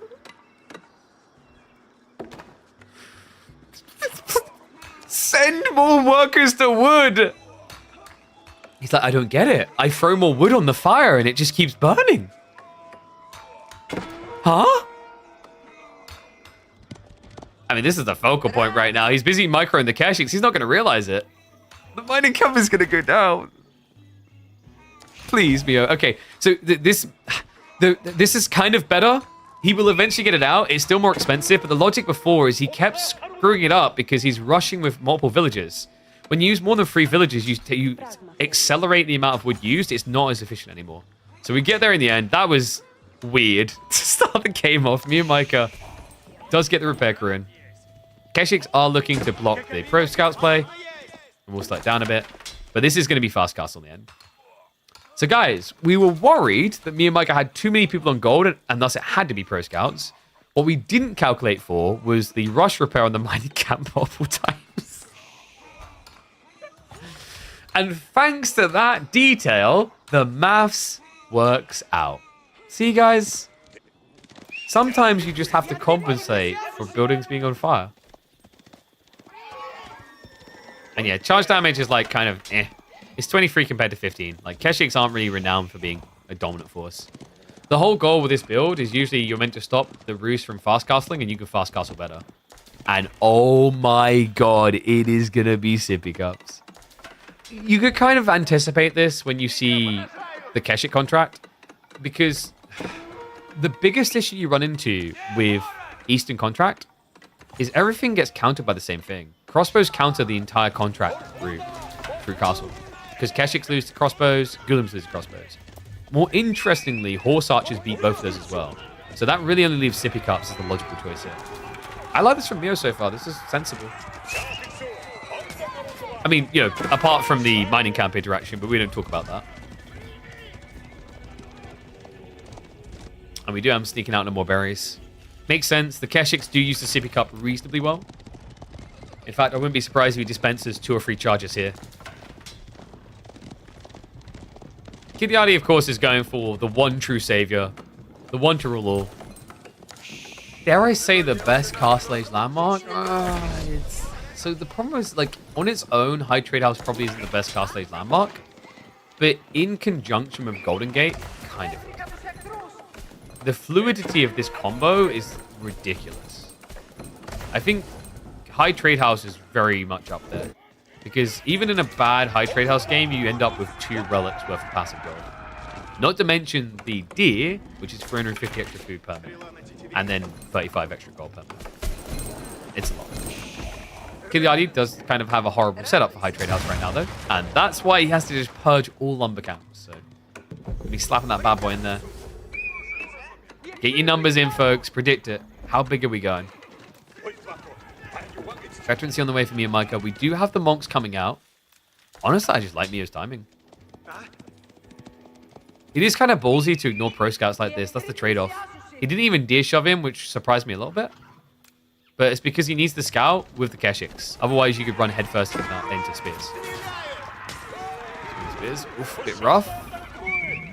No guzzling. No, he's saving them for the Cadders, I think. Wait, is he even going Cadders? What is this build? Okay, that would have been sick. I've never seen that before. But if you wallow a pro scout and you don't have a pro scout yourself, they just drop the deer? Imagine if it's worse, guys. Imagine if they keep the deer on them, but you don't have the drop deer option. Wait, no, that would make sense. Because look, Kardi has the tech, but when you check with Mio, he doesn't. That would be kind of hilarious, is if you wallow a scout, they just hold the deer, but the only way you can get the deer is by deleting them.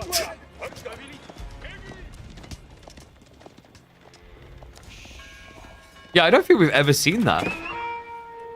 Which is kind of funny. I love that there are still things that after casting, at this point, what, thousands of Age of Empires 4 games, I still haven't seen. Have I cast thousands? I don't know how many I've cast now. Oh my god. So much of my life committed.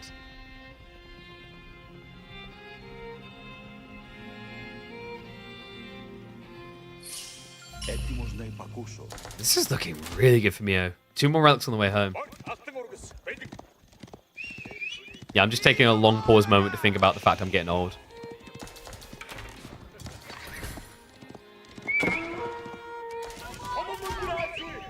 And high trade hours, by the way, 138 gold a minute. So 2 relics. His own relic timing, going to be a bit rough here. Looks like we're probably getting a 4-1 split at this pacing. Clash on the north side is interesting. Kiliadi played up aggressively. Has got a few crossbows arriving, so the Keshiks will surely lose this, right? Wait, what do you mean they have a water flask? Why does that let them win the fight? I guess, you know, okay, so here's the thing. On Gorge, having a water flask winning the fight makes no sense. On Dry Arabia, it makes sense, because like everyone's thirsty. Nice strike back here, though. MeoM with the switch up into archers. Not really what you'd expect, because Kiliadi can do archers better, remember. He has got the Wooden Fortress for the 20% wood buff. But the timing is very curious from MeoM. He waited until level 3 Cistern, so he almost mirrors the 20% extra wood with an 18% raw buff. So the gold thing is the Cistern of the First Heal. The Cistern of the First Heal gives you these charges that allow you to drink and heal. So you see right there, it gives you back pretty healthy 250 HP across 6 seconds. Very, very strong.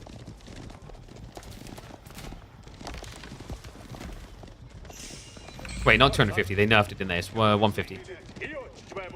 But pretty good for Keshiks, because that's basically their full HP bar. Because if you're below 25 HP, you're probably dying anyway. Hello? Monk gets found. Oh, look at this. Mounted relic gatherers. What a reasonable... It's pretty much home. It should be safe now. Nah, he wants that kill, though. What? This is the power of gold. You can go for these type of kills, because sippy cups. But wait. He doesn't use it. Oh, no. Village is in trouble, though. Has at least got Wheelbarrow to run away. Monk is going to die. Archer's going to get pinned. The village is now in trouble again. Okay, only 1 worker kill so far. But remember, these guys have been here a very long time. With only 175 HP and 4 ranged armor against double garrison. Because of gold. Now, it does go on cooldown. You can't just keep flasking the same unit. But the idle time, the 2 worker kills, the fact that you pinned him in your base... gives full map control across the Meo. And look at the follow-up here. It's just so many archers being flooded.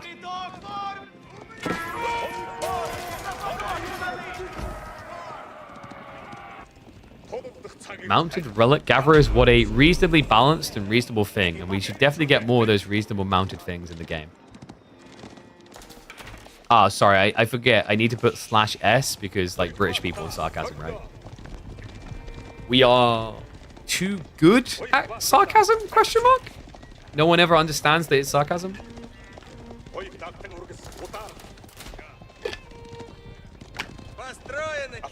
Like, I had that on the garrison where there's a feedback comment where it's like, I can't believe he was suggesting VPNs so you can smurf. I was like, do you not see the irony in it? I mean, it is a use case, but we're a meme case in that situation.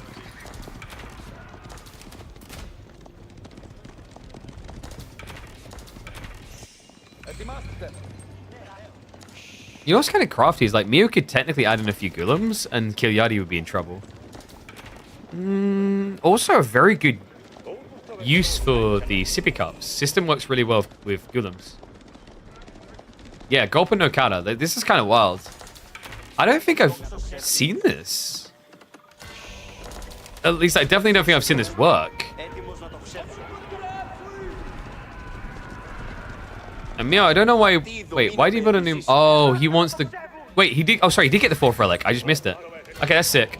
He can also pivot into gold instead of olive oil, which is kind of worth it if he ever wants to switch kata. But now there's just going to be more Keshiks on the way. Crossbow count looking good. Archer count as well. Kiliadi's a little bit pinned. Use Gooms to make Springles. Not a bad idea here. Springles are really effective against this upcoming men-at-arms, but also the archers.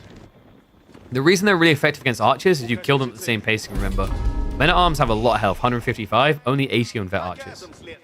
And while almost half your damage is like into bonus damage with Springles, you see why that adds up to be quite nice. It's like you're killing them at the same pacing.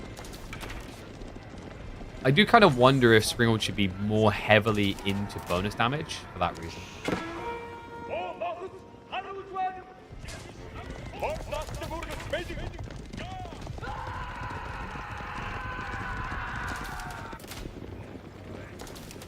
Boys 42. Okay, Kilyadi's going for the full horseman switch. This can work with enough. There is maybe a concern at like 16.5 minutes. Do you actually have enough deer? Okay, yeah. Old man needs to eat more deer, if anything. There's quite a lot still. So he can make this work. Really important he doesn't get scouted early, because then we could see just a Limitani switch to shut this down. Even Gulam, actually. Looks like MeoM might be going to farm for a little bit of information here. He doesn't see the stables. They are all the way at the back, so nicely laid on the base. Kilyadi very smart in his approach. Keshiks are just going to start diving, hitting buildings to heal. So offsetting the TC fire, does also have the gulps low HP, is not going to remember to use the head. Behind this.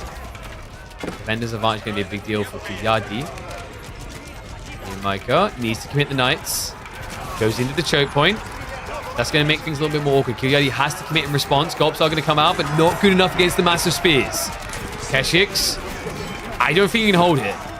Neo is going to need to leave. Behind this, he has got great economy being set up. We've got olive oil up the wazoo as the groves start to get added in, plus the free relics. So plenty more Keshiks on the way. Kilyadi, what? How? How did he lose the choke point? We look away for a second, and MeoM just brute forces his way through. I don't think Meo could stay here because he has exhausted all of his frontliners.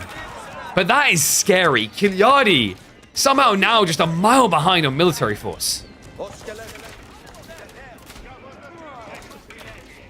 If I didn't look away from in the fight, well, because we have to check on the eco state to see if we can keep this pumping, it's kind of important to the narrative.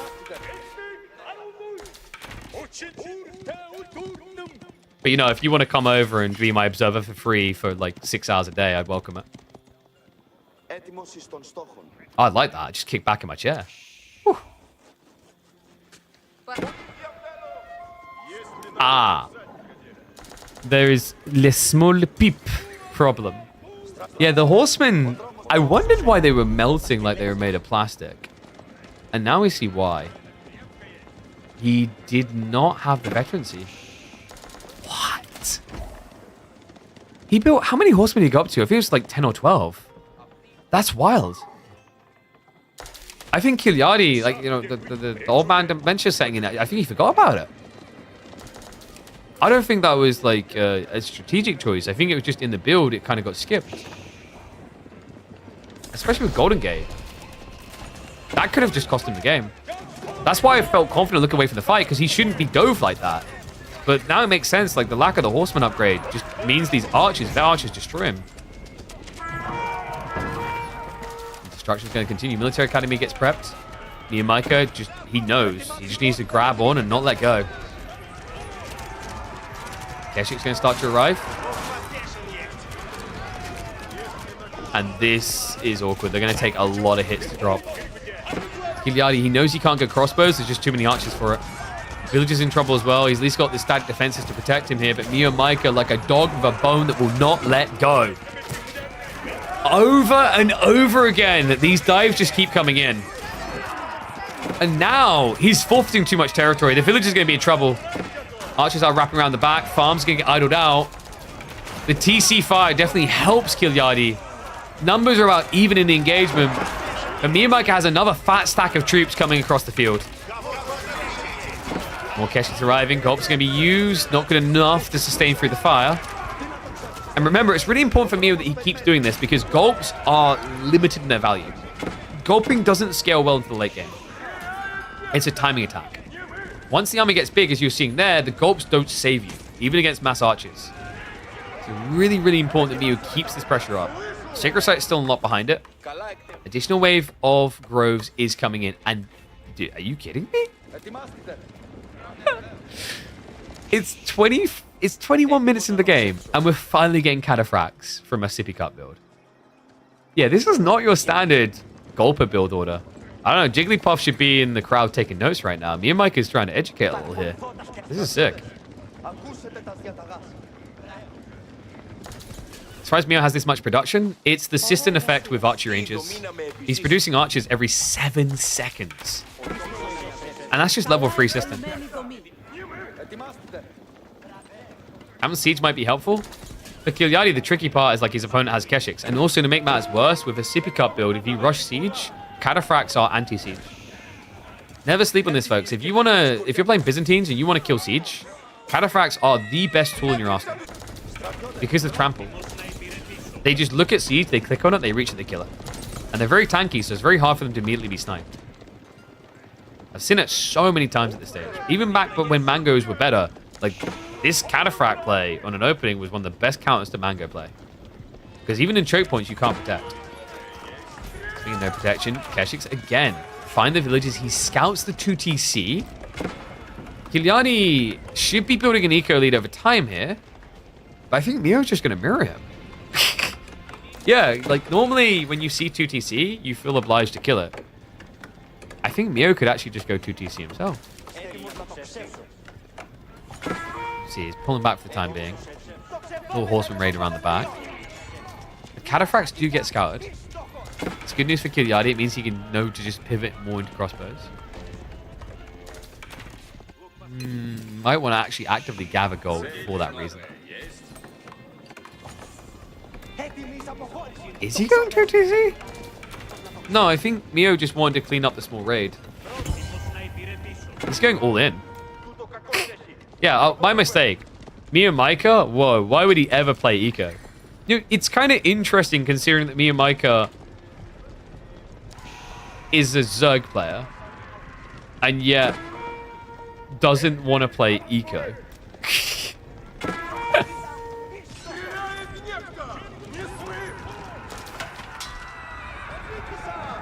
I don't know, I think he's at a scale point where he could just go for 2TC and still keep pushing. But hey, we ain't 200 pop yet. Zoom, zoom. Be lean around to the side. Smart as well. Going for the primary TC is just harder to kill. Also, all the resources that Kiliadi needs are here. Double berry batch. Army, which just feels irresistible in this game. Here, Micah marches in. Cataphracts, Keshiks revealed.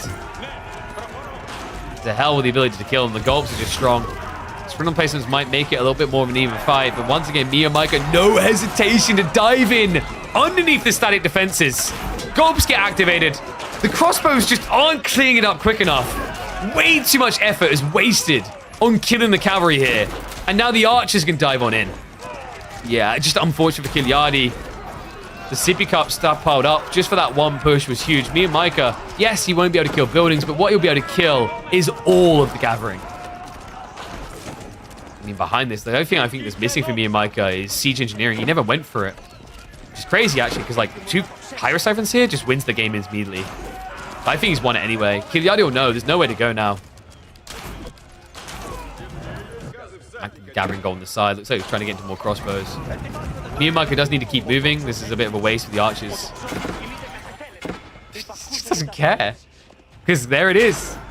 Siege engineering on the way. It took 25 minutes of this all-in archery for him to finally do it. The Hero Siphons are coming.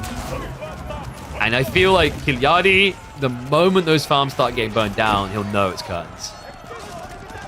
Rough for Kiliadi as well. 2-0 from Mio Micah. Yeah, definitely don't think anyone would have had this pegged.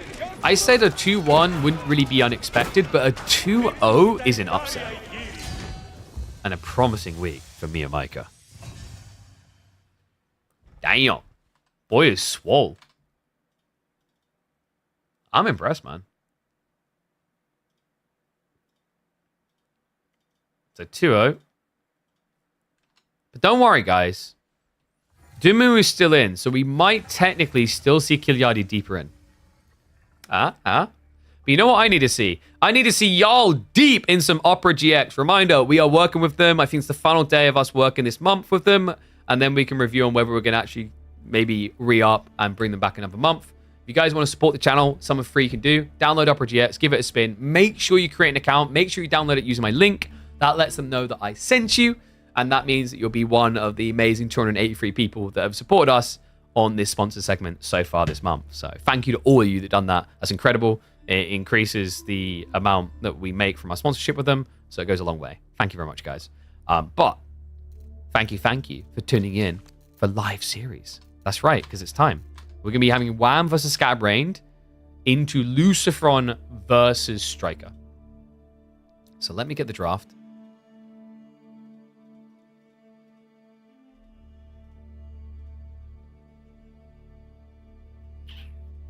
Think. Yep, we're catching it live. Beautiful. Beautiful. Let me switch over now for you guys. So.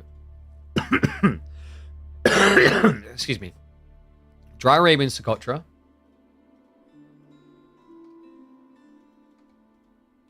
Dry River. Dry Arabia. Socotra.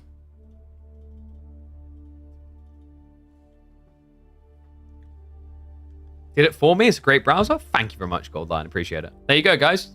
Even hearing from members of the community that they're loving it. So yeah, check it out. We've been using Opera GX throughout the month. I've been loving it too.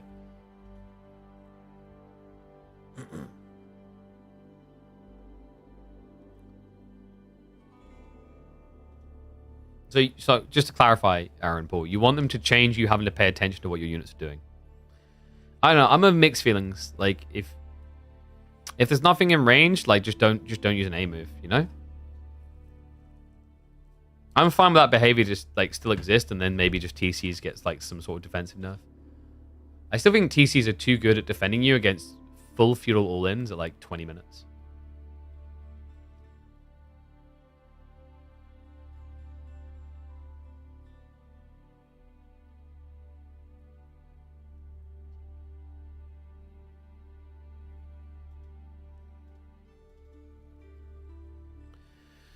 So, look at the draft.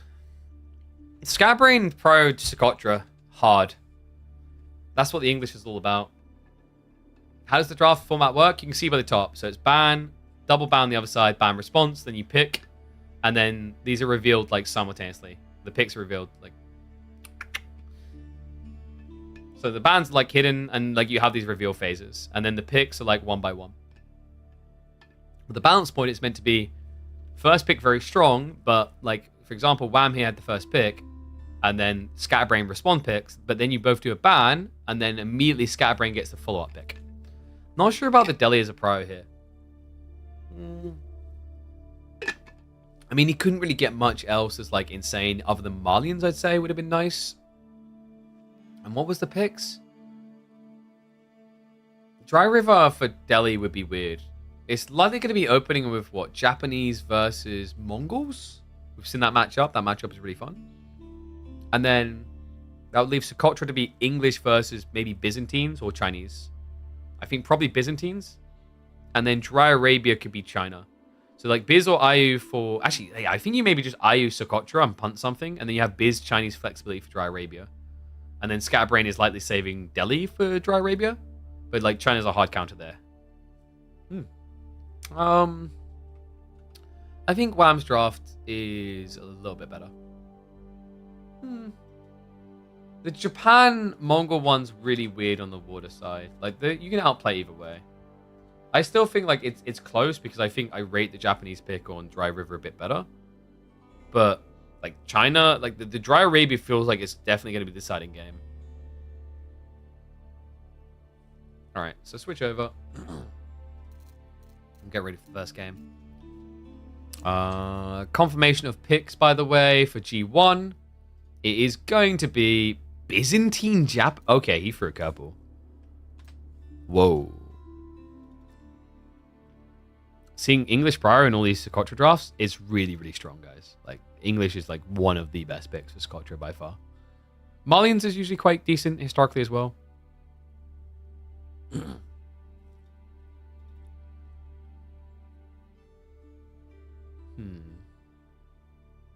Let me just double check. Actually, you know what, guys? I'm going to do the full 3 minutes ads now while they set up the lobby. So then you don't have to worry about it in game, okay? So we'll do 3 minutes of ads. Do we check and see if anything interesting is happening on Reddit?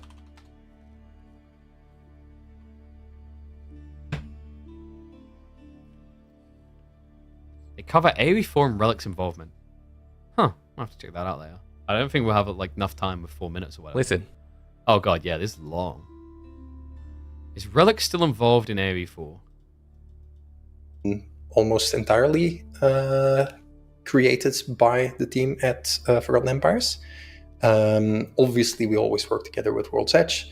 Obviously, they were hosting like the build servers, the continuous integration, all these kind of things, and they're helping us with onboarding, supporting us in multiple ways. But I would say what eventually will be released, that would be, I would say, 90 till 95% developed by Forgotten Empires team. Yeah. Mm-hmm.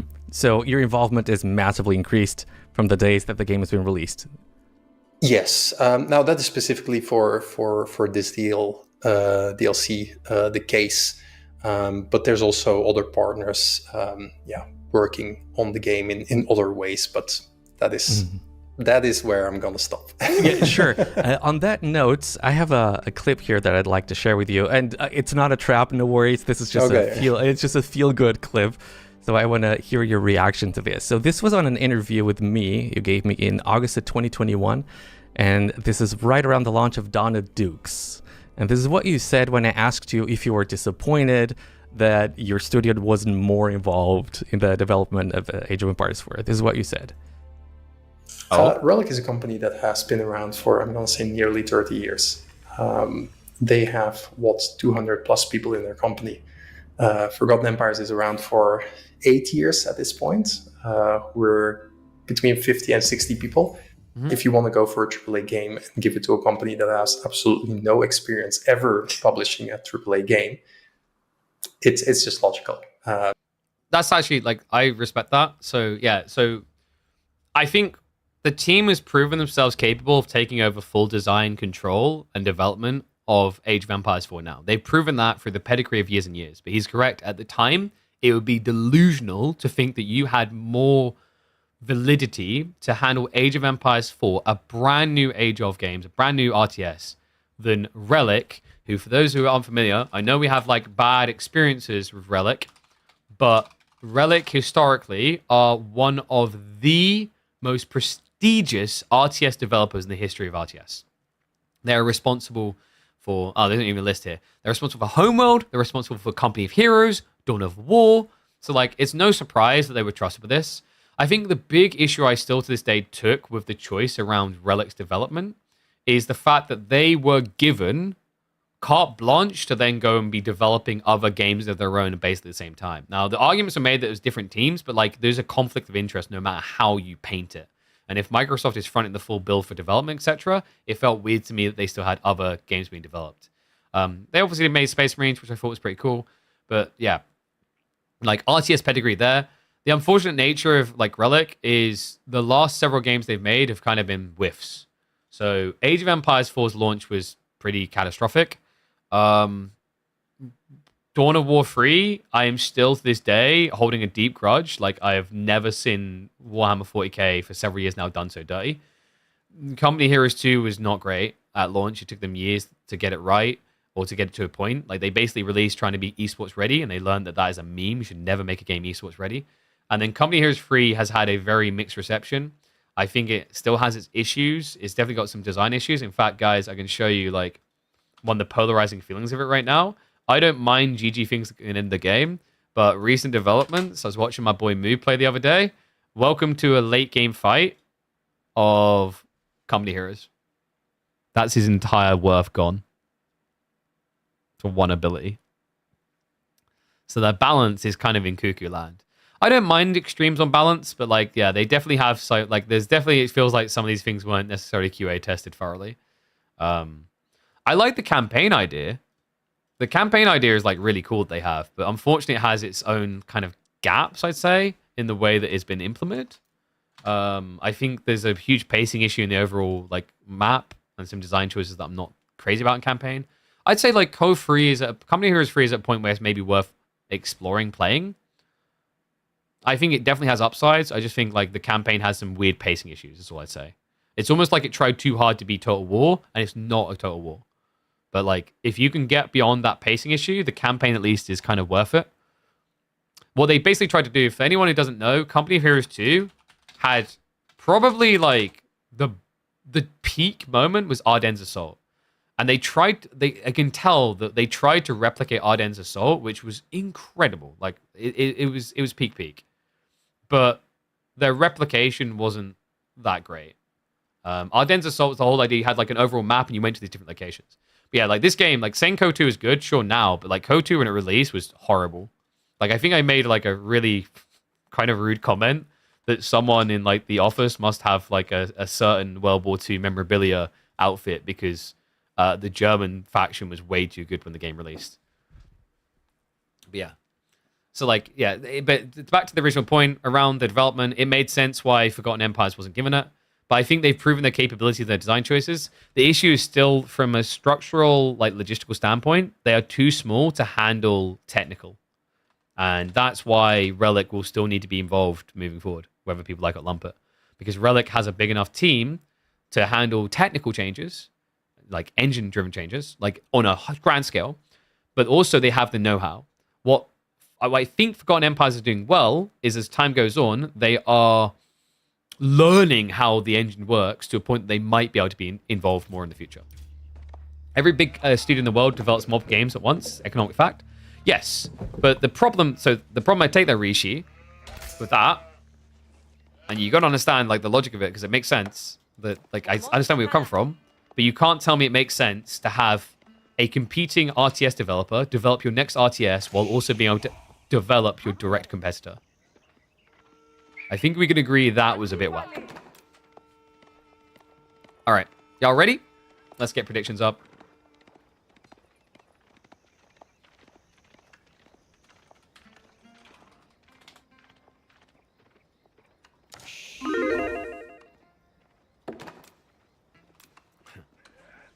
Well, no, we've got a bit of a curveball being thrown here. Welcome back to the Midweek Master. We are live with a series between Wham and Scatterbrained. And Japanese versus Mongols is what I was expecting. Wham is cooking, though. We have got a Byzantine pick coming out to open this series. Yeah, so dry river the map, hence why I expected Mongols. Mongols versus Japanese is usually a back and forth throw of like taking control of the docks. But in fairness, I do rate Japanese above Mongols when that element is involved. So I think for that reason, Wham just tried to avoid the problem. Pretty smart as well. Coca Township is really popular at the moment, but that means that you can play Longbows to counter. In fact, this is one of those interesting matchups where you go Longbow Limitane and look quite good as Byzantines. Usually a very unorthodox matchup because typically you're looking at Longbow Horseman or Limitane Javelin. So we'll see if Wham wants to go that way.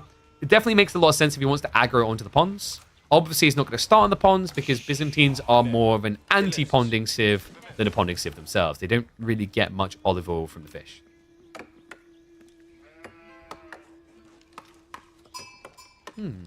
So prediction-wise, I'm not too surprised. A lot of people are giving credit to Wham, but maybe we should say a little bit on behalf of Scatterbrained. Scatterbrained is actually like a fairly decent player.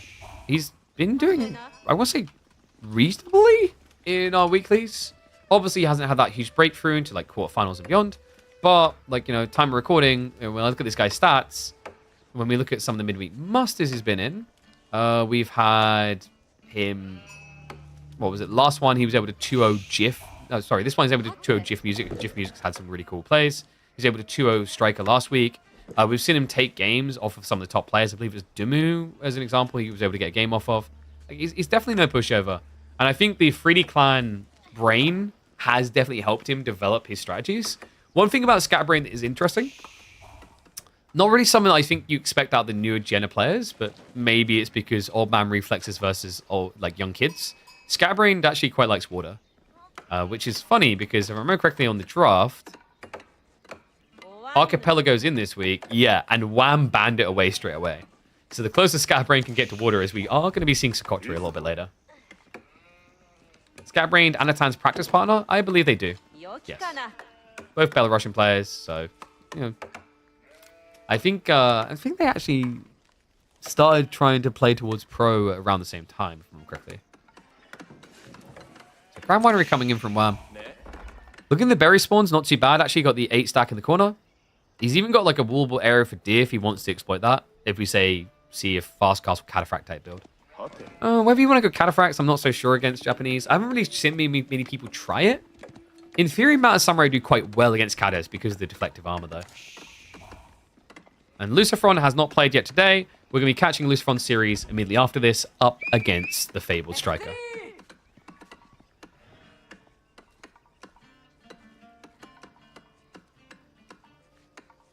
So apparently saying that like Relic probably shouldn't have been contractually allowed to make Company Heroes free and Age of Empires 4 at the same time is equivalent to saying that Ubisoft cannot develop Star Wars, Outlaws, and Assassin's Creed. Those two things are not even remotely the same. Ubisoft owns the full IP rights to Star Wars, Outlaws, and Assassin's Creed. What Relic done is developed an RTS for a completely different publisher while being owned by a completely different publisher that was publishing a different RTS. That's quite different. Yeah, for those that don't know, we were live talking about like the original release of like Relic and AoE 4, etc. and its development cycle.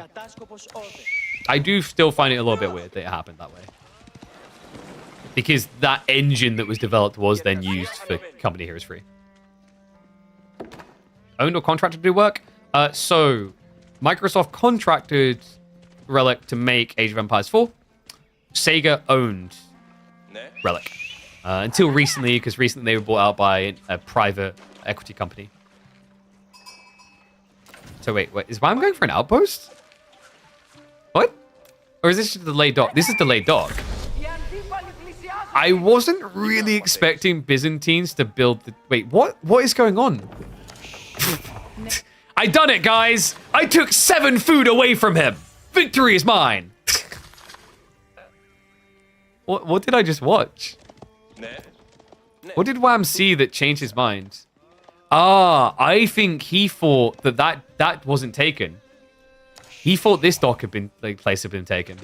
Because he did, like I said, he doesn't really want to fight on a pond with Japanese. That's weird. Because if you start building boats both sides, like, Japanese shinobi are just going to shut you down. Then again, I don't know if he's scoured this yet. It doesn't look like he has. Kura's Storehouse from Scatterbrain is very unusual. You don't often see this, but we did mention the dynamics. Usually you're expecting longbows. Wham is going javelins, though.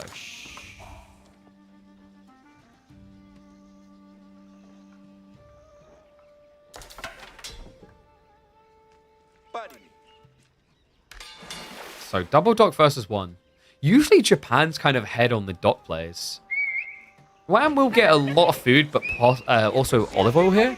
I wonder if it's enough food to kind of lean him towards the Sippy Cup Cataphract build.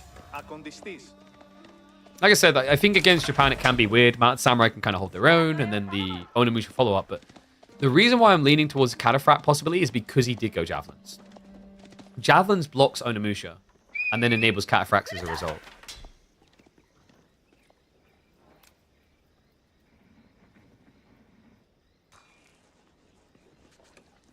So Scatterbrained, tech up coming in soon. Is there a world in which we see...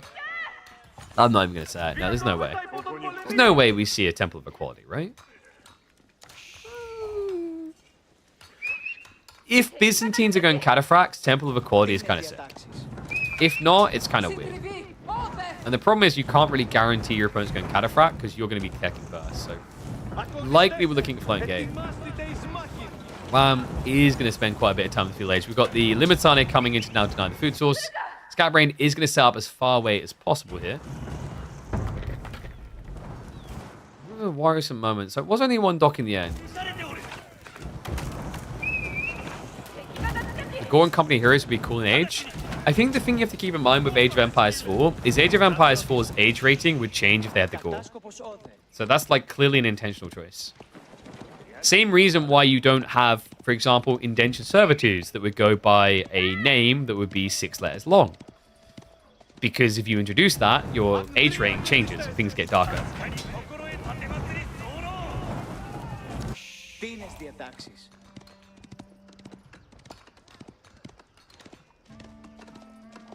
Katana? Wait.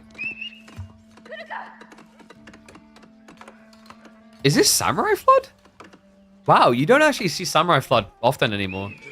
In fairness, though, like there is going to be a bit of fish to assist, and also the difference is we have a classic Kura Storehouse build, so you have additional food compared to what you normally have. Usually, you want Samurai. Excuse me. Usually you want Mount Samurai because they're more cost efficient on limited food budget. But with the extra farms added in, and the fish on the side, I can kind of see where Scatterbrain is coming from here. Unfortunately, it all gets scouted. Wham did overextend slightly. He could have done this without his opponent knowing. So Scatterbrained, now he sees that he's been scoured, may want to consider a pivot here. Wham is saving up for the castle age, and crossbow spam is quite easy for Biz to do from here.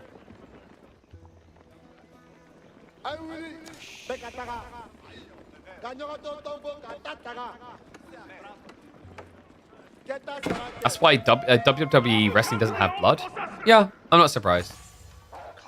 It makes even more sense actually for WWE, because for WWE wrestling, if you think about the type of people who are going to buy a WWE game, it's kids.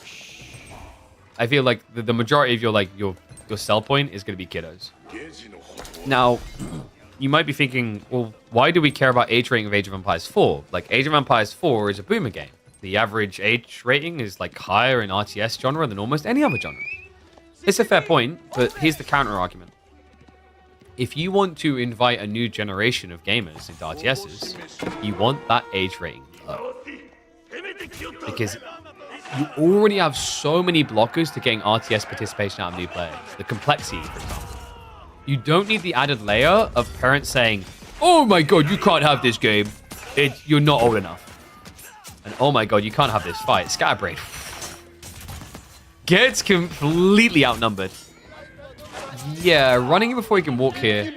This Samurai Flood is a very hard one to execute, because the concept is when you do Mount Samurai, the first units come out, you do something with them. The problem here against Byzantines is the first Samurai come out, you can't do anything with them.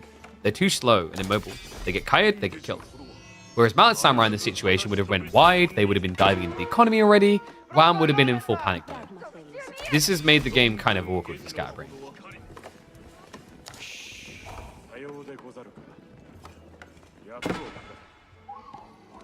It looks like we are going to have him lean towards the other dock.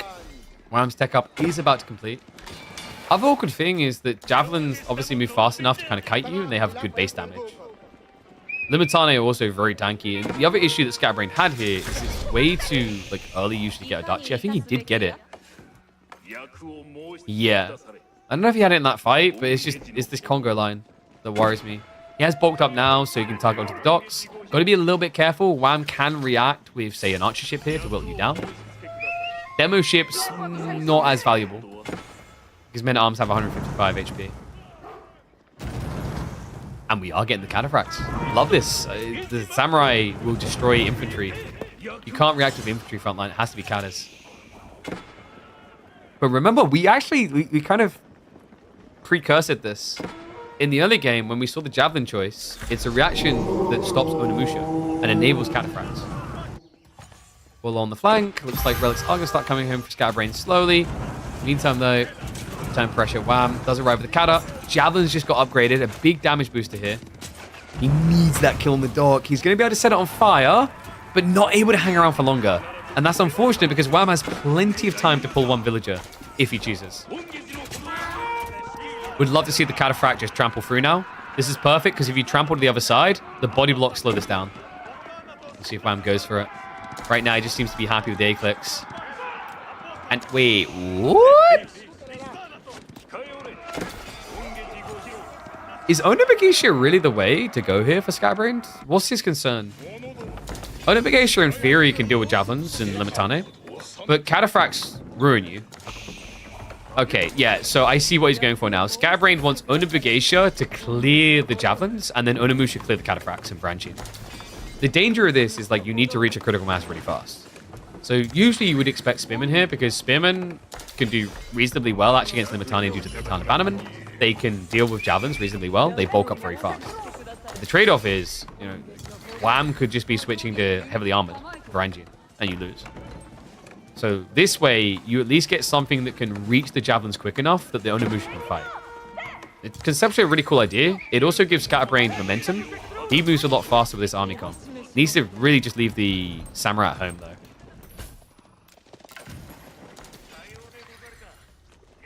Does Biz have the best win rate in KPMM? It's an interesting question.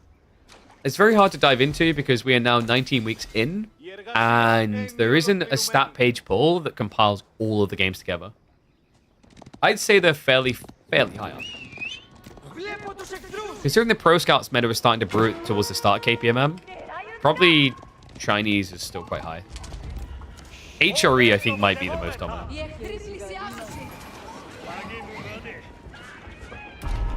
Under Geisha. Ooh, good find there. Here's Siphon played by Wham. Remember, these have less HP than standard Rams. The army is coming in. Under Geisha, I think you just look to take this fight to get the javelin kills. Unfortunately, the numbers just aren't on his side. Where are the troops? I mean, he's just raw outnumbered. Look at the counter here. Okay, this doesn't work. Like, when you're playing Owner Geisha, you need to be mathematically ahead.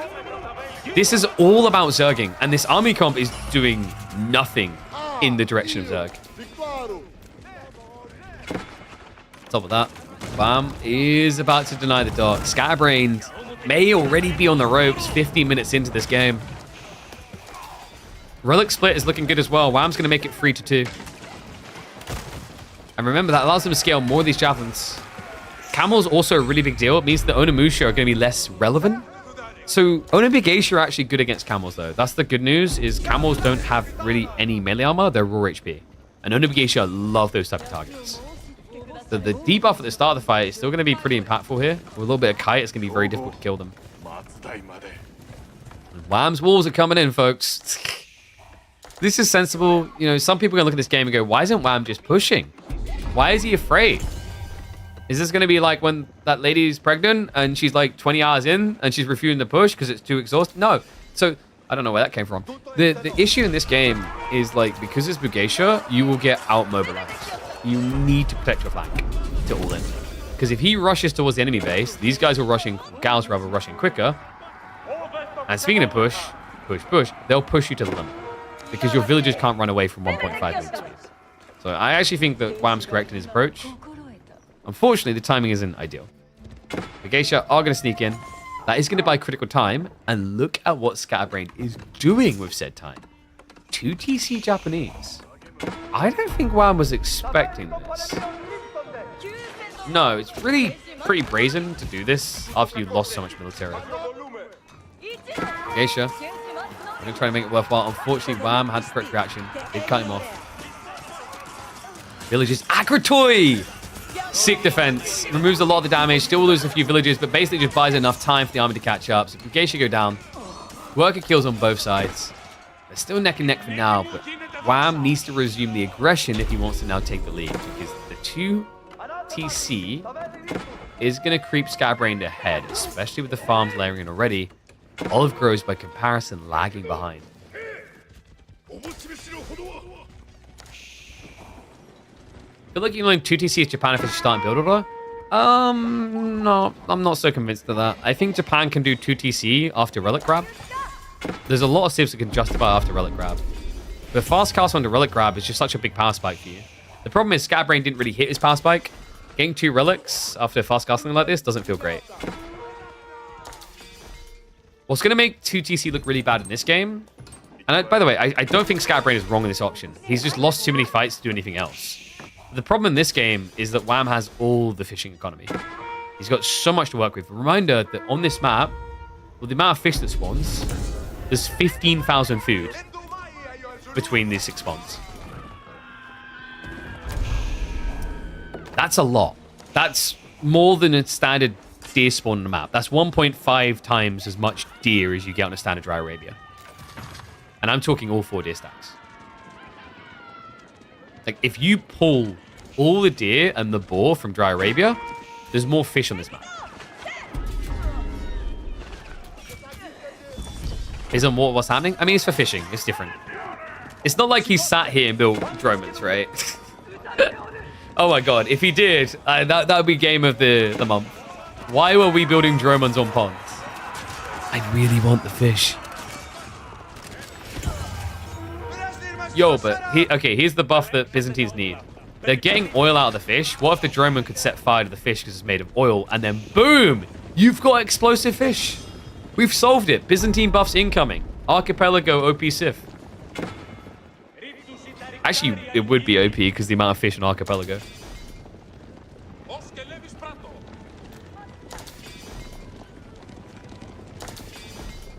Now, it'd be a shame if Scatterbrain just gets rolled. This game 1 has been very clean execution by Wham, though. And this dive feels like it's going to be an imperative kill. 6-site capture is also just getting denied. It's going to remove the additional firepower before continuing the dive here. Wham should scout this TC. Because the organic move now is, after farms, go towards the tree line. Because you're expecting a lot of villages there. And yep, there it is. Javelins start to move in. Villages to get sniped. There's a lot of idle economy. He's behind on raw gathering. And it's going to get worse. Wham, he just saw the TC. Crossbows do need to catch up. A little bit surprised he actually left them behind like this. Because Scatbrain could take a good fight against Javs, but instead, oh god. I still think a meaningful, cute thing would be when farms die to hero siphons, they just turn into a giant loaf of bread. Like, come on, like, come on. Would that not be an adorable little touch? I think it's the goodies we're missing.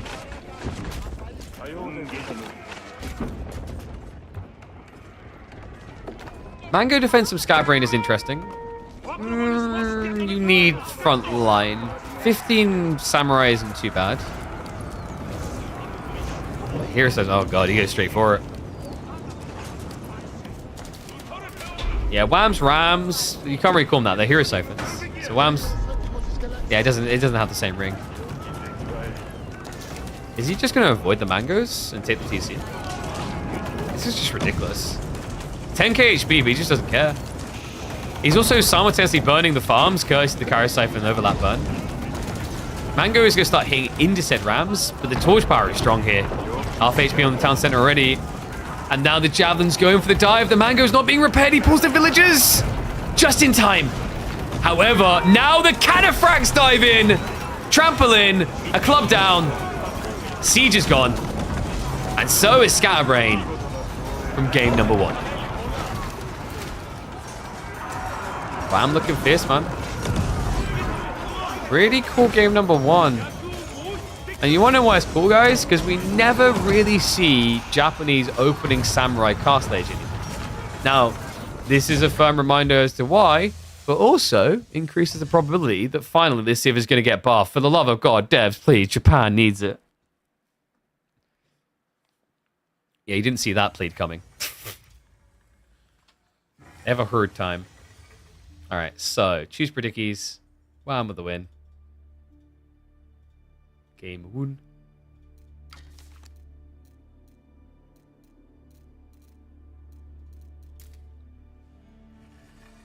Let's see about G2.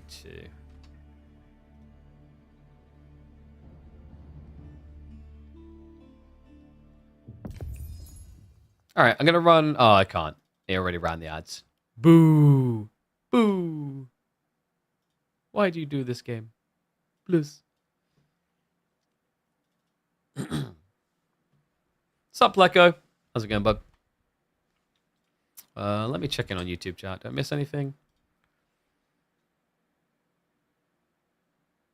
BC and Malians mentioned. Ilalu. German shouldn't replace the Spring ship. It should be an addition. I think this is like the... So, okay. Can I just be blunt and like the have your cake and eat it thing? Because it needs to be said. Comments like that, I get where you're coming from. But the polar, like, opposite comments that keep getting made is that people don't like that water is 3 types of boats and it's all the same. You know what I mean? It's like weird. I would love to see all these unique boats different, but I kind of understand why it still hasn't happened. Because it's already tricky to design and develop and balance the game around land warfare. Then if you add in water, which isn't always there, but it would need the same level of attention, things get wild. And the problem of giving Dromans like a unique ship is you open the door to then everyone expecting and wanting every Civ to have unique ships. It's like, I get it. It would be cool, but I also see where they're coming from.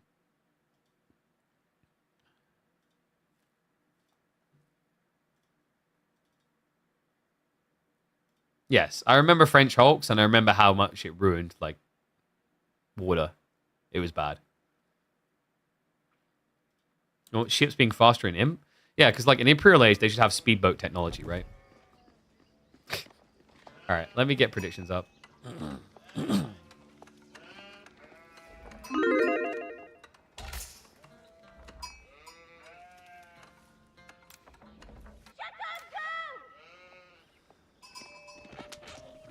We may still have hope for Scatterbrain, folks. Welcome back to game number 2 of WAM versus Scatterbrain. English is just looking like the unslayable kings here. Socotra just seems to be their best map, probably followed up by Holy Island. But WAM, he's going to try the Ibid build. We did see this in the DeMu core series. Core wasn't able to pull it off there as Ibids. But there is some potency. IU has a really firm time getting fast castle, and Golems on this map can be really, really impactful because of how short the map is. Like, I'm going to show you the distance to the other TC. That's it. That is not very far. And also, because of the design of the map, your resources are pushed towards each other anyway. So it's not like a map where you're this far apart, I'm gathering food back here. Right? The food gathering is full. So something that WAM can consider to exploit. Probably going to be looking at a growth wing opening here. You don't often see Ibids go dervish against English. The issue with it is that the longbow snipe you out straight away. And although for a while we did have English doing what I thought was honestly kind of an underwhelming Abbey of Kings 2TC build, more recently with Socotra returning, we've been seeing a lot of Council Hall builds.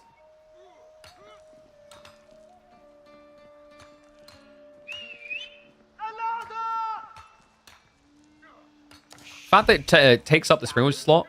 Oh, sorry, yeah, I got you. Yeah, he's still talking about the water side. Like I said, I think water needs a rework, but it needs a full rework. Having like a cute little detail of like, oh, the drone is an additional ship, and that's it. I don't think it fits the cut. Mam has berry spawn from Emlord. It's not really that different than what Scatterbrain's getting, right? The berries on the north side are sick if you can reach them, but I feel like if you're reaching this deep against English, you probably already have control of the game. Usually English are the tempo setters in this matchup. I think water should have 2 docks instead of 1, an eco dock and a military dock. Yeah, I don't mind that idea. It's kind of interesting. I think the other thing, like, I'm still a big fan of, but it just wouldn't fit with AV4's design, is just having a design where you can garrison units in boats to make them stronger. So, like, there's a trade-off of investment. Kind of like the ship is fully manned, the ship is undermanned, so half firepower, stuff like that.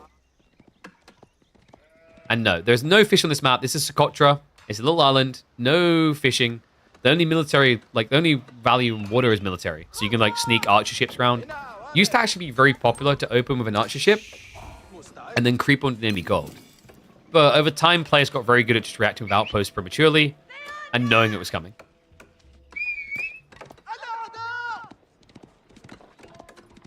It looks like we do have council coming in. One thing I'll say about water, by the way, is water is most interesting via transport ships. Transport ships is like probably the compelling component of water that I've seen.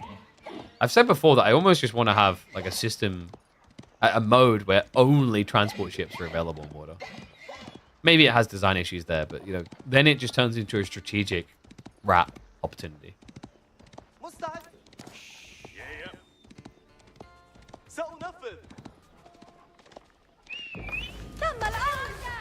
Oh, what? Hold up. Pause the track. Rewind. Ricka remix it. We've got Mastersmiths. Possibly the rarest advancement choice for feudal in the game. And probably only viable in feudal age. You never see this tech. And for good reason. It has like a stupid bug with it. Like, I think it's a bug. I don't think it should be intended behavior. You need to build a blacksmith to get the techs. So watch what happens in 2 seconds. Yay! I've got all my blacksmith techs free. No, you don't. You have to build a blacksmith. So he's going to have to spend 150 wood. The weird thing about this build is like it never feels good to rush. WAM is doing this one build that I think I've seen him do before and Papapoy did before. It's fast castle. So you do Mastersmiths into FC. And then you rush research undermesh while you're teching. So he'll trigger the tech up and then go back for undermesh. And the whole idea is the moment you've teched up, you've immediately got +2 ranged armor against longbow spam. It's a pretty cool idea. And I've seen it actually work specifically against English. We've even seen it on maps like Himiyama, which are very good for English, where it's very difficult, but Ibids, they can just sliver that little bit of gold. Golems becomes the MVP.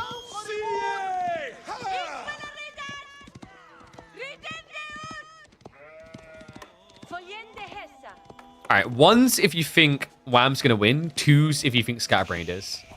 Because 90% of people thought it was going to be Wham.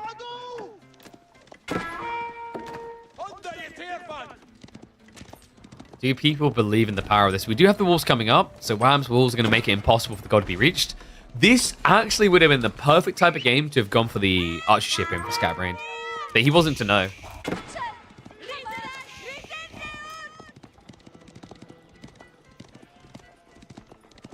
Question now is what the age up's going to be. Does he feel like he needs advancement for the timing? I think you can get away with growth. I don't see Scatterbrained getting into your base quickly. In fact, Scatterbrained is now turning into an eco game as well. He's getting ready for a tech up. Golems with double ranged armor would probably force White Tower. King's Palace would be kind of greedy. But I think that's the concept in Wham's mind, is that he's trying to catch Scatterbrained taking the greedy option, because Ibids aren't presenting a threat at all.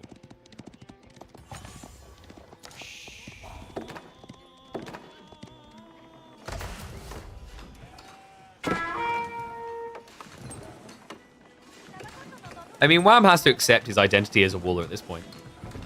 It's unavoidable. I still maintain that when you stick him and Louis MT in a series, it becomes the most wall-infested series you will ever see. In some ways, it kind of makes it good. You know when like you have one person just walling, you're like, okay, this is boring, buddy. Can we play the game? And then you just have two people out-walling each other. It's kind of comedial. Okay, so it's going to be Growth Wing. He takes the greed. And look at the response. Scatterbrained. Oh, wow. I wasn't expecting this. White Tower north side. So he'll be able to drop a monastery, secure a double relic, a lot of food to work with. It's pretty cool. The problem, though, is it's not going to set up well for a siege into the main base. Normally, like, you think White Tower here, because if you White Tower the center, you can then just build trebs and take out the building. I guess it's a bit tricky now, though, because when you try to treb down Ibids, just like Abbasids, it's very difficult because, remember, repairing the landmark doesn't cost any resources.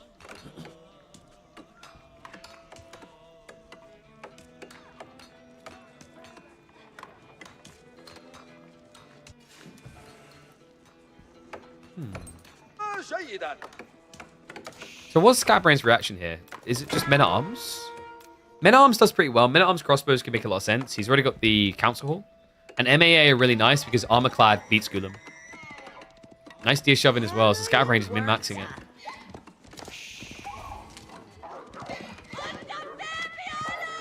I would disregard always cursing, saying that he's got lackeys. That guy can't afford to get the devs to buff Roos through bribes, so he definitely can't afford lackeys.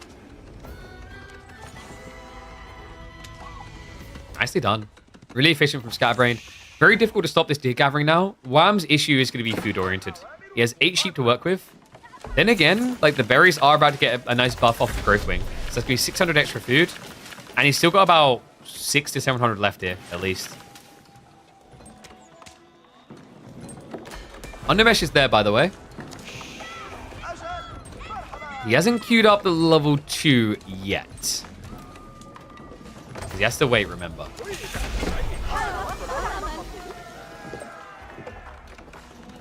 Oh, sorry. The way I was describing earlier, I just realized my brain went fragmented there. When I was talking about the Uprio undermesh going in, I've seen Wham do a Mastersmith's castle build, is what I was talking about. This is the other way around. Like, this way usually makes a bit more sense when you play the Age. But the concept of why it's really good with Golems is Golems benefit from 2 of the 3 blacksmith techs. They benefit from the undermesh, but they also benefit immensely from the melee attack, because they attack twice. Does Wham know about the White Tower? He seems a little bit on the dark on it. One thing that worries me a bit with Scatterbrain's play here is, like, what happens if you just ignore the White Tower? If Scatterbrained doesn't go into trebuchets, he can't force you to engage with it. In fact, I'm thinking Wham might be realizing this. He's playing Southside.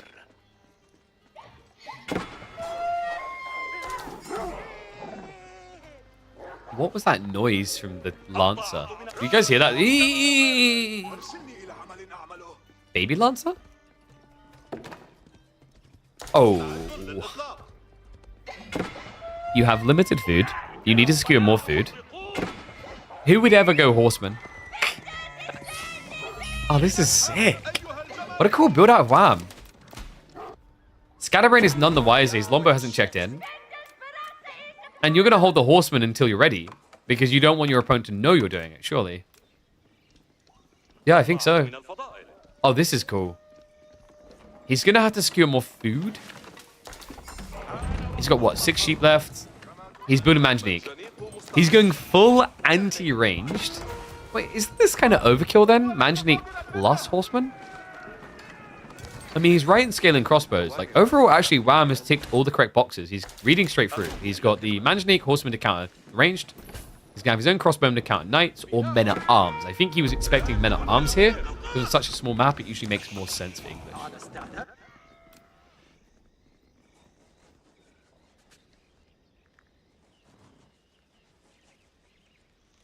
Knights versus Ayu? I think he just wants to raid with them.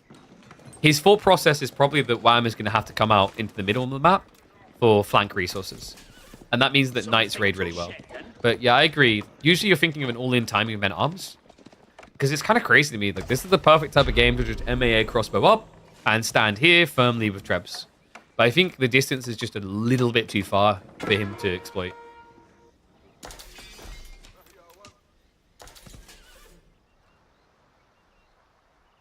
Abbasid or Iabid is stronger of the two? General statements are a little bit tricky, but thinking about the overall matchups in the game and the maps in the game, I rate Iabid better. Especially in the current metas where timing attacks are a thing. And you know what? Good timing from you, Fasa. Appreciate the resub, mate. Resub for 6 months. Whoop, whoop. In a row. What a legend. Appreciate you. Welcome back to Swarm. Remember, guys, get those subs in. It definitely helps the channel immensely. I believe today is the last day we can get that 35% discount. But definitely consider supporting ongoing. I was thinking about this. Like, Disney costs you, like, what? 12 or 15 bucks a month? Subscribing to this channel costs you, like, 5 or 6. And let's be real. Do you watch more of this channel or more of Disney? There's more balance here than Disney will give you. Look at this. Night Raid coming. Are you kidding me right now? The damage the Scatterbrain is getting. Wham wasn't expecting this. He went for the Trebs. Camelot is now arriving, but well worth the investment for Scatterbrain. 5 worker kills, a lot of out of time forced. That was crazy. I can't believe he got that. Okay, but it is now known. But this is a bait and switch now. Scatterbrain puts the knights in. He wants to see a reaction. He's got his own horseman coming to address the trebuchets. Wham's economy is looking really weak.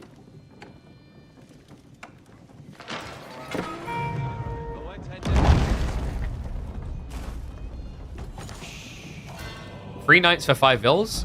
I think it's the dynamics of what follows up. In his mind now, Wham has seen the knights and he's expecting Wham to react to the knights. And he kind of is. He's going Gulums, but crossbows as well. The reason this is a problem for Scatterbrain is Gulums will deal with the horsemen well. They'll hold the choke points of the Trebs. What Scatterbrain, I think, was hoping was that by showing knights, Wham would have panic reacted into mass crossbows. Because when you're defending, when you're a defensive player holding your base, that's where crossbows are better than spears.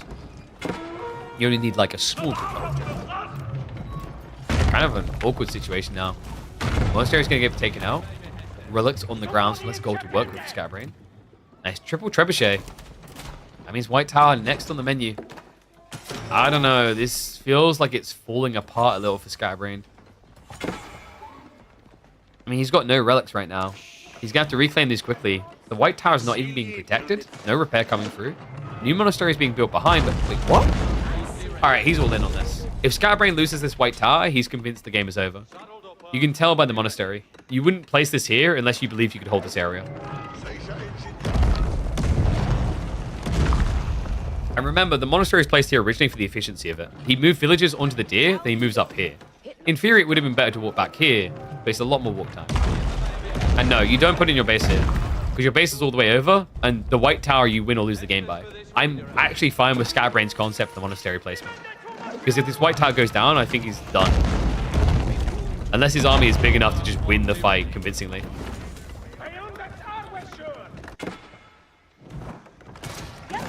Bit poke on the backside. Horseman. Hello. Wham. He needs to get out of here right now. There is a warlord being primed. Can he get it though? Trebs going the wrong way. The pathing betraying him here. Wallow's going to be used way too late to save what needed to be saved there. So double siege going down. Wham has got a handful of Golems. He needs additional Warlords to be coming out here, but no, he hasn't actually switched to the other relic. It's also Horsemen, so it feels impossible to catch them. Mango's getting sniped out. Guys, I think we're going to a game 3.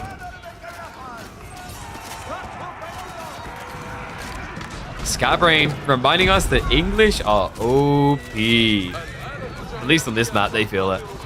The most successful Civ historically on Socotra will remain so.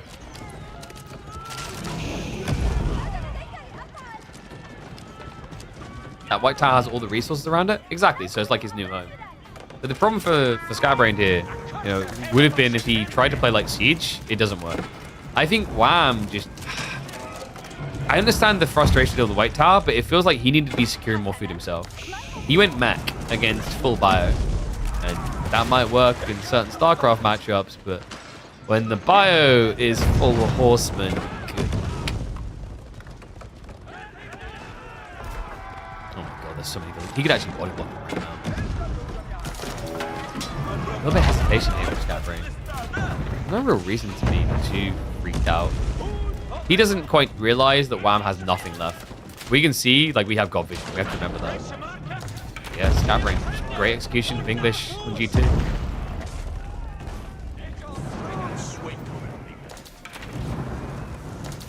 And it looks like he's going to try to yoink away the relics. Hey, they are one of the laws to be wielded against you. You can't risk it.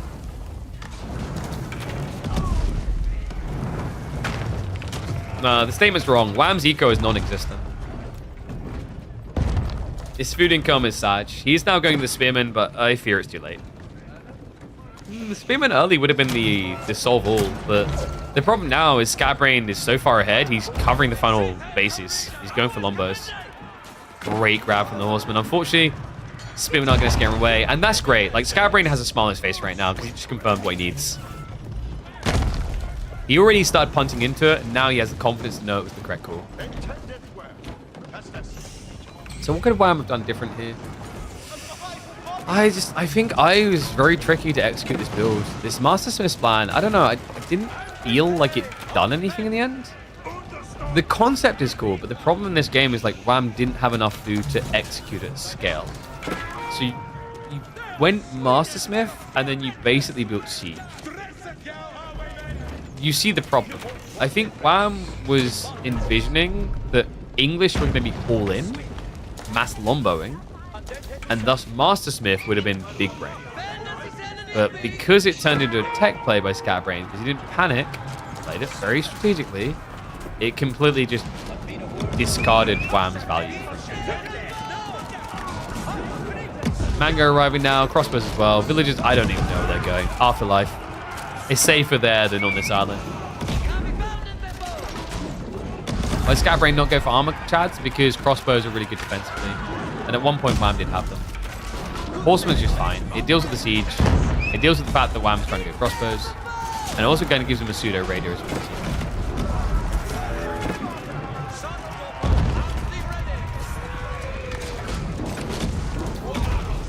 So yeah, overall, props to Scatbrain. Good reads.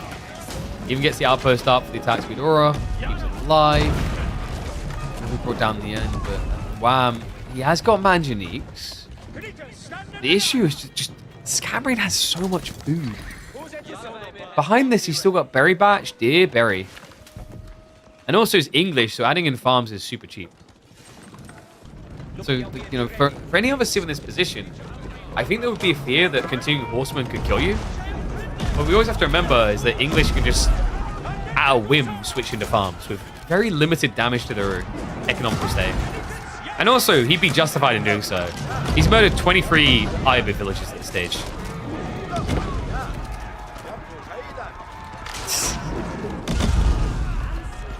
It's also awkward sometimes when you watch Manganique defenses like this. When there's a lot more crossbows, it almost feels like you're getting more value. Scatbrain isn't even doing like a full staggered split. It's just there's so few archers left, but also so few defenses left for Wham, that it almost feels like the Manganiques are a waste. And they're going to get wasted here. There you go. Anatan in the chat to support his fellow friend as he gets a game against the Canadian. Woo-hoo-hoo. Okay. Strike back by Mr. SB.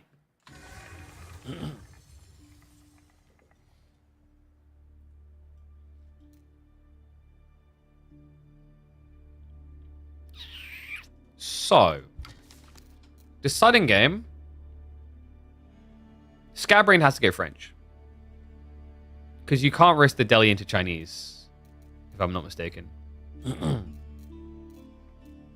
Let's have a look.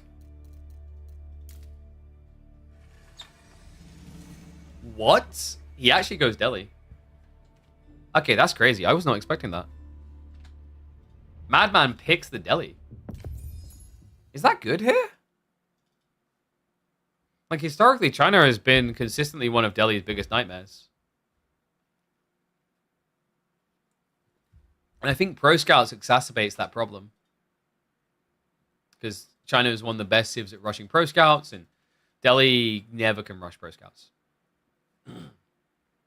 Give us a wink. There you go. It's like a fancy faded wink.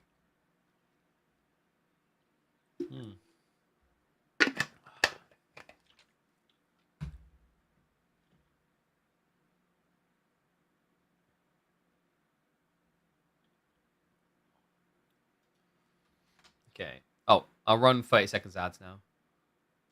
Forgot to do that. Infurious pad? Yeah, I mean, like, I'm saying in theory because there must be some thought process as to why Scatterbrain would pick Delhi over French. I guess China's like just a catch-all against both of those civs.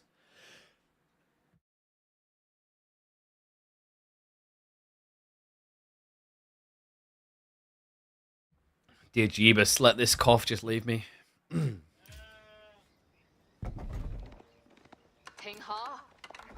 Oh, we got that little lag spike thing? I think it's gone.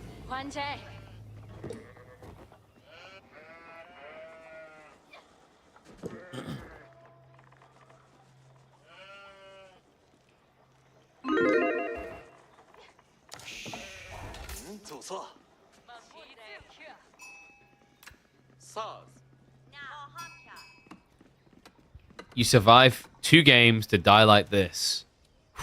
Okay, now chill. He's got elephants. One and all, welcome back to Scatterbrain versus Wham. He's done it. Scatterbrain once again proves that he can make the top players of AoE 4 bleed. The question now is whether he can take off his head. Wham with the Chinese definitely looks like he's in a top position here up against the Delhi. In fact, I kind of feel like Wham drafted Scatterbrain into a bit of a bind here. Scatterbrain did have an alternative option. In fact, I'm surprised he didn't commit to it. You can see it up there. He could have actually went for the French pick. Instead, he leaned Delhi, and I think part of the problem in his mind is China can do well against both of these civs, but it kind of feels like he got the worst end of the stick. Maybe he was expecting mind games with a switch into like, what, a Mongol pick? No, there's no world in which you do Mongols here. So that's convinced me, like, Scatterbrain must have something in mind here. It also is a little bit surprising that he chose Delhi over French, because I'm going to double check this, but I'm pretty sure historically Scatterbrain has a lot more games on French, if I'm not mistaken. Let's have a look. So Scatterbrain, 66th in the world right now. If we go Civilizations, all patches, checking on AoE4 World. Actually, okay, not that many. Well, he has an absurd amount of games on English for some reason. Yeah, that's a little bit surprising. I think, given his playstyle, it feels like French would actually be just a given for him. Delhi doesn't rate that high either. Like, English is by far his most picked. Does Opera GX have an Age of Empires 4 theme? I don't think so, but you can add themes. You can upload themes. So there you go. Another reason to use our link, download, create an account, and then upload a custom theme. Boom. Some of the details should be, like, you can do, like, full theme coded in Opera GX, or you can do just basic things like adding wallpapers, etc. You could even set it up so that when you open your browser, if you really want, that the music from AoE 4 plays. By the way, guys, if you haven't yet, !Opera GX. check out the browser that believes in the channel enough to sponsor it. Now we're going to check out how this series is going to develop. Looking at the spawn. Deer spread. Ooh. Wow. Okay, Wham spawn coming in pretty strong here. Double deer on top of each other, easy to access. Delhi spawn has double deer forward, a little bit split, so hard to defend. Do we see the double mill build? No, Scatbrain isn't prioritizing it. Then again, we tend to see it lean towards, I'd say, more into the start of feudal age. Sometimes players like to do it that way because then you add in more scholars. I just don't think we're getting it. Like, looking at it right now, he's 1 minute and 10 seconds out. Tech up is about the same time away. So it should be maybe 20 seconds difference between queuing up Pro Scouts. Doesn't mean that his Pro Scout timing is going to be really bad, but I think in Skybrain's mind, he understands that like China is such a very aggressive civ when it comes to Pro Scout timing, that even if you take that mill trick to improve the technology unlock timing, you're going to still be far behind.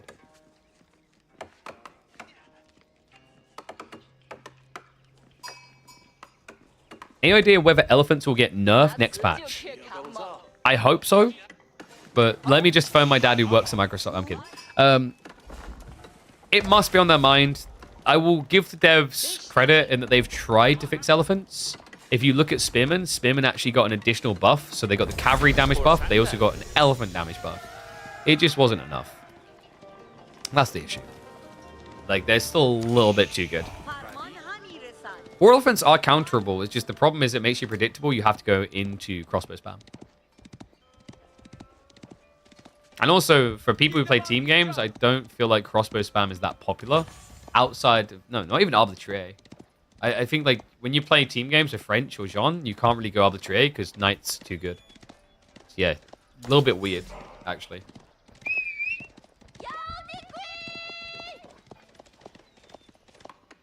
So, Pro Scouts on the way in now.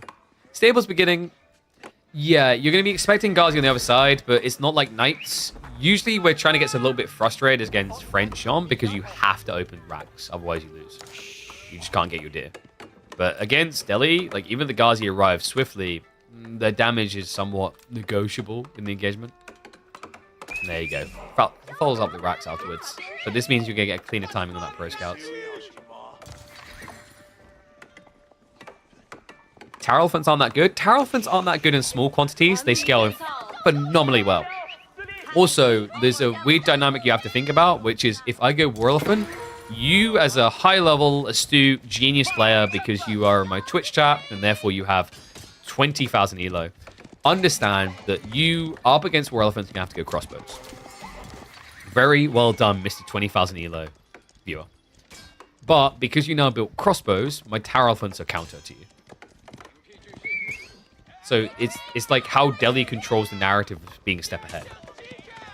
And the thing is, why that's so valuable is the more you can scale elephants, the more ridiculous things get. Because elephant bulk is very difficult to deal with. When it's small numbers, you can surround and hit them from all sides. When it gets to like 10 plus elephants, your melee damage saturation is minimized because your surface area to hit one elephant is lower. And then there's other details like Tower Elephant's damage scaling as you have more ranged units attacking, etc. Anyway, we do have the Ghazi coming in to harass a little bit.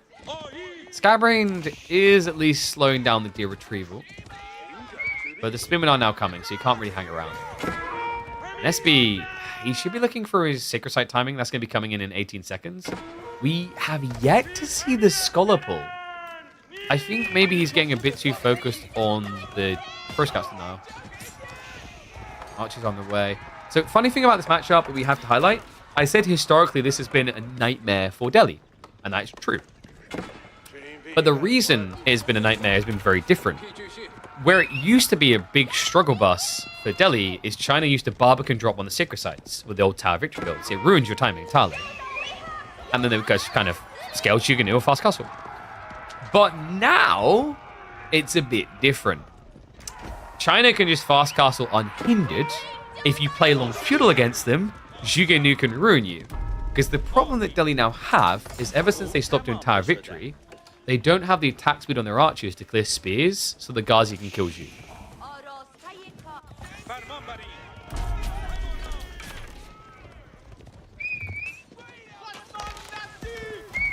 so much gear covering. He's doing a good job of at least intercepting the troops. But yeah, we've got Juke. Wham's going to go all in. Okay, Scatbrain did scout that, though. I think he saw the archery range being built. So if he rushes Sacred Sites, goes for Castle, he can play out of this bind with, what, Tower Elephants? Oh, he could have if Wham wasn't building Horsemen. And that is unfortunate micro. Scout plus 2 Gazi going down, not worth it. It doesn't really slow down Wham's timing too much. He already has enough deer coming in that he has sufficient income. So as long as he has like 2 to 3 scouts at this scale point, he should be fine to keep this pumping. And remember, the deer is so close, he'll be fine. I don't know. I don't know if Scatbrain is happy or upset about this spawn. In theory, it's a good spawn because you can direct all your aggro to block pro scouts. But on the flip side, your opponent only has to camp one location with Spin.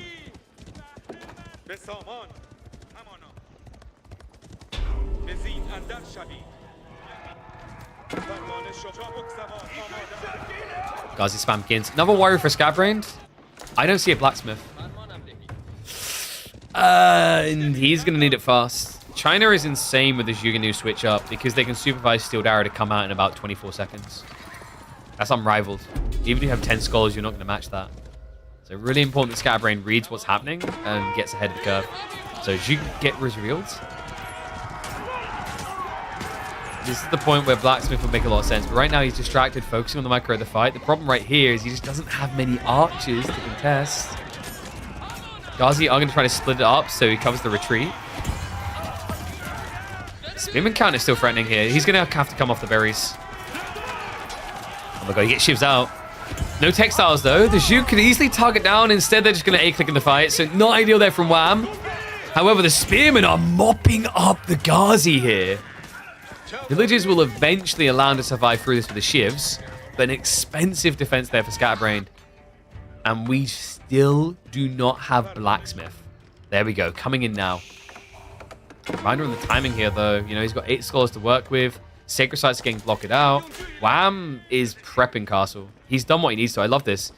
He forces Scatterbrain to double down after that fight. He's also going to force him to invest in Blacksmith. He knows this. If you're sidestepping into a Blacksmith, that's wood gathering instead of food and gold gathering. It keeps you further away from the Agile. Like I said, look at the timing. It's going to take him 2 minutes at the current pacing to get under mesh.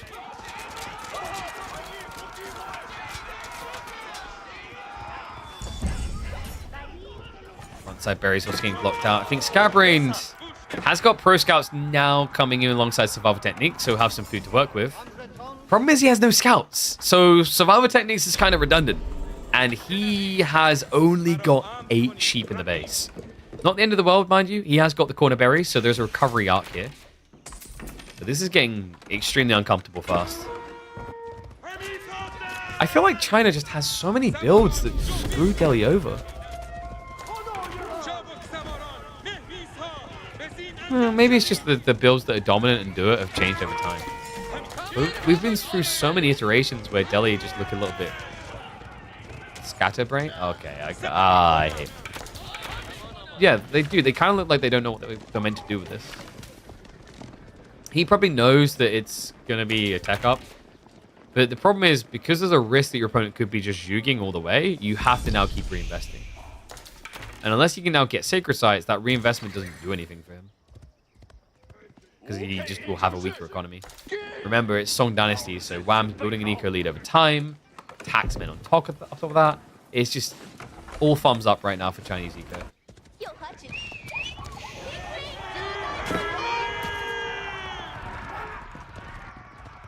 Yeah, it's like the classic Indian emerging economy versus China already big economy. And that big economy rocks hard. Astronomical clock tower now on the way. Makes sense. He's gone Chuk. If you want to play cavalry or something faster, sometimes you see Imperial Palace because who cares about siege? But your opponent's gone archers. You've got a slow moving comp.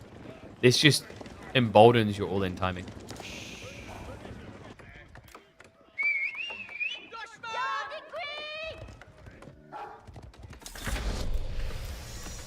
I don't expect SB to like retreat out of this quickly. He's definitely down and he'll be feeling like he's up against the ropes, but it's the final game of the series, so you might as well rock it out. And there's still some sort of recovery mechanism to be had here. House of Learning rocks pretty hard into Men-at-Arms because your opponent's gone Chug into Spears. Lance is a bit difficult. That's going to be the one frustration for SB is usually when you go House of Learning for home blades, you want to be able to just step into Lancer and Men-at-Arms. Really good, solid, strong 1-2 punch switch up. But with so many Spears, I just don't really think Lancers gives you good proposal here. So, wow, I'm not thinking about diving the base. I think he just wants to get towards the back berries. Scatterbrain has fixed the Pro Scouts issue. So he has got some deer that can now come home via the free scouts. And there we go. Undermesh is on the way, but this was heavily delayed. He should have had Undermesh, Steeled Arrow, and probably melee tech by now with his many scholars. I don't know. That's a big gap. That means these Shuganu are doing substantially more damage. It also means that when you get these initial heavily armored infantry units out, the Zhu can actually penetrate. I think you should be able to fix that, though, with the timing, roughly. But there'll be a small window where these guys will just hit too hard.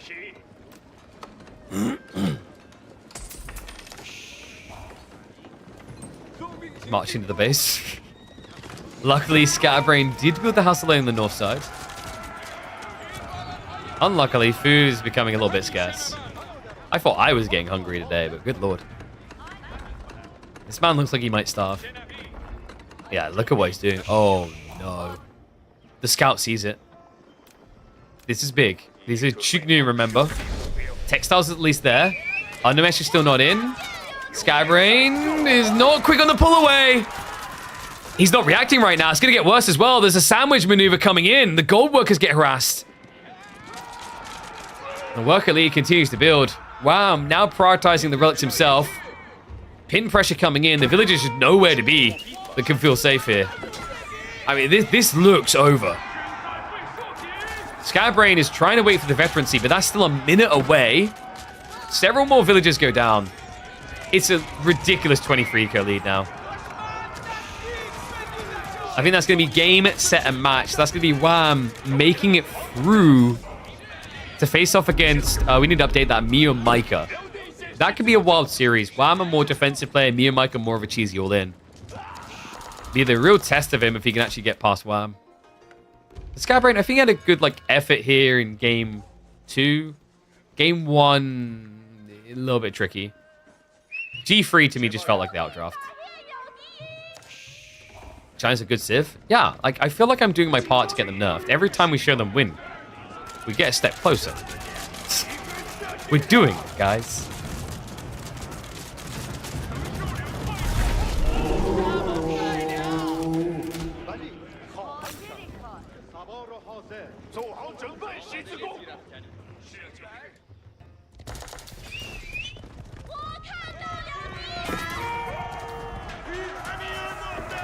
So many Shug as well. Usually you kind of lean away from Shug at this stage. But when you have critical mass, it's not like your opponent's going to be able Mangoes to counter this. Not that Mangoes, I think, would feel like a great counter right now. In fact, Spearman Shug is just kind of ticking every box. It's all about blow. We've seen these type of strategies where they're kind of crazy. Where you just get the cheapest unit possible because the mathematics of having more equal win. That's what he's leaned into. Now, the grand resetter for that type of threat is usually meant to be Castle into Siege. The problem is Mangoes kind of suck. The other problem is, for some reason, Nestiby's kind of good. Clocktown Nestiby's at that. Oy, oy, oy. Want a good civ with good feudal China, good castle China, good him. Yeah. The funny part is the feudal used to suck. But ever since they made that Imperial Academy change, where it now discounts the Imperial officials, I just think it was a buff too far. I don't know. I look at that change, and that was the one where I was like, was this really ever needed?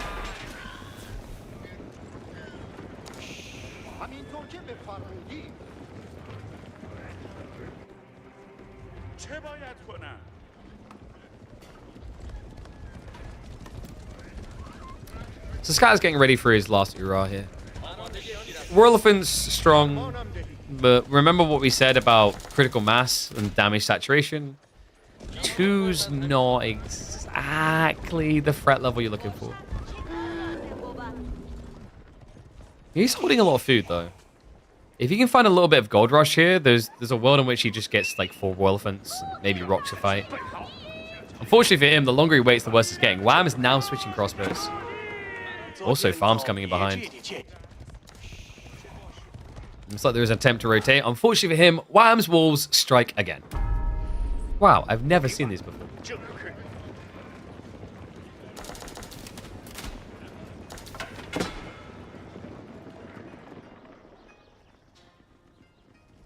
Don't make a noise.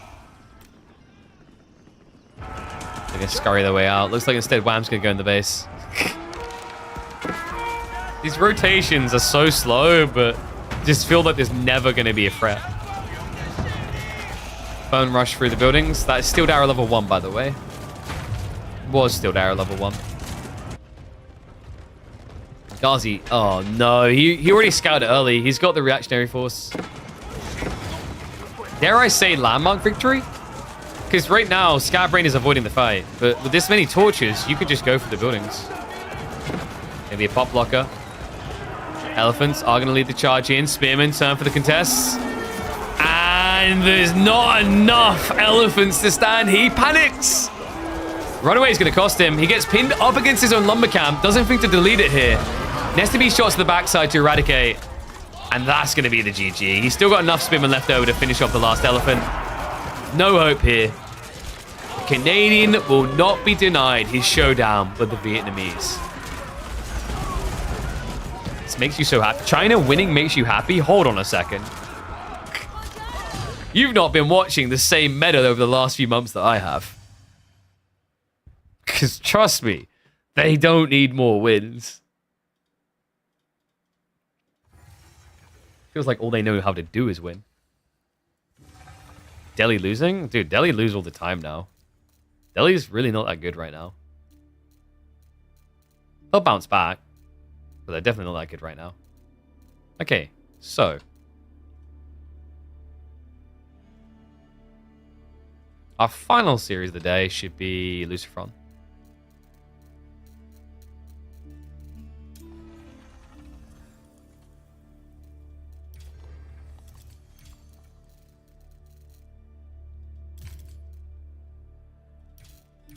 Who I need to find the draft for, but we can get ready for game 1.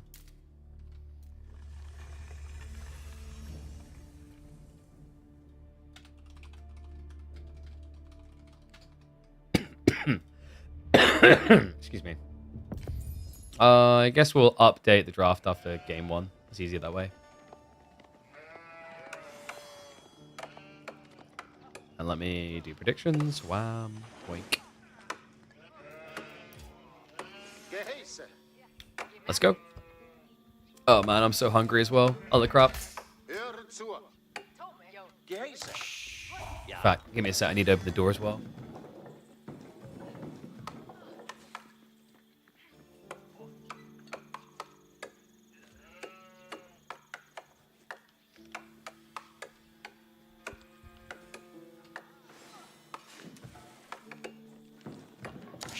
Just do predictions.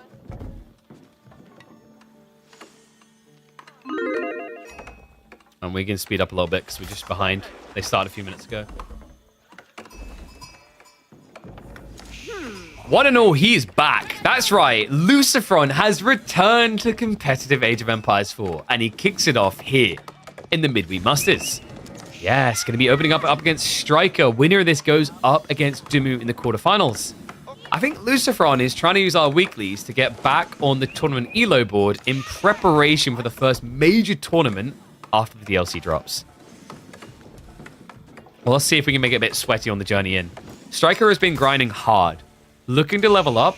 Malians versus HRE can be an interesting one here. HRE usually like this Dark Age rush, but Lucifron decided not to do it. We are on the 2x speed just the early game because we're a few minutes away from live.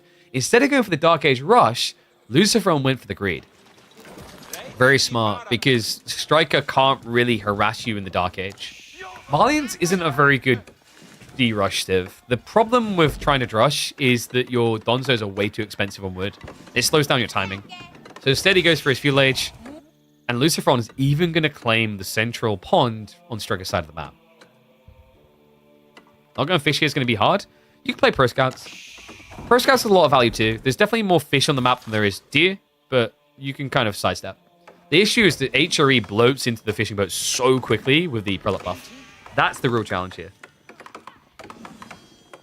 Okay, so Gamba is apparently what almost 100% on Lucifron. Damn. 753 X odds. There you go. Take the 1%. You know how it is. You got to play the game. I've told you guys how Gamba works before. It's not about being, you know, the safe bet. You want to take the dangerous bet that is a low cost to bet it. And then when you don't win, the important thing to remember is that you could always win next time, because most gamblers quit before their big win.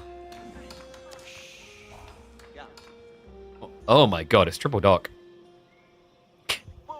Pro Scouts is coming in. I think Lucifron could go for a Burgrave rush here. What do you think of Dry River so far? I think it creates good games. I don't mind it. It's refreshing. It's why we brought it back. Like, the whole design on how we approach KPMM is like, you need to react to the state of the meta, and sometimes you have to push people in a different direction. Pro Scouts is dominant right now. Dry River gives an alternative proposition, so it's cool. The tricky part is whether it's going to hold up like long term. There's House of Lancaster news. We will read the news after this game. How about that? Do we have a full Civ breakdown that we can look at? Oh, we do. Okay, yeah, we're digging into this. All right, that's an extra promise. So, end of game 1, we're going to review that on stream. I wonder who told you to bring the map? Chum did.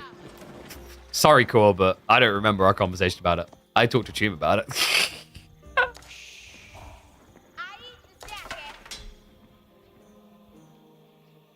It definitely has some spawn issues, though. Sometimes the gold is crazy. So you just need to at Biddlein to fix it. So we'll keep the 2x speed just to catch up a little bit more. I think they were at like 10 minutes, or maybe like a few minutes out. We do have the Donzos, but we talked about why this is awkward. Donzos are really tricky to scale, very expensive, especially when you're playing Pro Scouts. Lucifron can just defend these spawns with an archer ship. A little bit surprised he's not going for it, but that's because he just wants the fast castle. Yeah, he will not be struck off with timing. What is that green? Huh? All right, Core will know better than anyone because all this guy does is picks Atria and Roost. Core, does this not feel like the perfect Burgrave game? You got triple pond, your opponent's trying to play Pro Scouts. I guess there is a little bit of fear that he can play into the Musafadi, and Musafadi can count you out from age behind. But this is like super greedy. I guess Striker hasn't given you any reason not to be greedy here. Roost and Atria always banned against you. You know what, mate? I think it's time to learn how to play Japanese like a Giga Chad. Because there's no way Japan ever gets banned, right? Right? Even when there's water maps in Japan doesn't get banned. It's so sad. This is why we need to continue trending upwards to that 750 average I promised that I can go for my road to conk. At this spacing, it'll probably happen towards the end of 2025 if it happens. And by then, Japan's going to be buffed, surely. Surely. Striker going for the big boy pit mine. Lucifron is going to go Knights. I wonder if he could have just done mine work here. Mine work Knights is pretty crazy. Makes you tankier than the Sofas, without a doubt. So harassment on the central pond does at least get rid of it. Doesn't finish off the fishing boat, so technically Lucy could come back a little bit later. In some ways, this kind of helps him because he can clear the different fish and then replace for the 500 here.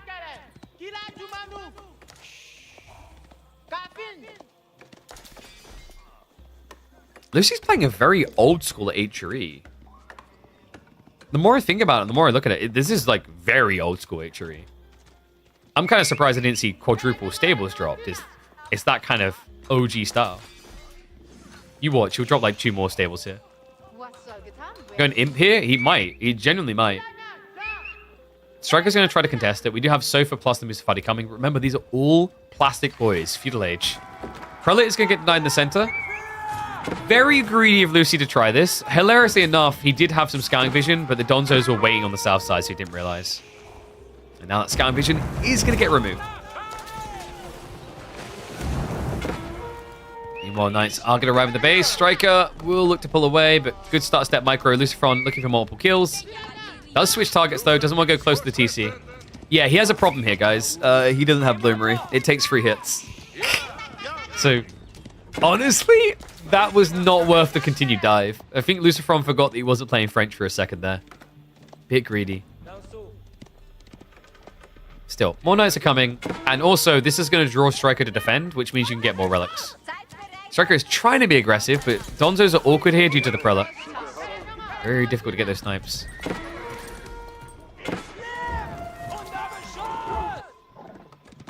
Fulani, a little bit slow, but on the way at least.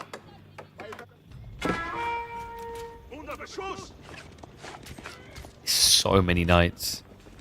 Remember what I said about the old school H3 build? He's kind of doing it. It's a little bit inefficient. He's queued up 3. Yeah, I'm glad he's cancelled them. In fact, is he just going to go Imperial now? Yeah, I think he's like, okay, this is way too many Donzo, and I don't have the production speed. He's looking for Imp. You could technically Men-at-Arms switch on your opponent here. A few Lanch Nectar is pretty crazy, actually, against this comp. He's just going to look to make Age 2 versus Age 4. Which is kind of comedial, because Lucifron is renowned in the Age of Empires games as Age 4 player, but Striker's renowned as an Age of Empires 2 player for the Age of Empires. So it kind of fits a narrative here. Age 2 player in Age 2 versus Age 4 player in Age 4. I need him to do the snapshot finish for this to be true, though. Lucifron needs to send the Knights in to achieve my thumbnail goal here. Instead, he's going to start taking Chill Pill. So emplacement's going to be on the way. He'll look to get some Spiritual placements in. You're going to need them against the counter dive the moment you tech. Knights will be able to protect this relic grab. This is going to be tight. I think Lucifron still rushes it a bit quicker. Yeah, Striker's reinvesting into more cow. Could go for a wall lull to slow this down. Yeah, because if you wall lull, you can then turn around for an attack. No, if you wait that long. Yeah, it was tricky. Like, the positioning makes it very hard for even someone as talented as Lucifron to do. There you go, guys. Pounce swipe on the way. No, no, no, no. More villages. I need this faster than... Oh.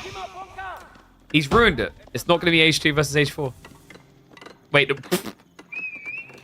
Huh? He's gone down to 5. It is going to be H2 versus H4 here. The problem, though, is, like, Striker has no counter-attack. His army is very defensively located. On top of that, the stone is being gathered. We're going to have Spiritual placements coming in. We've already got Bow there. Not really ideal. Springald's going to be coming in on this one. Additional outpost over here for the Springalds. Like, you're not going to want to dive this base. It's only 2 relics so far. That's good news for Striker. Lucifron has done a very light Fast Imperial build here. Takes forever to rush up with Cow Boom. I think sometimes people overvalue the cows being there over just having the technology. It's nice to have the food straight away and on the accruement, the build-up. But sometimes just having the veterancies is more valuable.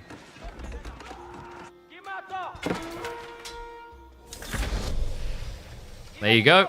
Age 2 versus Age 4.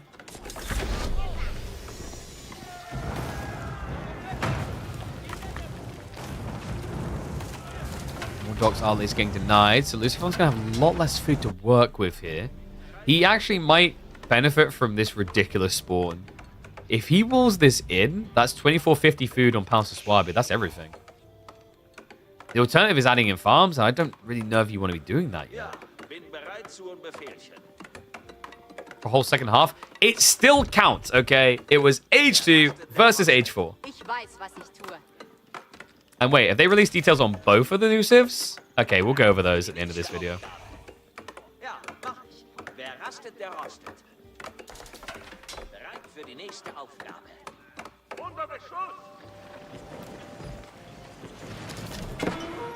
Is he just going to garrison at the dock? I think so.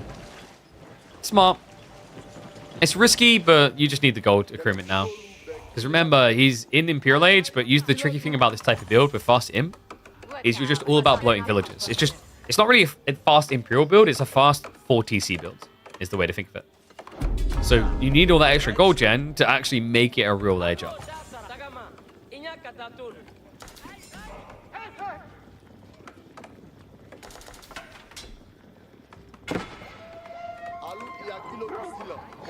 Boss wants you to start bothering with office work. It sounds like you need to introduce him to Age of Empires 4. Cannon emplacements coming as well. Tulsic Classic. We do have a Serena placement. Villagers are not being pulled for a repair here. Lucifron's just going to let it flow over him. I mean, he's got cannon coming here, but it's still 35 seconds out. Lucy will have to move the villagers away. Typhon's also on the way. This is so greedy. Didn't even try to defend the wall. Look to back away now. Fulani is starting to layer in, and we have 2 TC. Striker is not falling behind here. Okay. Held this pretty well. And by held, I mean Striker, like, held his position quite well here. Did get reduced pretty heavily. Cannon placement came in, which is going to scare him away. And we do have farms now. I'm wondering if Striker going 2 TC may be the mistake. So, like, the only problem he has here is this slows down his all-in push. And the issue with Pulse of Swabia is it scales so much quicker than you. That usually the solution is keep attacking. Now, the cannon placement, these attacks are going to get ugly. Villager's lost. But Striker, no real aggro left here. He's going to want to reset, otherwise he's going to be trickling troops in. Looks like he's stockpiling towards Imperial. That could actually work. Gunner straight away is very strong for Malians. And also, if you rush for Rima leadership, you get a better marching drills.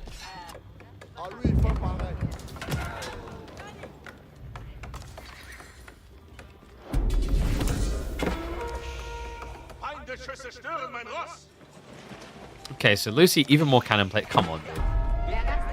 Hi guys, my name is Lucifron. I'm back into competitive RTSs, and I'd like to open this series by playing a tower defense kit.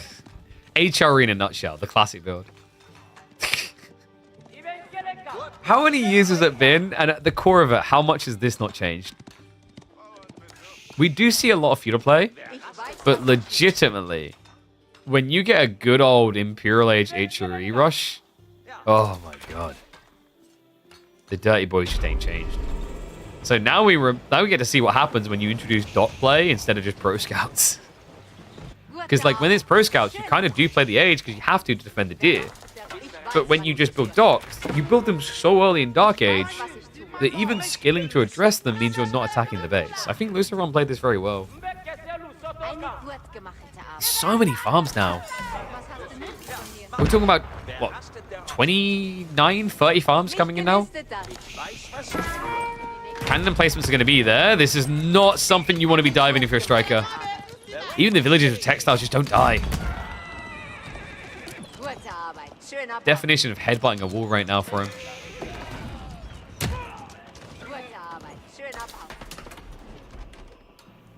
Yeah, I don't think Striker in the last 2 attempts has done enough damage to the Palace of Swabia timing. Lucifron almost has so much food and gold that he could go Imperial again if it's possible. Instead, you go Age 5, which will be the University Techs. Already got Horsemen getting queued up on the Veterancy. Probably Biology is a priority here. We even have Sprinkle Chips coming in to defend this.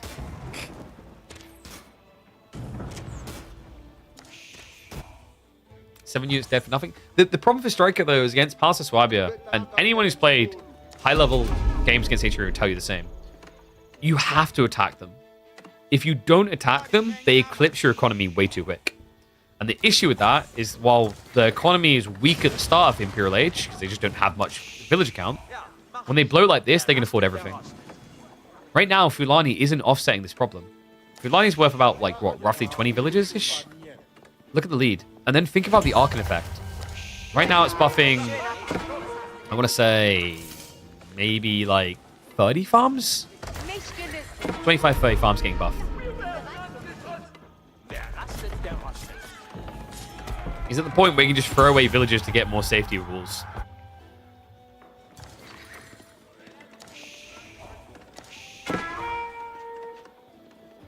Everyone agrees Roos is S tier, but pro play can't HRE be considered just good. I think Roos has more of a, like, all-in, almost it feels cheesy, I do this all the time timing. HRE is just below them, but HRE is definitely really far up there. I kind of rate HRE above Shushi in China, based on what we've seen. They play the Pro Scouts meta really well. Outside the Pro Scouts meta, they still have these obnoxious fallback plans with warders involved. And then don't get me started on the insanity of an 11.4 tower range cannon emplacement for AoE damage. Stagger formation coming in. The problem is the moment you charge in, you are going to group up again.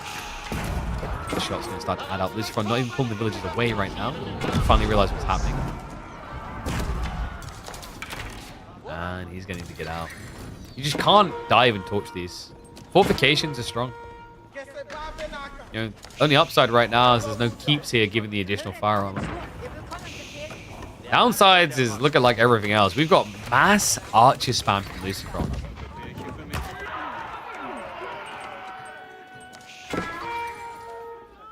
You need to put 2 additional TCs. Yeah, the problem with what you just described there is, hey, you're going to need to add in 1,600 extra resources over what you just added. To then spend 150 per TC per minute. So you need to use 1,600 resources while idling your villagers building that to then spend 300 resources per minute. So you see the conundrum here. Meanwhile, Palace of Suabe is discounted. It's not a full Imperial cost landmark. And then it immediately gives you 3 TCs built there, while also aging you up. Do you see why Palace of Suabe remains a very controversial point in AoE 4? It's got to be one of the most controversial imp landmarks in the game. Alongside, like, what, Red Palace? I know some people like to say Berkshire, but I think Berkshire is, like, lower tier than those. It's annoying, but it isn't oppressive.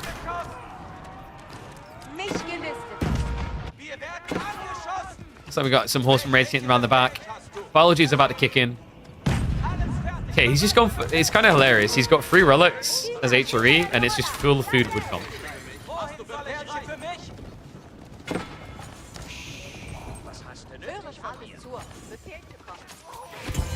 Almost will at least eventually get shut down, but proving a nuisance here.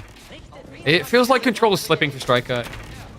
His military lead is kind of disintegrating a bit. He went a bit harder to Donzo, so the archer reaction is strong now. Also, because Lucifron's going Archer Horseman, he can basically just chalk all that gold up and then throw it into Mangoes for adjustable crossbars. Which is usually like an area where Mines is better because of all the passive gold. Problem is he actually needs to get to Imperial Age before even considering that. So many raids.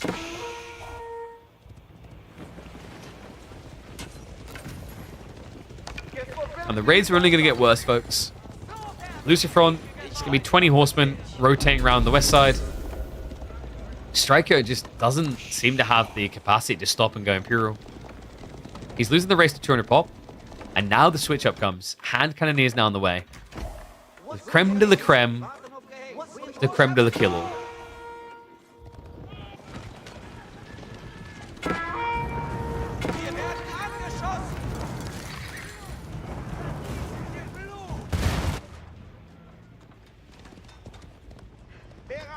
Bunch of villagers out on stone and berries here. Striker needs to pull these away. Any losses are unacceptable at this stage. Not going to be quick enough, though. No textiles either. Striker going to lose villagers on the berries. The stoneworkers haven't quite been seen yet. But the mining camp is suspicious. And yeah, Lucifron, you get nothing by this guy. It's going to be right even deeper. So far are now reacting. Meanwhile, on the flank, another attempt to break in is going to at least be blocked here.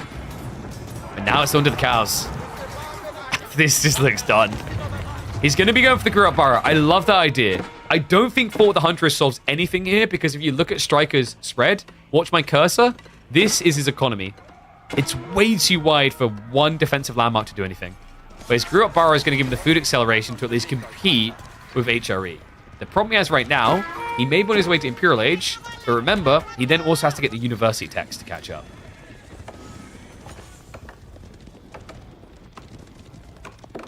To make matters worse, HRE is kind of crazy with hand cannoneer spam at this stage. But we have the university somewhere around here. And the reason I want to hop on the university... Yep. He got good old turmeric powder. That's a meme from before. Yeah, it's the serpentine powder. Serpentine powder is wild with HRE. They already have marching drills, so a 20% movement speed buff gets pretty nuts. You're talking about like almost being on a Begacia speed.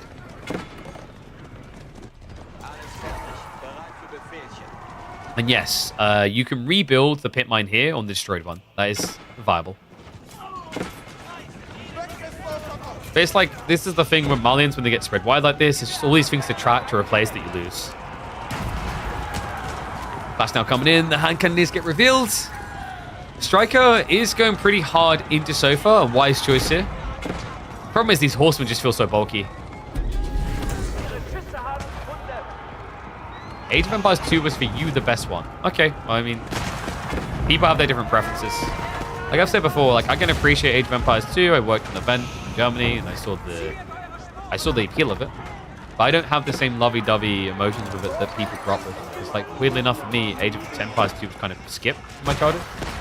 Done Age of Empires 1, I've done Age of Myth, Rise Nations, Cost Empire, so on and so forth. I didn't really experience it as a kid. Same logic as to why I can respect, appreciate, and enjoy Warcraft, but I don't appreciate it in the way like someone who played it as a kid as an MMO does. This is sick though. Backstab coming in, but look, he trades it out. Great micro by Lucifron. Horseman get the body blocker. Now, there could be a little bit more start-step retreat with the hand cannoneers. He is throwing them away here. But he's got Striker's hand in a vice. More troops are on the way. There is an interception. Okay, so that's where the rest was. I wonder why the numbers were even Stevens, but not really. So it looks like Striker will eventually be able to hold here. But Lucifron has so many more hand cannoneers now.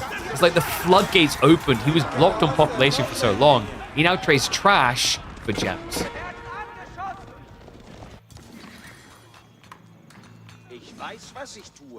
And yeah, I agree. Like both AoE 2 and 4 have very different appeals. And I think that's better, by the way. I don't like it when an RTS like does a sequel and it's just being the same thing. Evolve, be something different. Be your own product. I think 2 and 4 have that. And what is up, Aaron Paul? Thank you very much for the bits. Appreciate you, mate. Glad you're enjoying the games. Lucy looking for the burn through. Won't quite get it in time here. Does get an early scout warning on what's coming over here, but the walls are already up. I think for Striker to survive, like he needs to find his way to his premium. Sofa seem like the premium, but I don't think they are here. They're a good damage absorber, but the horsemen are going to stagnate the fight. Right now, Striker's issue is he has no ranged. Like, it's kind of comical to watch HRE be the one with ranged and the enemy civ not. Because if you guys remember, when HRE was first starting to be played in like Pro, when the game first came out, you just built meta arms and Lash deck there. It was the most linear melee civ in the game. Striker is now going to start catching up with Gunners. Walls aren't going to be going up in time here, so nice body blocker keeps the gap open. And I think like this should be the point where Lucifron looks to make his move. Instead, he's going to wait. He's switching men at arms. Okay, so giving extra time over to Striker.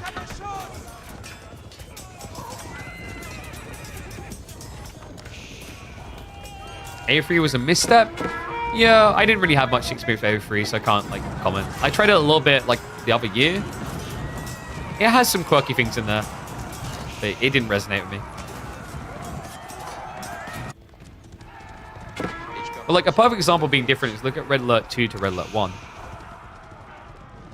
Very different. I think for the better.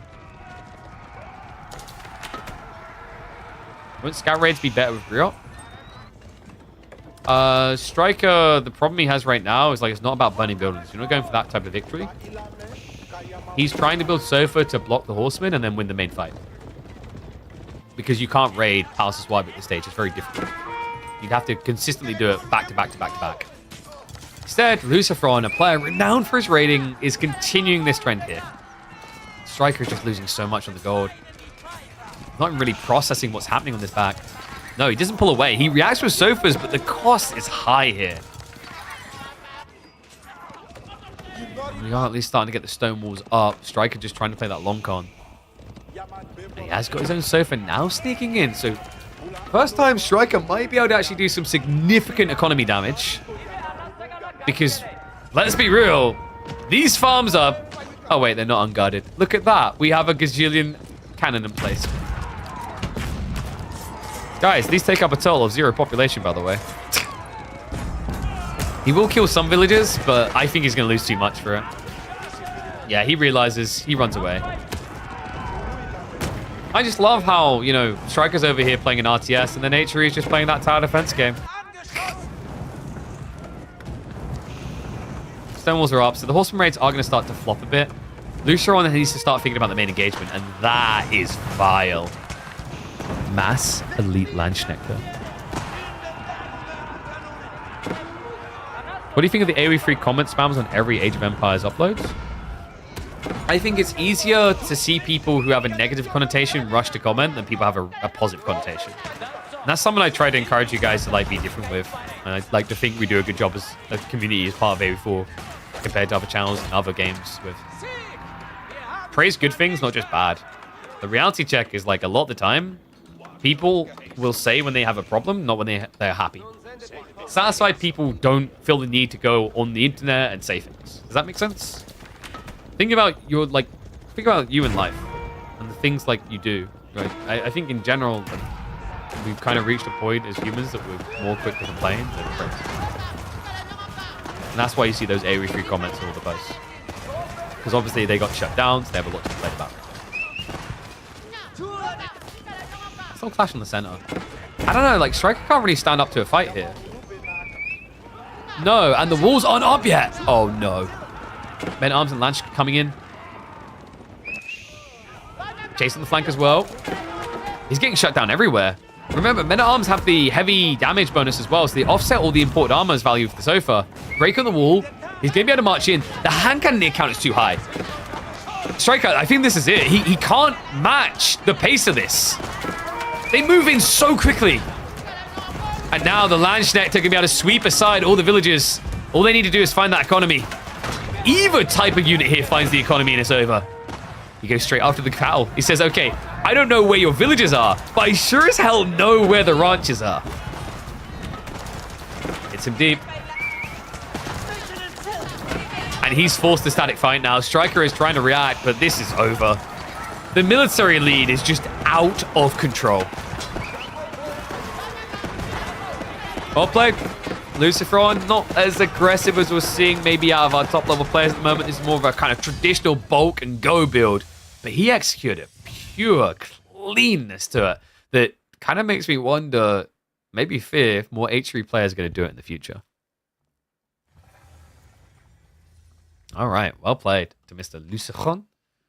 All right, do we hop into game 2 or do we go over the new information? I feel like you guys are going to want the new info, aren't you?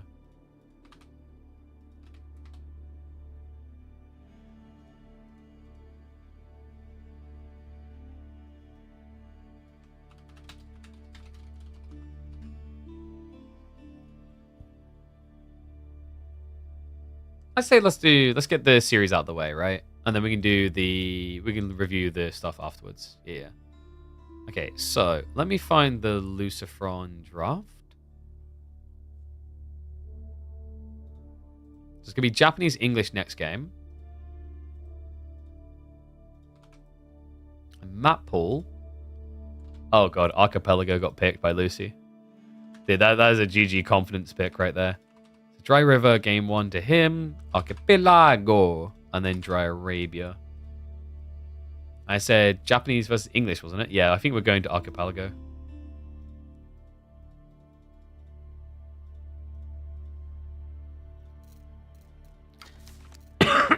Excuse me. Alright, so G2 to the Archipelago. Gonna be Japanese versus English.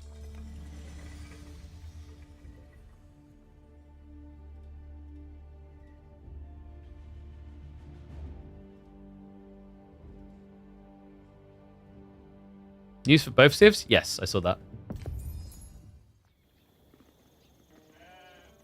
Okay, let's get into game. Catch up to a few minutes behind. Let me flip that around. No, you don't get points that freely. Alright, 2x speed to kick us off as we hop into G number 2. One and all, welcome back to the series. Lucifron leading 1-0 up. Let's see if Striker can strike back with the English pick into Japan. In theory, a decent one actually for Archipelago. I'd say English usually feels a little bit better than Japan. Japan kind of feels like they do these crafty things where they go for shinobi drops on the enemy land. Because Remember, Japan on water got nerfed. The fishing boat discount got discounted. It's worse than it was before. Meanwhile, the English have always had a discount of 10% on all boats, and that includes not just fishing boats, but military boats. So adding that with the addition of Admiralty, kind of feels like Lucifron needs to play for some sort of semi-fast castle to avoid the problems here. We'll do the predictions. We're going to make it really short for this one. I'll give you 1 minute to predict. I think we're like 2 minutes away from live, maybe 3.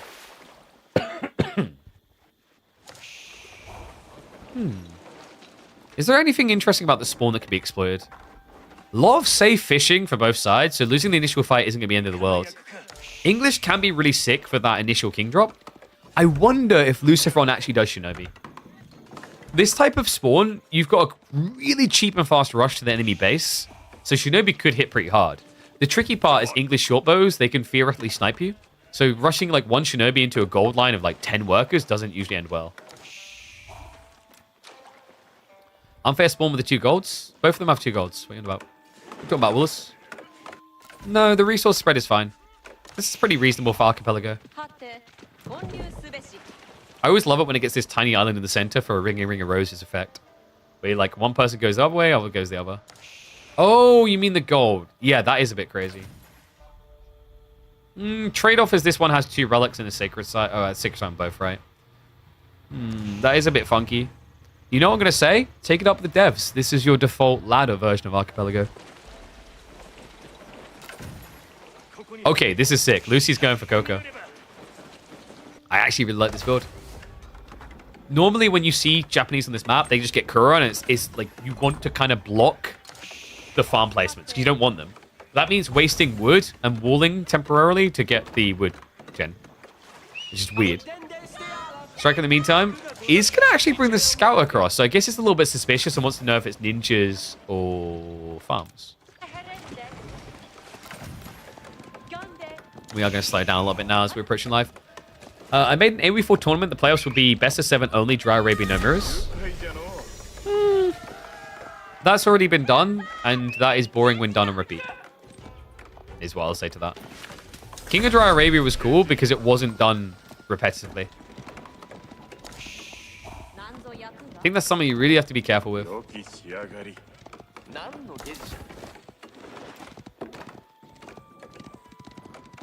You know, it's like these type of tournaments are quirky for one-offs, but you kind of need that breadth and diversity of a map pool, civ pool, etc. Subjective? I mean, sure, like go for it. Set up your Dry Arabia tournament, but I think you can maximum do that once a year for it to be intriguing. Right? Like, okay, here's the comparison. Pro Scouts. When it first came in, I praised it. Everyone praised it. We loved it. How many people are now kind of getting tired of Pro Scouts? One's in chat if you're getting tired of Pro Scouts. Because it was cool at first, and now it's like everywhere. You appreciate something when it doesn't happen all the time.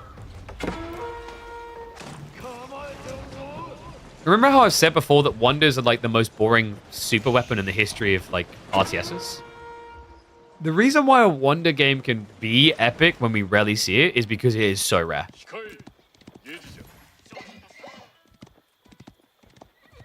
Same logic I've had about why every game shouldn't be Imperial. Makes it more special when you get there. Maybe a millionaire and pay me to cast it. Okay. You want to pay my rate?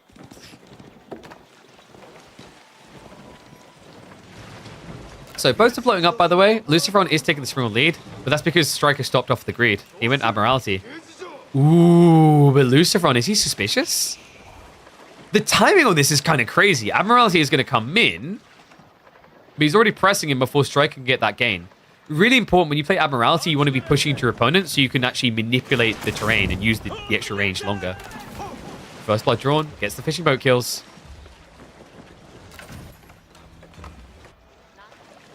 And we do have demos following this up. Smart. You want them up against the better range Springles. And looks like the king is now going to be dropped off. Now, remember, the scout has been removed from existence. And Shinobi, where are they? Am I imagining things? I think they're on the northern coast. Flash is going to come in. King's going to be able to find a kill.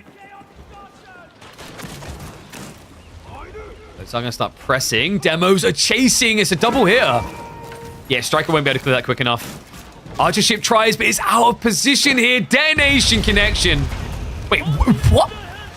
All right, he got scammed. He got 100% scammed, but the follow-up, look at this, the demo pull. Where did this man get the money for this? Double demo with detonate all the fishing boats. This is a big problem. Gets the hit. Doesn't quite get the fishing boats. But Striker is panicking right now. You can feel it. Lucifron is just full-on sticking it to him here. Archer ship is here to guard against the demo pump that he knows Striker is going to be relying on to recover this. Fishing boat state is rough. We're talking about 12 fishing boats to 3. Lucifron can snowball from here. He's already stockpiling for Castle Age. Demo is at least going to get the connection. Archer ship should be able to find another kill, but nice snipe there by Striker. Man the Sails is still on cooldown. This is greedy. I don't like the Striker. He could get the kill on the east side.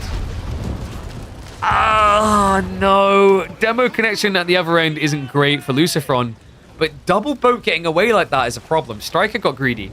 He could have got the 1 kill. For some reason, he thought he could stretch to the 2. Now, the worry here is Striker is behind by a lot. He kind of needs to counterattack, and that's why you're seeing Lucifron lean into demos again. It means that Striker can't rush him. In fact, the fact he's backing up like this almost feels like a forfeiture by default. Demo's already scouting the other side. The reason this is important is Lucifron can open floating gate, 2 or 3 samurai, transport across. Yeah, I'm worried. I just think Striker's economy, like that initial hit is too dire. We've seen how Archipelago works. Archipelago is very unforgiving to these type of mistakes early on. It's too snowbally. The king eventually got sniped out. I think he died to the shinobi, if I'm not mistaken. Yeah, there you go. They ran him down. And in the end, by the way, he only got 1 worker kill out of that raid.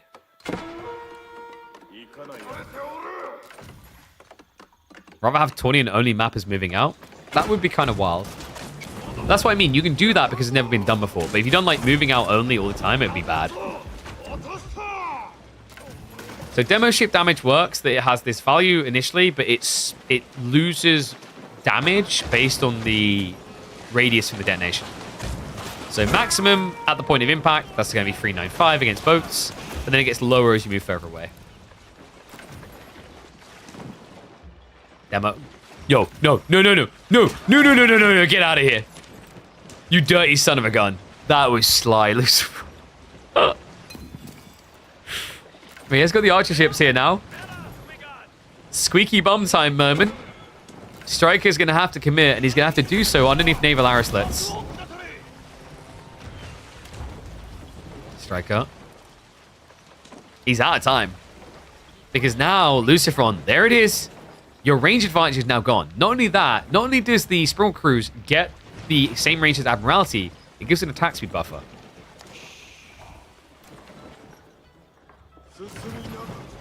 In CS, you have, what, 15,000 hours on one map called Cache? Mathematically, like, I'm trying to think how, like, that feels like you just had the game open and not been there for a lot of that. Can someone math 15,000 hours into days? It's possible with how long Counter-Strike's been out, still. Demo's now pushing in. I'm a bit worried about the follow-up on land here. Has the floating gate actually dropped anything off yet? Nope. Not that I can see. Demo detonation's big, though. Hello. Gets rid of the fishing. Lucifron has still got some damage in reserve himself, though. And notice what he's doing. Yeah, the arrow slits. He's trying to target down the galleys here, intentionally. Striker, what are we doing with the Shintos? Sorry, Lucifron, what are we doing with the Shintos? I still don't... Am I blind? Oh, he hasn't rallied them. At this stage, it might just be worth dropping them off in a farmhouse or the TC. He's going to be shoreline fishing. Okay, this is kind of sick. Lucifron's economy is in shambles after losing the fishing boats. Now Striker has to lead by 4. But he's making up for it by doing shoreline fishing. Remember, this is like one of the best gathering rates for villages in the game. Meanwhile, you've got the demo sneaking in. Striker we'll get warning about it. That's 625 full hour, 24-hour days of playing. That is kind of wild. Demo connection on the backside, not too crazy. Neo maps are boring in my opinion. Archipelago, yes. I can see that. But I've said before, like, I don't know. I think people who say, like, Holy Island is boring to watch have not watched Holy Island recently.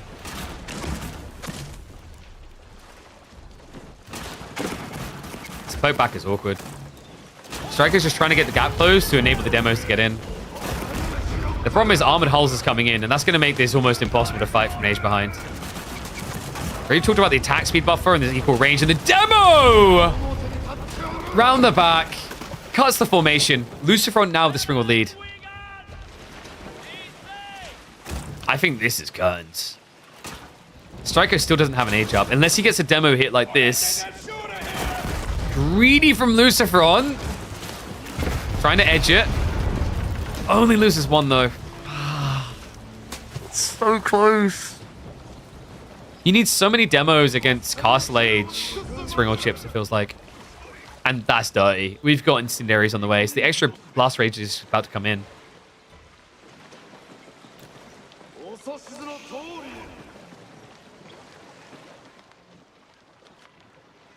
Striker, you see how desperately he wants to get towards Castle, but this is what it does to you. When you don't win these fights imperatively, convincingly, you have to keep reinvesting. With the incendiary timing, this could be one demo and end the game. Range has got research. Good dodge. This one a bit more difficult though. Gets a good hit. And there's more coming. Backstab. No, it was so close. Might still be a decent detonation. Gets rid of free, but he's just exhausted. He's losing way too much now. Some sick ideas by Striker. Almost that backstab working out. But it just feels like he's trending towards an L here. Not bad, though. Like, you know, yes, Lucifron had the better micro, but we kind of expect that historically with his performance. Striker done a reasonable job to try and compete. But in the end, the Spaniard cannot be denied. He will be heading through into the quarterfinals to face off against DeMu. That is going to be a hype series. Whew. GG's to Mr. Lucifron on the 2-0.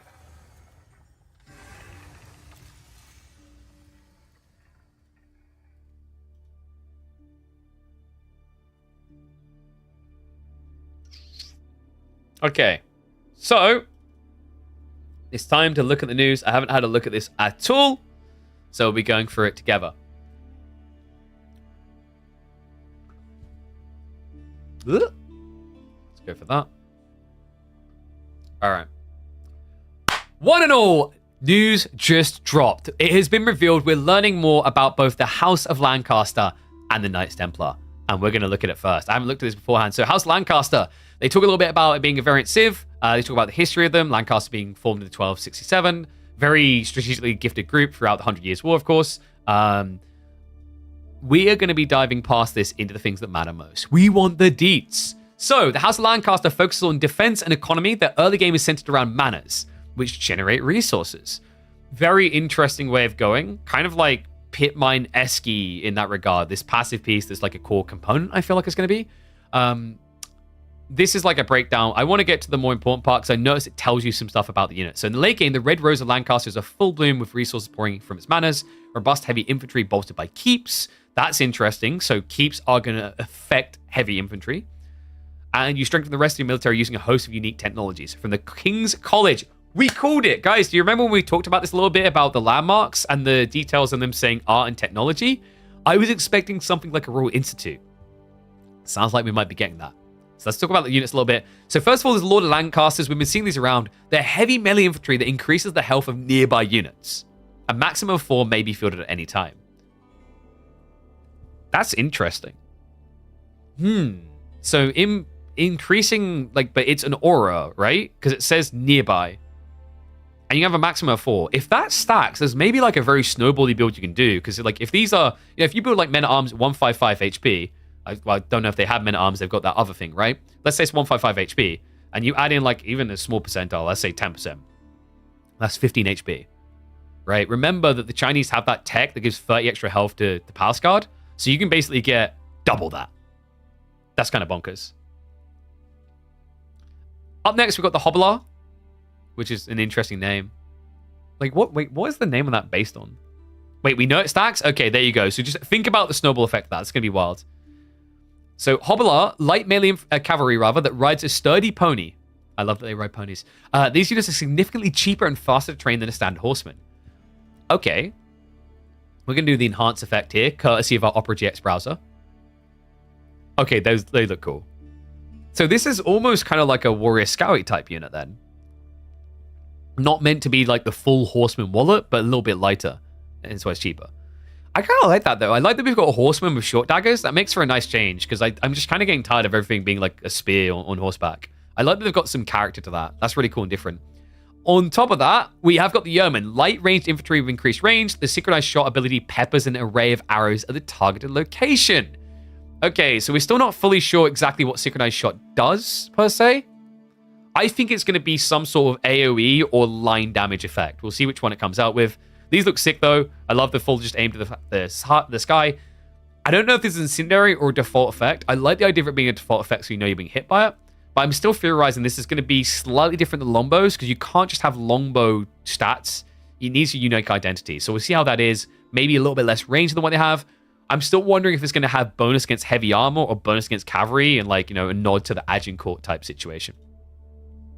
We also have demi-lancers. Okay, heavy armored cavalry that has high durability but low damage. Oh, okay.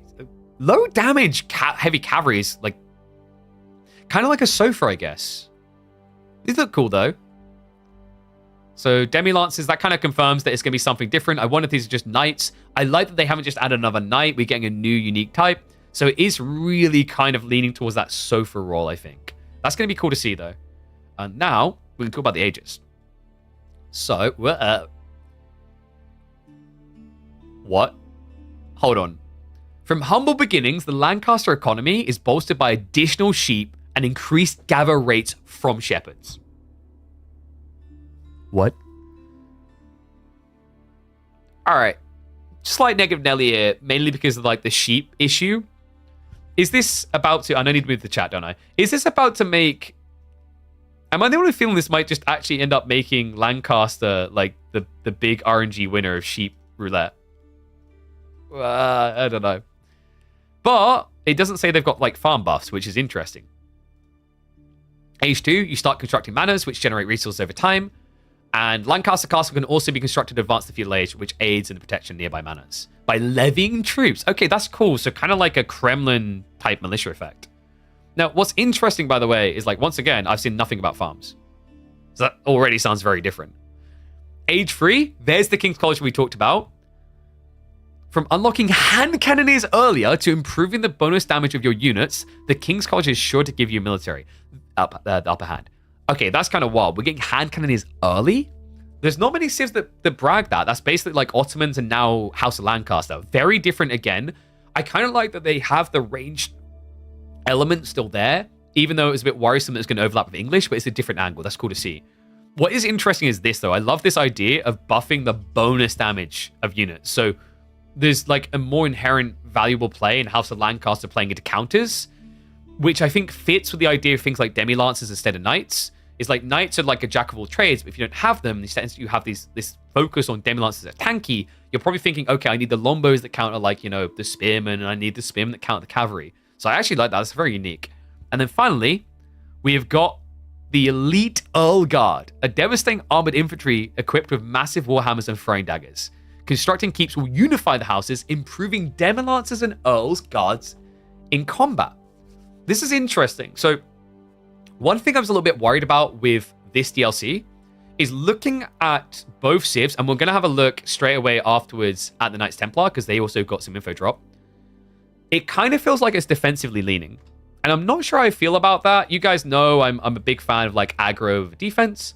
But my feeling is like that defensive play could be maybe a problem if it's just building keeps for the sake of building keeps. It sounds like actually instead there's a focus on providing buffs that encourage elements of play elsewhere, which I like. And it sounds like that's not just aura focused. Because it says in combat, not necessarily near the keep. I like that. right? It's not a network of castles type thing, which I think we can agree to this day kind of feels toxic. But that seems to be all the info we got here. Someone didn't like that I skipped over some of the details. I don't think we just skipped over part of the history. I could go on a history rant if you want, but like we go deep, trust me. Outside that, I think that was everything. So really cool update on this. This is interesting. I feel like we're already seeing a lot of identity shift compared to standard English. It seems like these guys that have got the daggers and the warhammers are going to be focused on damage over tankiness. Demi-Lancers as a cavalry tank is different than armor-clad men-at-armsing. Then you've got the yeomen, which seem to be a different focus than longbows from what we're seeing.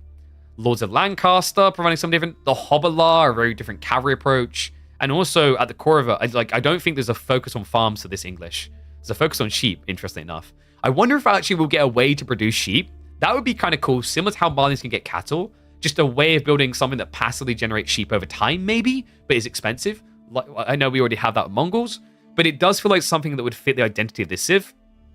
Could make Mongols plus House of Lancaster very interesting team games. Now we head on to the big boys. Knights Templar. By the way, this is the civ that I think everyone's expected to be so drastically different, so phenomenally different. Can I just praise, like, already the details we're leaking out about House of Lancaster makes them sound and feel very different. I'm looking forward to this. I actually kind of want to play House of Lancaster, and I've never really cared for English, even though I'm a Brit. So, on to the Knights Templar. A variant of the Age of Empires False French civilization. I still don't know why they're calling it that. Sorry, a little bit of cough. Everything we're seeing about Knights Templar does not make them feel like a variant civ. They feel like a new civ. But let's continue. Historically, this order was founded in 1119 to protect pilgrims in their travel to Jerusalem.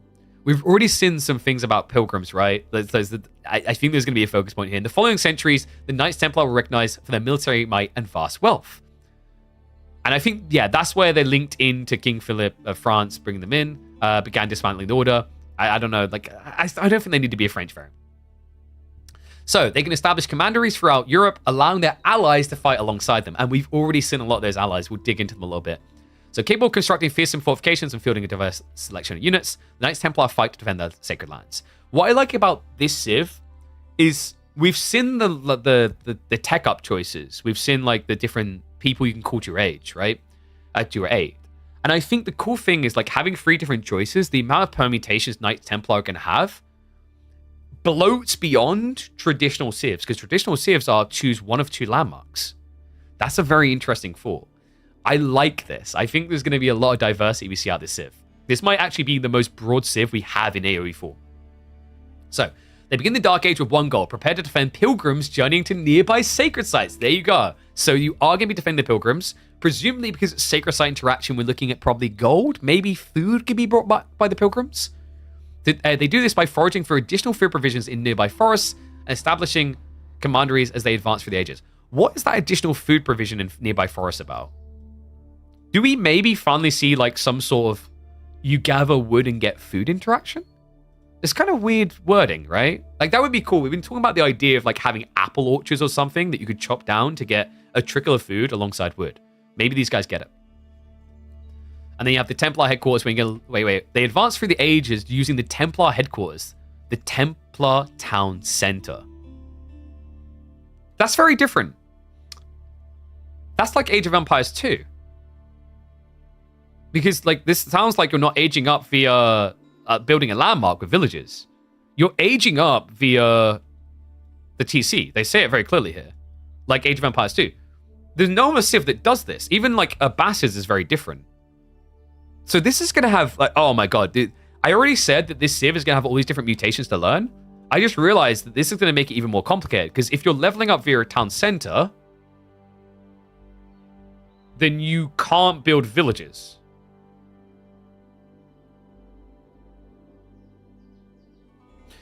So build orders are going to be really different. And I'm smiling. I got a snide little smile on, because that means like the people who like playing H3 and rushing Imperial Age aren't going to do it here. Like Abbasids, not like Abbasids, because like Abbasids builds a House of Wisdom. This clearly says Templar headquarters, the Templar town center. So unless they have like a landmark they build straight away that is a town center thing, this indicates it's the TC. So each commandery grants the Knights Templar access to a unique bonus unit, tailoring both economy and military to the situation. That's cool. Once again, that diversification. And then constructing powerful fortresses cements their control of the map while providing inspiration to military troops. We saw that from the earlier video where there was a glow on them nearby. Not sure what it's going to do to them yet. I'm hoping it's something quirky and different. Defense could make a lot of sense, like being more like tanky because Knights Templar are like these heavily armored dudes. I hope it's not like just an attack speed buff again. I'm over outposts giving attack speed buffs. And on top of that, acting as landmarks to guide pilgrims in their travels. So, like, do they buff pilgrims? Or is that a keyword choice? Because saying, like, they only ever say landmarks, these type of things. So I'm curious to see that, because, like, otherwise, that means Knights Templar is going to have the Abbasid effect of the House of Wisdom on their TC. Otherwise, they just die, right? Because you have one landmark. So we'll see how they deal with that. Maybe we get more info. So, glances coming in. The Templar Brothers, an expensive elite heavy cavalry unit with enhanced durability and damage. So this kind of looks like something, and sounds like something between a standard knight and a gilded knight. And I'm cool with that. So basically kind of cataphract without probably the trample charge. Maybe they have a different ability, but also remember you can have units around them, theoretically, at least from the age ups, that maybe impact them in some way. We have got the Pilgrims. Okay, these guys look adorable.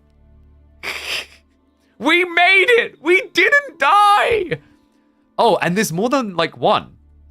That's interesting. So I guess the Pilgrims can get bigger and you get more, like, resources? And then we've got the Hospitalier. Okay, these are my favorite. You shall not part. Okay, that is full Gandalf vibes. That is 100% full Gandalf vibes. So presumably they buff or heal. Fight alongside the Knights Templar as men-at-arms, both strong in combat and capable of healing injured units. Dude, we have got Gandalf Medic over here. They look really cool, actually. These might end up being one of my, like, favorite units.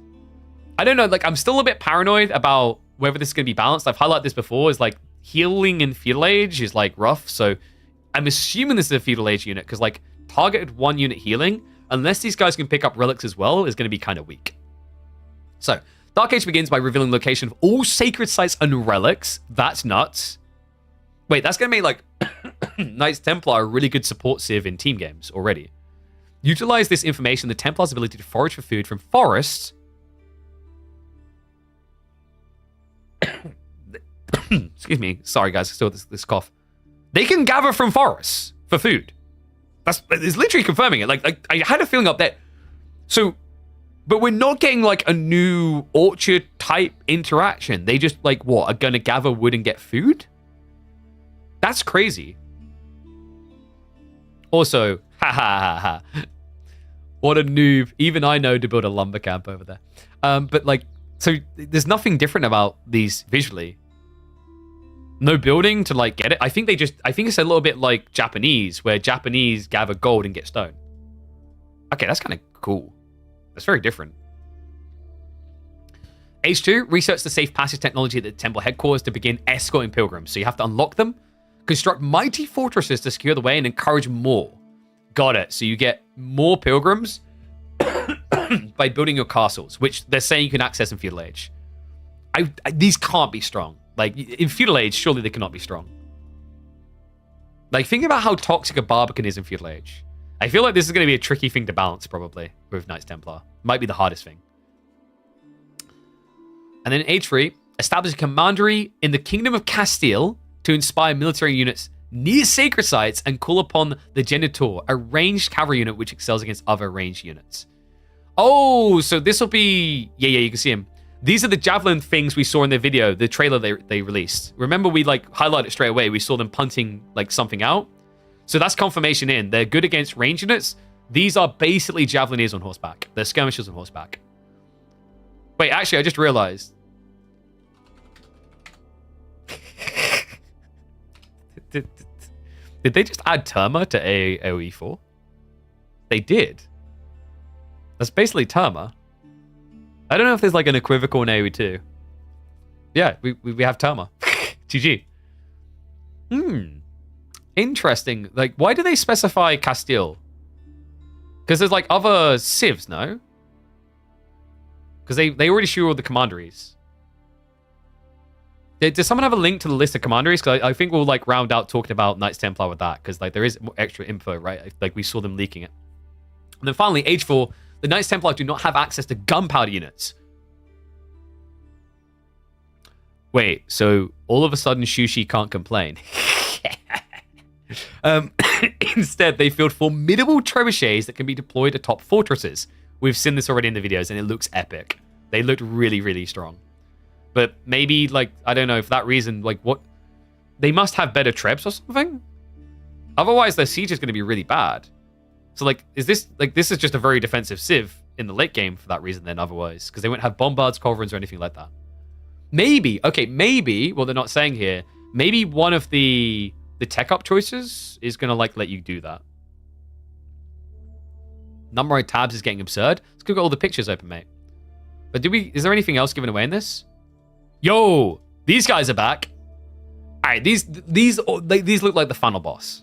They've got to be like super expensive and tanky or something. In fact, like, aren't these in the campaign? I'm pretty sure these are in the Sultan's Ascent campaign. They were the ridiculously tanky guys. They took so much effort to kill. So they're back. That is interesting as well. We have a lot of different things here, guys. So we have an axe-wielding men-at-arms. We've also got different-looking spears. Yeah, these spearmen, I really like these spearmen. Like, these are almost like British spearmen or something, you know? Like, bulky with the pokey stick classic. And the clear difference is they've got the shields on the back. Those are going to be the Knights Templar and the Templar brothers in the background. Is there anything else? We've got archers on the wall, crossbows. Yeah, I think that's all the secrets it has to reveal in that picture. It's funny because compared to the other ones, I feel like there's so many extra secrets to reveal in the Knights Templar pictures that you have to look for. But someone did just link me the commanderies. So round out, highlighting these. Okay, yeah, that was it. So yeah, Knights Hospitalier is going to be the feudal.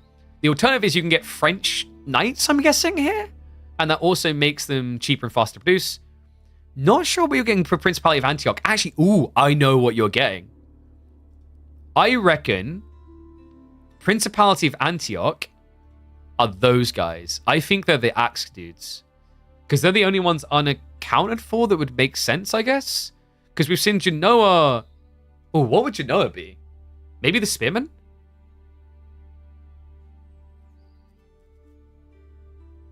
No, Angevin is going to have to be Spearmen. Angevin's going to have to be Spearmen. Wait, is crossbows famously for Genoan? Okay. I didn't know that. There we go, I learned something. Kingdom of Castile, we already know is the javelin throwers on horseback. Kingdom of Poland has to be cavalry based. There's no doubt in my mind. In fact, we saw, if you remember those earlier pictures, they released super early. There was the cavalry unit that was holding like a hammer. And then, yeah. Well, English, like, spearmen, this Angevin Empire. And then Teutonic, I mean, dude, it's pretty obvious that there's got to be these guys, right? And then that leaves one unit. Republic of Venice. Venice? Why did I say Venice? Venice. Venetians. So they get traders. I'm assuming they get the traders. And the other thing they get, guys, if you remember from the Knights of Crosses and Roses trailer, the trailer had a dead giveaway. I highlighted it. It has the patron saint of Venice right there. That's going to be the other Venetian unit. So I think Venetians are going to get traders, and they're going to get these catapult boats. Yeah. Okay. That reveals all of them. We just don't, like, the only ones that we've had to guess on were, oh god, I've lost where I was. The only ones we had to guess on was, we haven't really seen the French one, and I think the rest we punted in. But yeah, guys, that is all the news, dude. There's not much to be seen still. Oh, yes, that's right. There's a Landsknechter look. Thank you. Like, someone in chat just highlighted. There's also a Landsknechter looking unit. So maybe, yeah, because, yeah, that's unaccounted for. Unless it is just an HRE-esque present unit. But that's a possibility. So there you go. You might have solved it. We might have actually know them all. But guys, that's all the info we've got right now. We covered it all. Let me know what you think. I personally am excited for this. I really want to see more on the historical battles as well. Like, we might actually, when the DLC comes out, do some, like, speed runs of the historical battles to see, like, if we can just get, like, an unbeatable time for a long time or something like that. I think it'd be really cool. But if you guys like the video, make sure you like it, share it around, let everyone know. Lots of hype stuff coming. We haven't got long to go now. Like, we're recording this on the 31st. DLC's out on the 8th. It's almost time, man. I'm so excited. It may only be 2 new civs, but what I'm seeing here is a lot of diversification that is going to add so many new experiences to AoE4. I'm excited for 2025. Excuse me. Phil on the Wood was buffed in Age 3 for which? For Knights Templar? Yes. So Outpost, Fortress maybe? Because these guys are buffed too. Everything, I think everything's got a gold glow. So I assume that's something to do with the keep. Oh, yo, look at that. That's cool. I didn't even highlight that originally. So the castles get the flags. Maybe Sacred Site actually. Yeah. Oh, because the Castile buff. If so, though, the Castile buff of like damage or whatever it was is really wide. But I love that. They've got like the little flags on there. So you can see you played French. Oh, that might be... Is that like... That's not the same as this. I mean, then again, it's different age, so it might be. But no. Like, I think... Like, surely the Templar brothers would have the Templar sun in the back. So that actually might be like the French unit, maybe. I don't know. Possible. Okay. But guys, that's a 7-hour stream now in the books. I think we've had a rocking good time here. Let me just check in on the YouTube side, see if there's any comments I missed. I think anyone who wants to be called the best has to learn how to win across a wide range of maps. I get certain maps being deemed. Oh, got it in response to Dry Arabia. Yeah, like it's diversification. It's the whole game. By the way, guys, final opportunity to do so. Well, maybe not the final opportunity, but like sponsorship for March is coming to an end. Let's make it a final hop across the line into big boy territory. You guys can see it in the top right. We have 283 users at the start of today. I know you guys can get us past 300 today. Go sign up if you haven't already. Hell, maybe you guys go for 369 because you're legends. There's enough of you in here to do it. We've been working with Opera GX all throughout the month. I've enjoyed it. It's been useful. It's just been part of my daily. We literally were just looking through all of the Knights Across and Roses info in Opera GX. Definitely go check it out. It's free to do so. Download it, create an account. That's how they know that I sent you. It supports the channel. If you don't want, like, sub or whatever, it's literally a free way of doing it. So please do. And thank you for everyone who has so far. Where do I get the money from Midweek Musters? So the prize pool money comes from being sponsored by Microsoft for that. But there's always additional costs outside that, like admin costs, etc., that comes out of my own pocket. But yeah, guys, what I'm going to do now, YouTube, I'm going to end the stream now. We'll be back tomorrow. Remember, tomorrow we have got, I think we're just straight into quarterfinals. Yeah, we know them all now, right? I need to update this, but it's WAM versus MeoM Micah. It's going to be, SAS or Voldemort up against B. Then we're going to have Lucifron up against DeMu, Louis MT up against Core. So, yeah, we're going to have a busy Tuesday. But guys, thank you for tuning in. YouTube, I'm going to see you later. Twitch, we're going to go for a few more minutes. We find someone to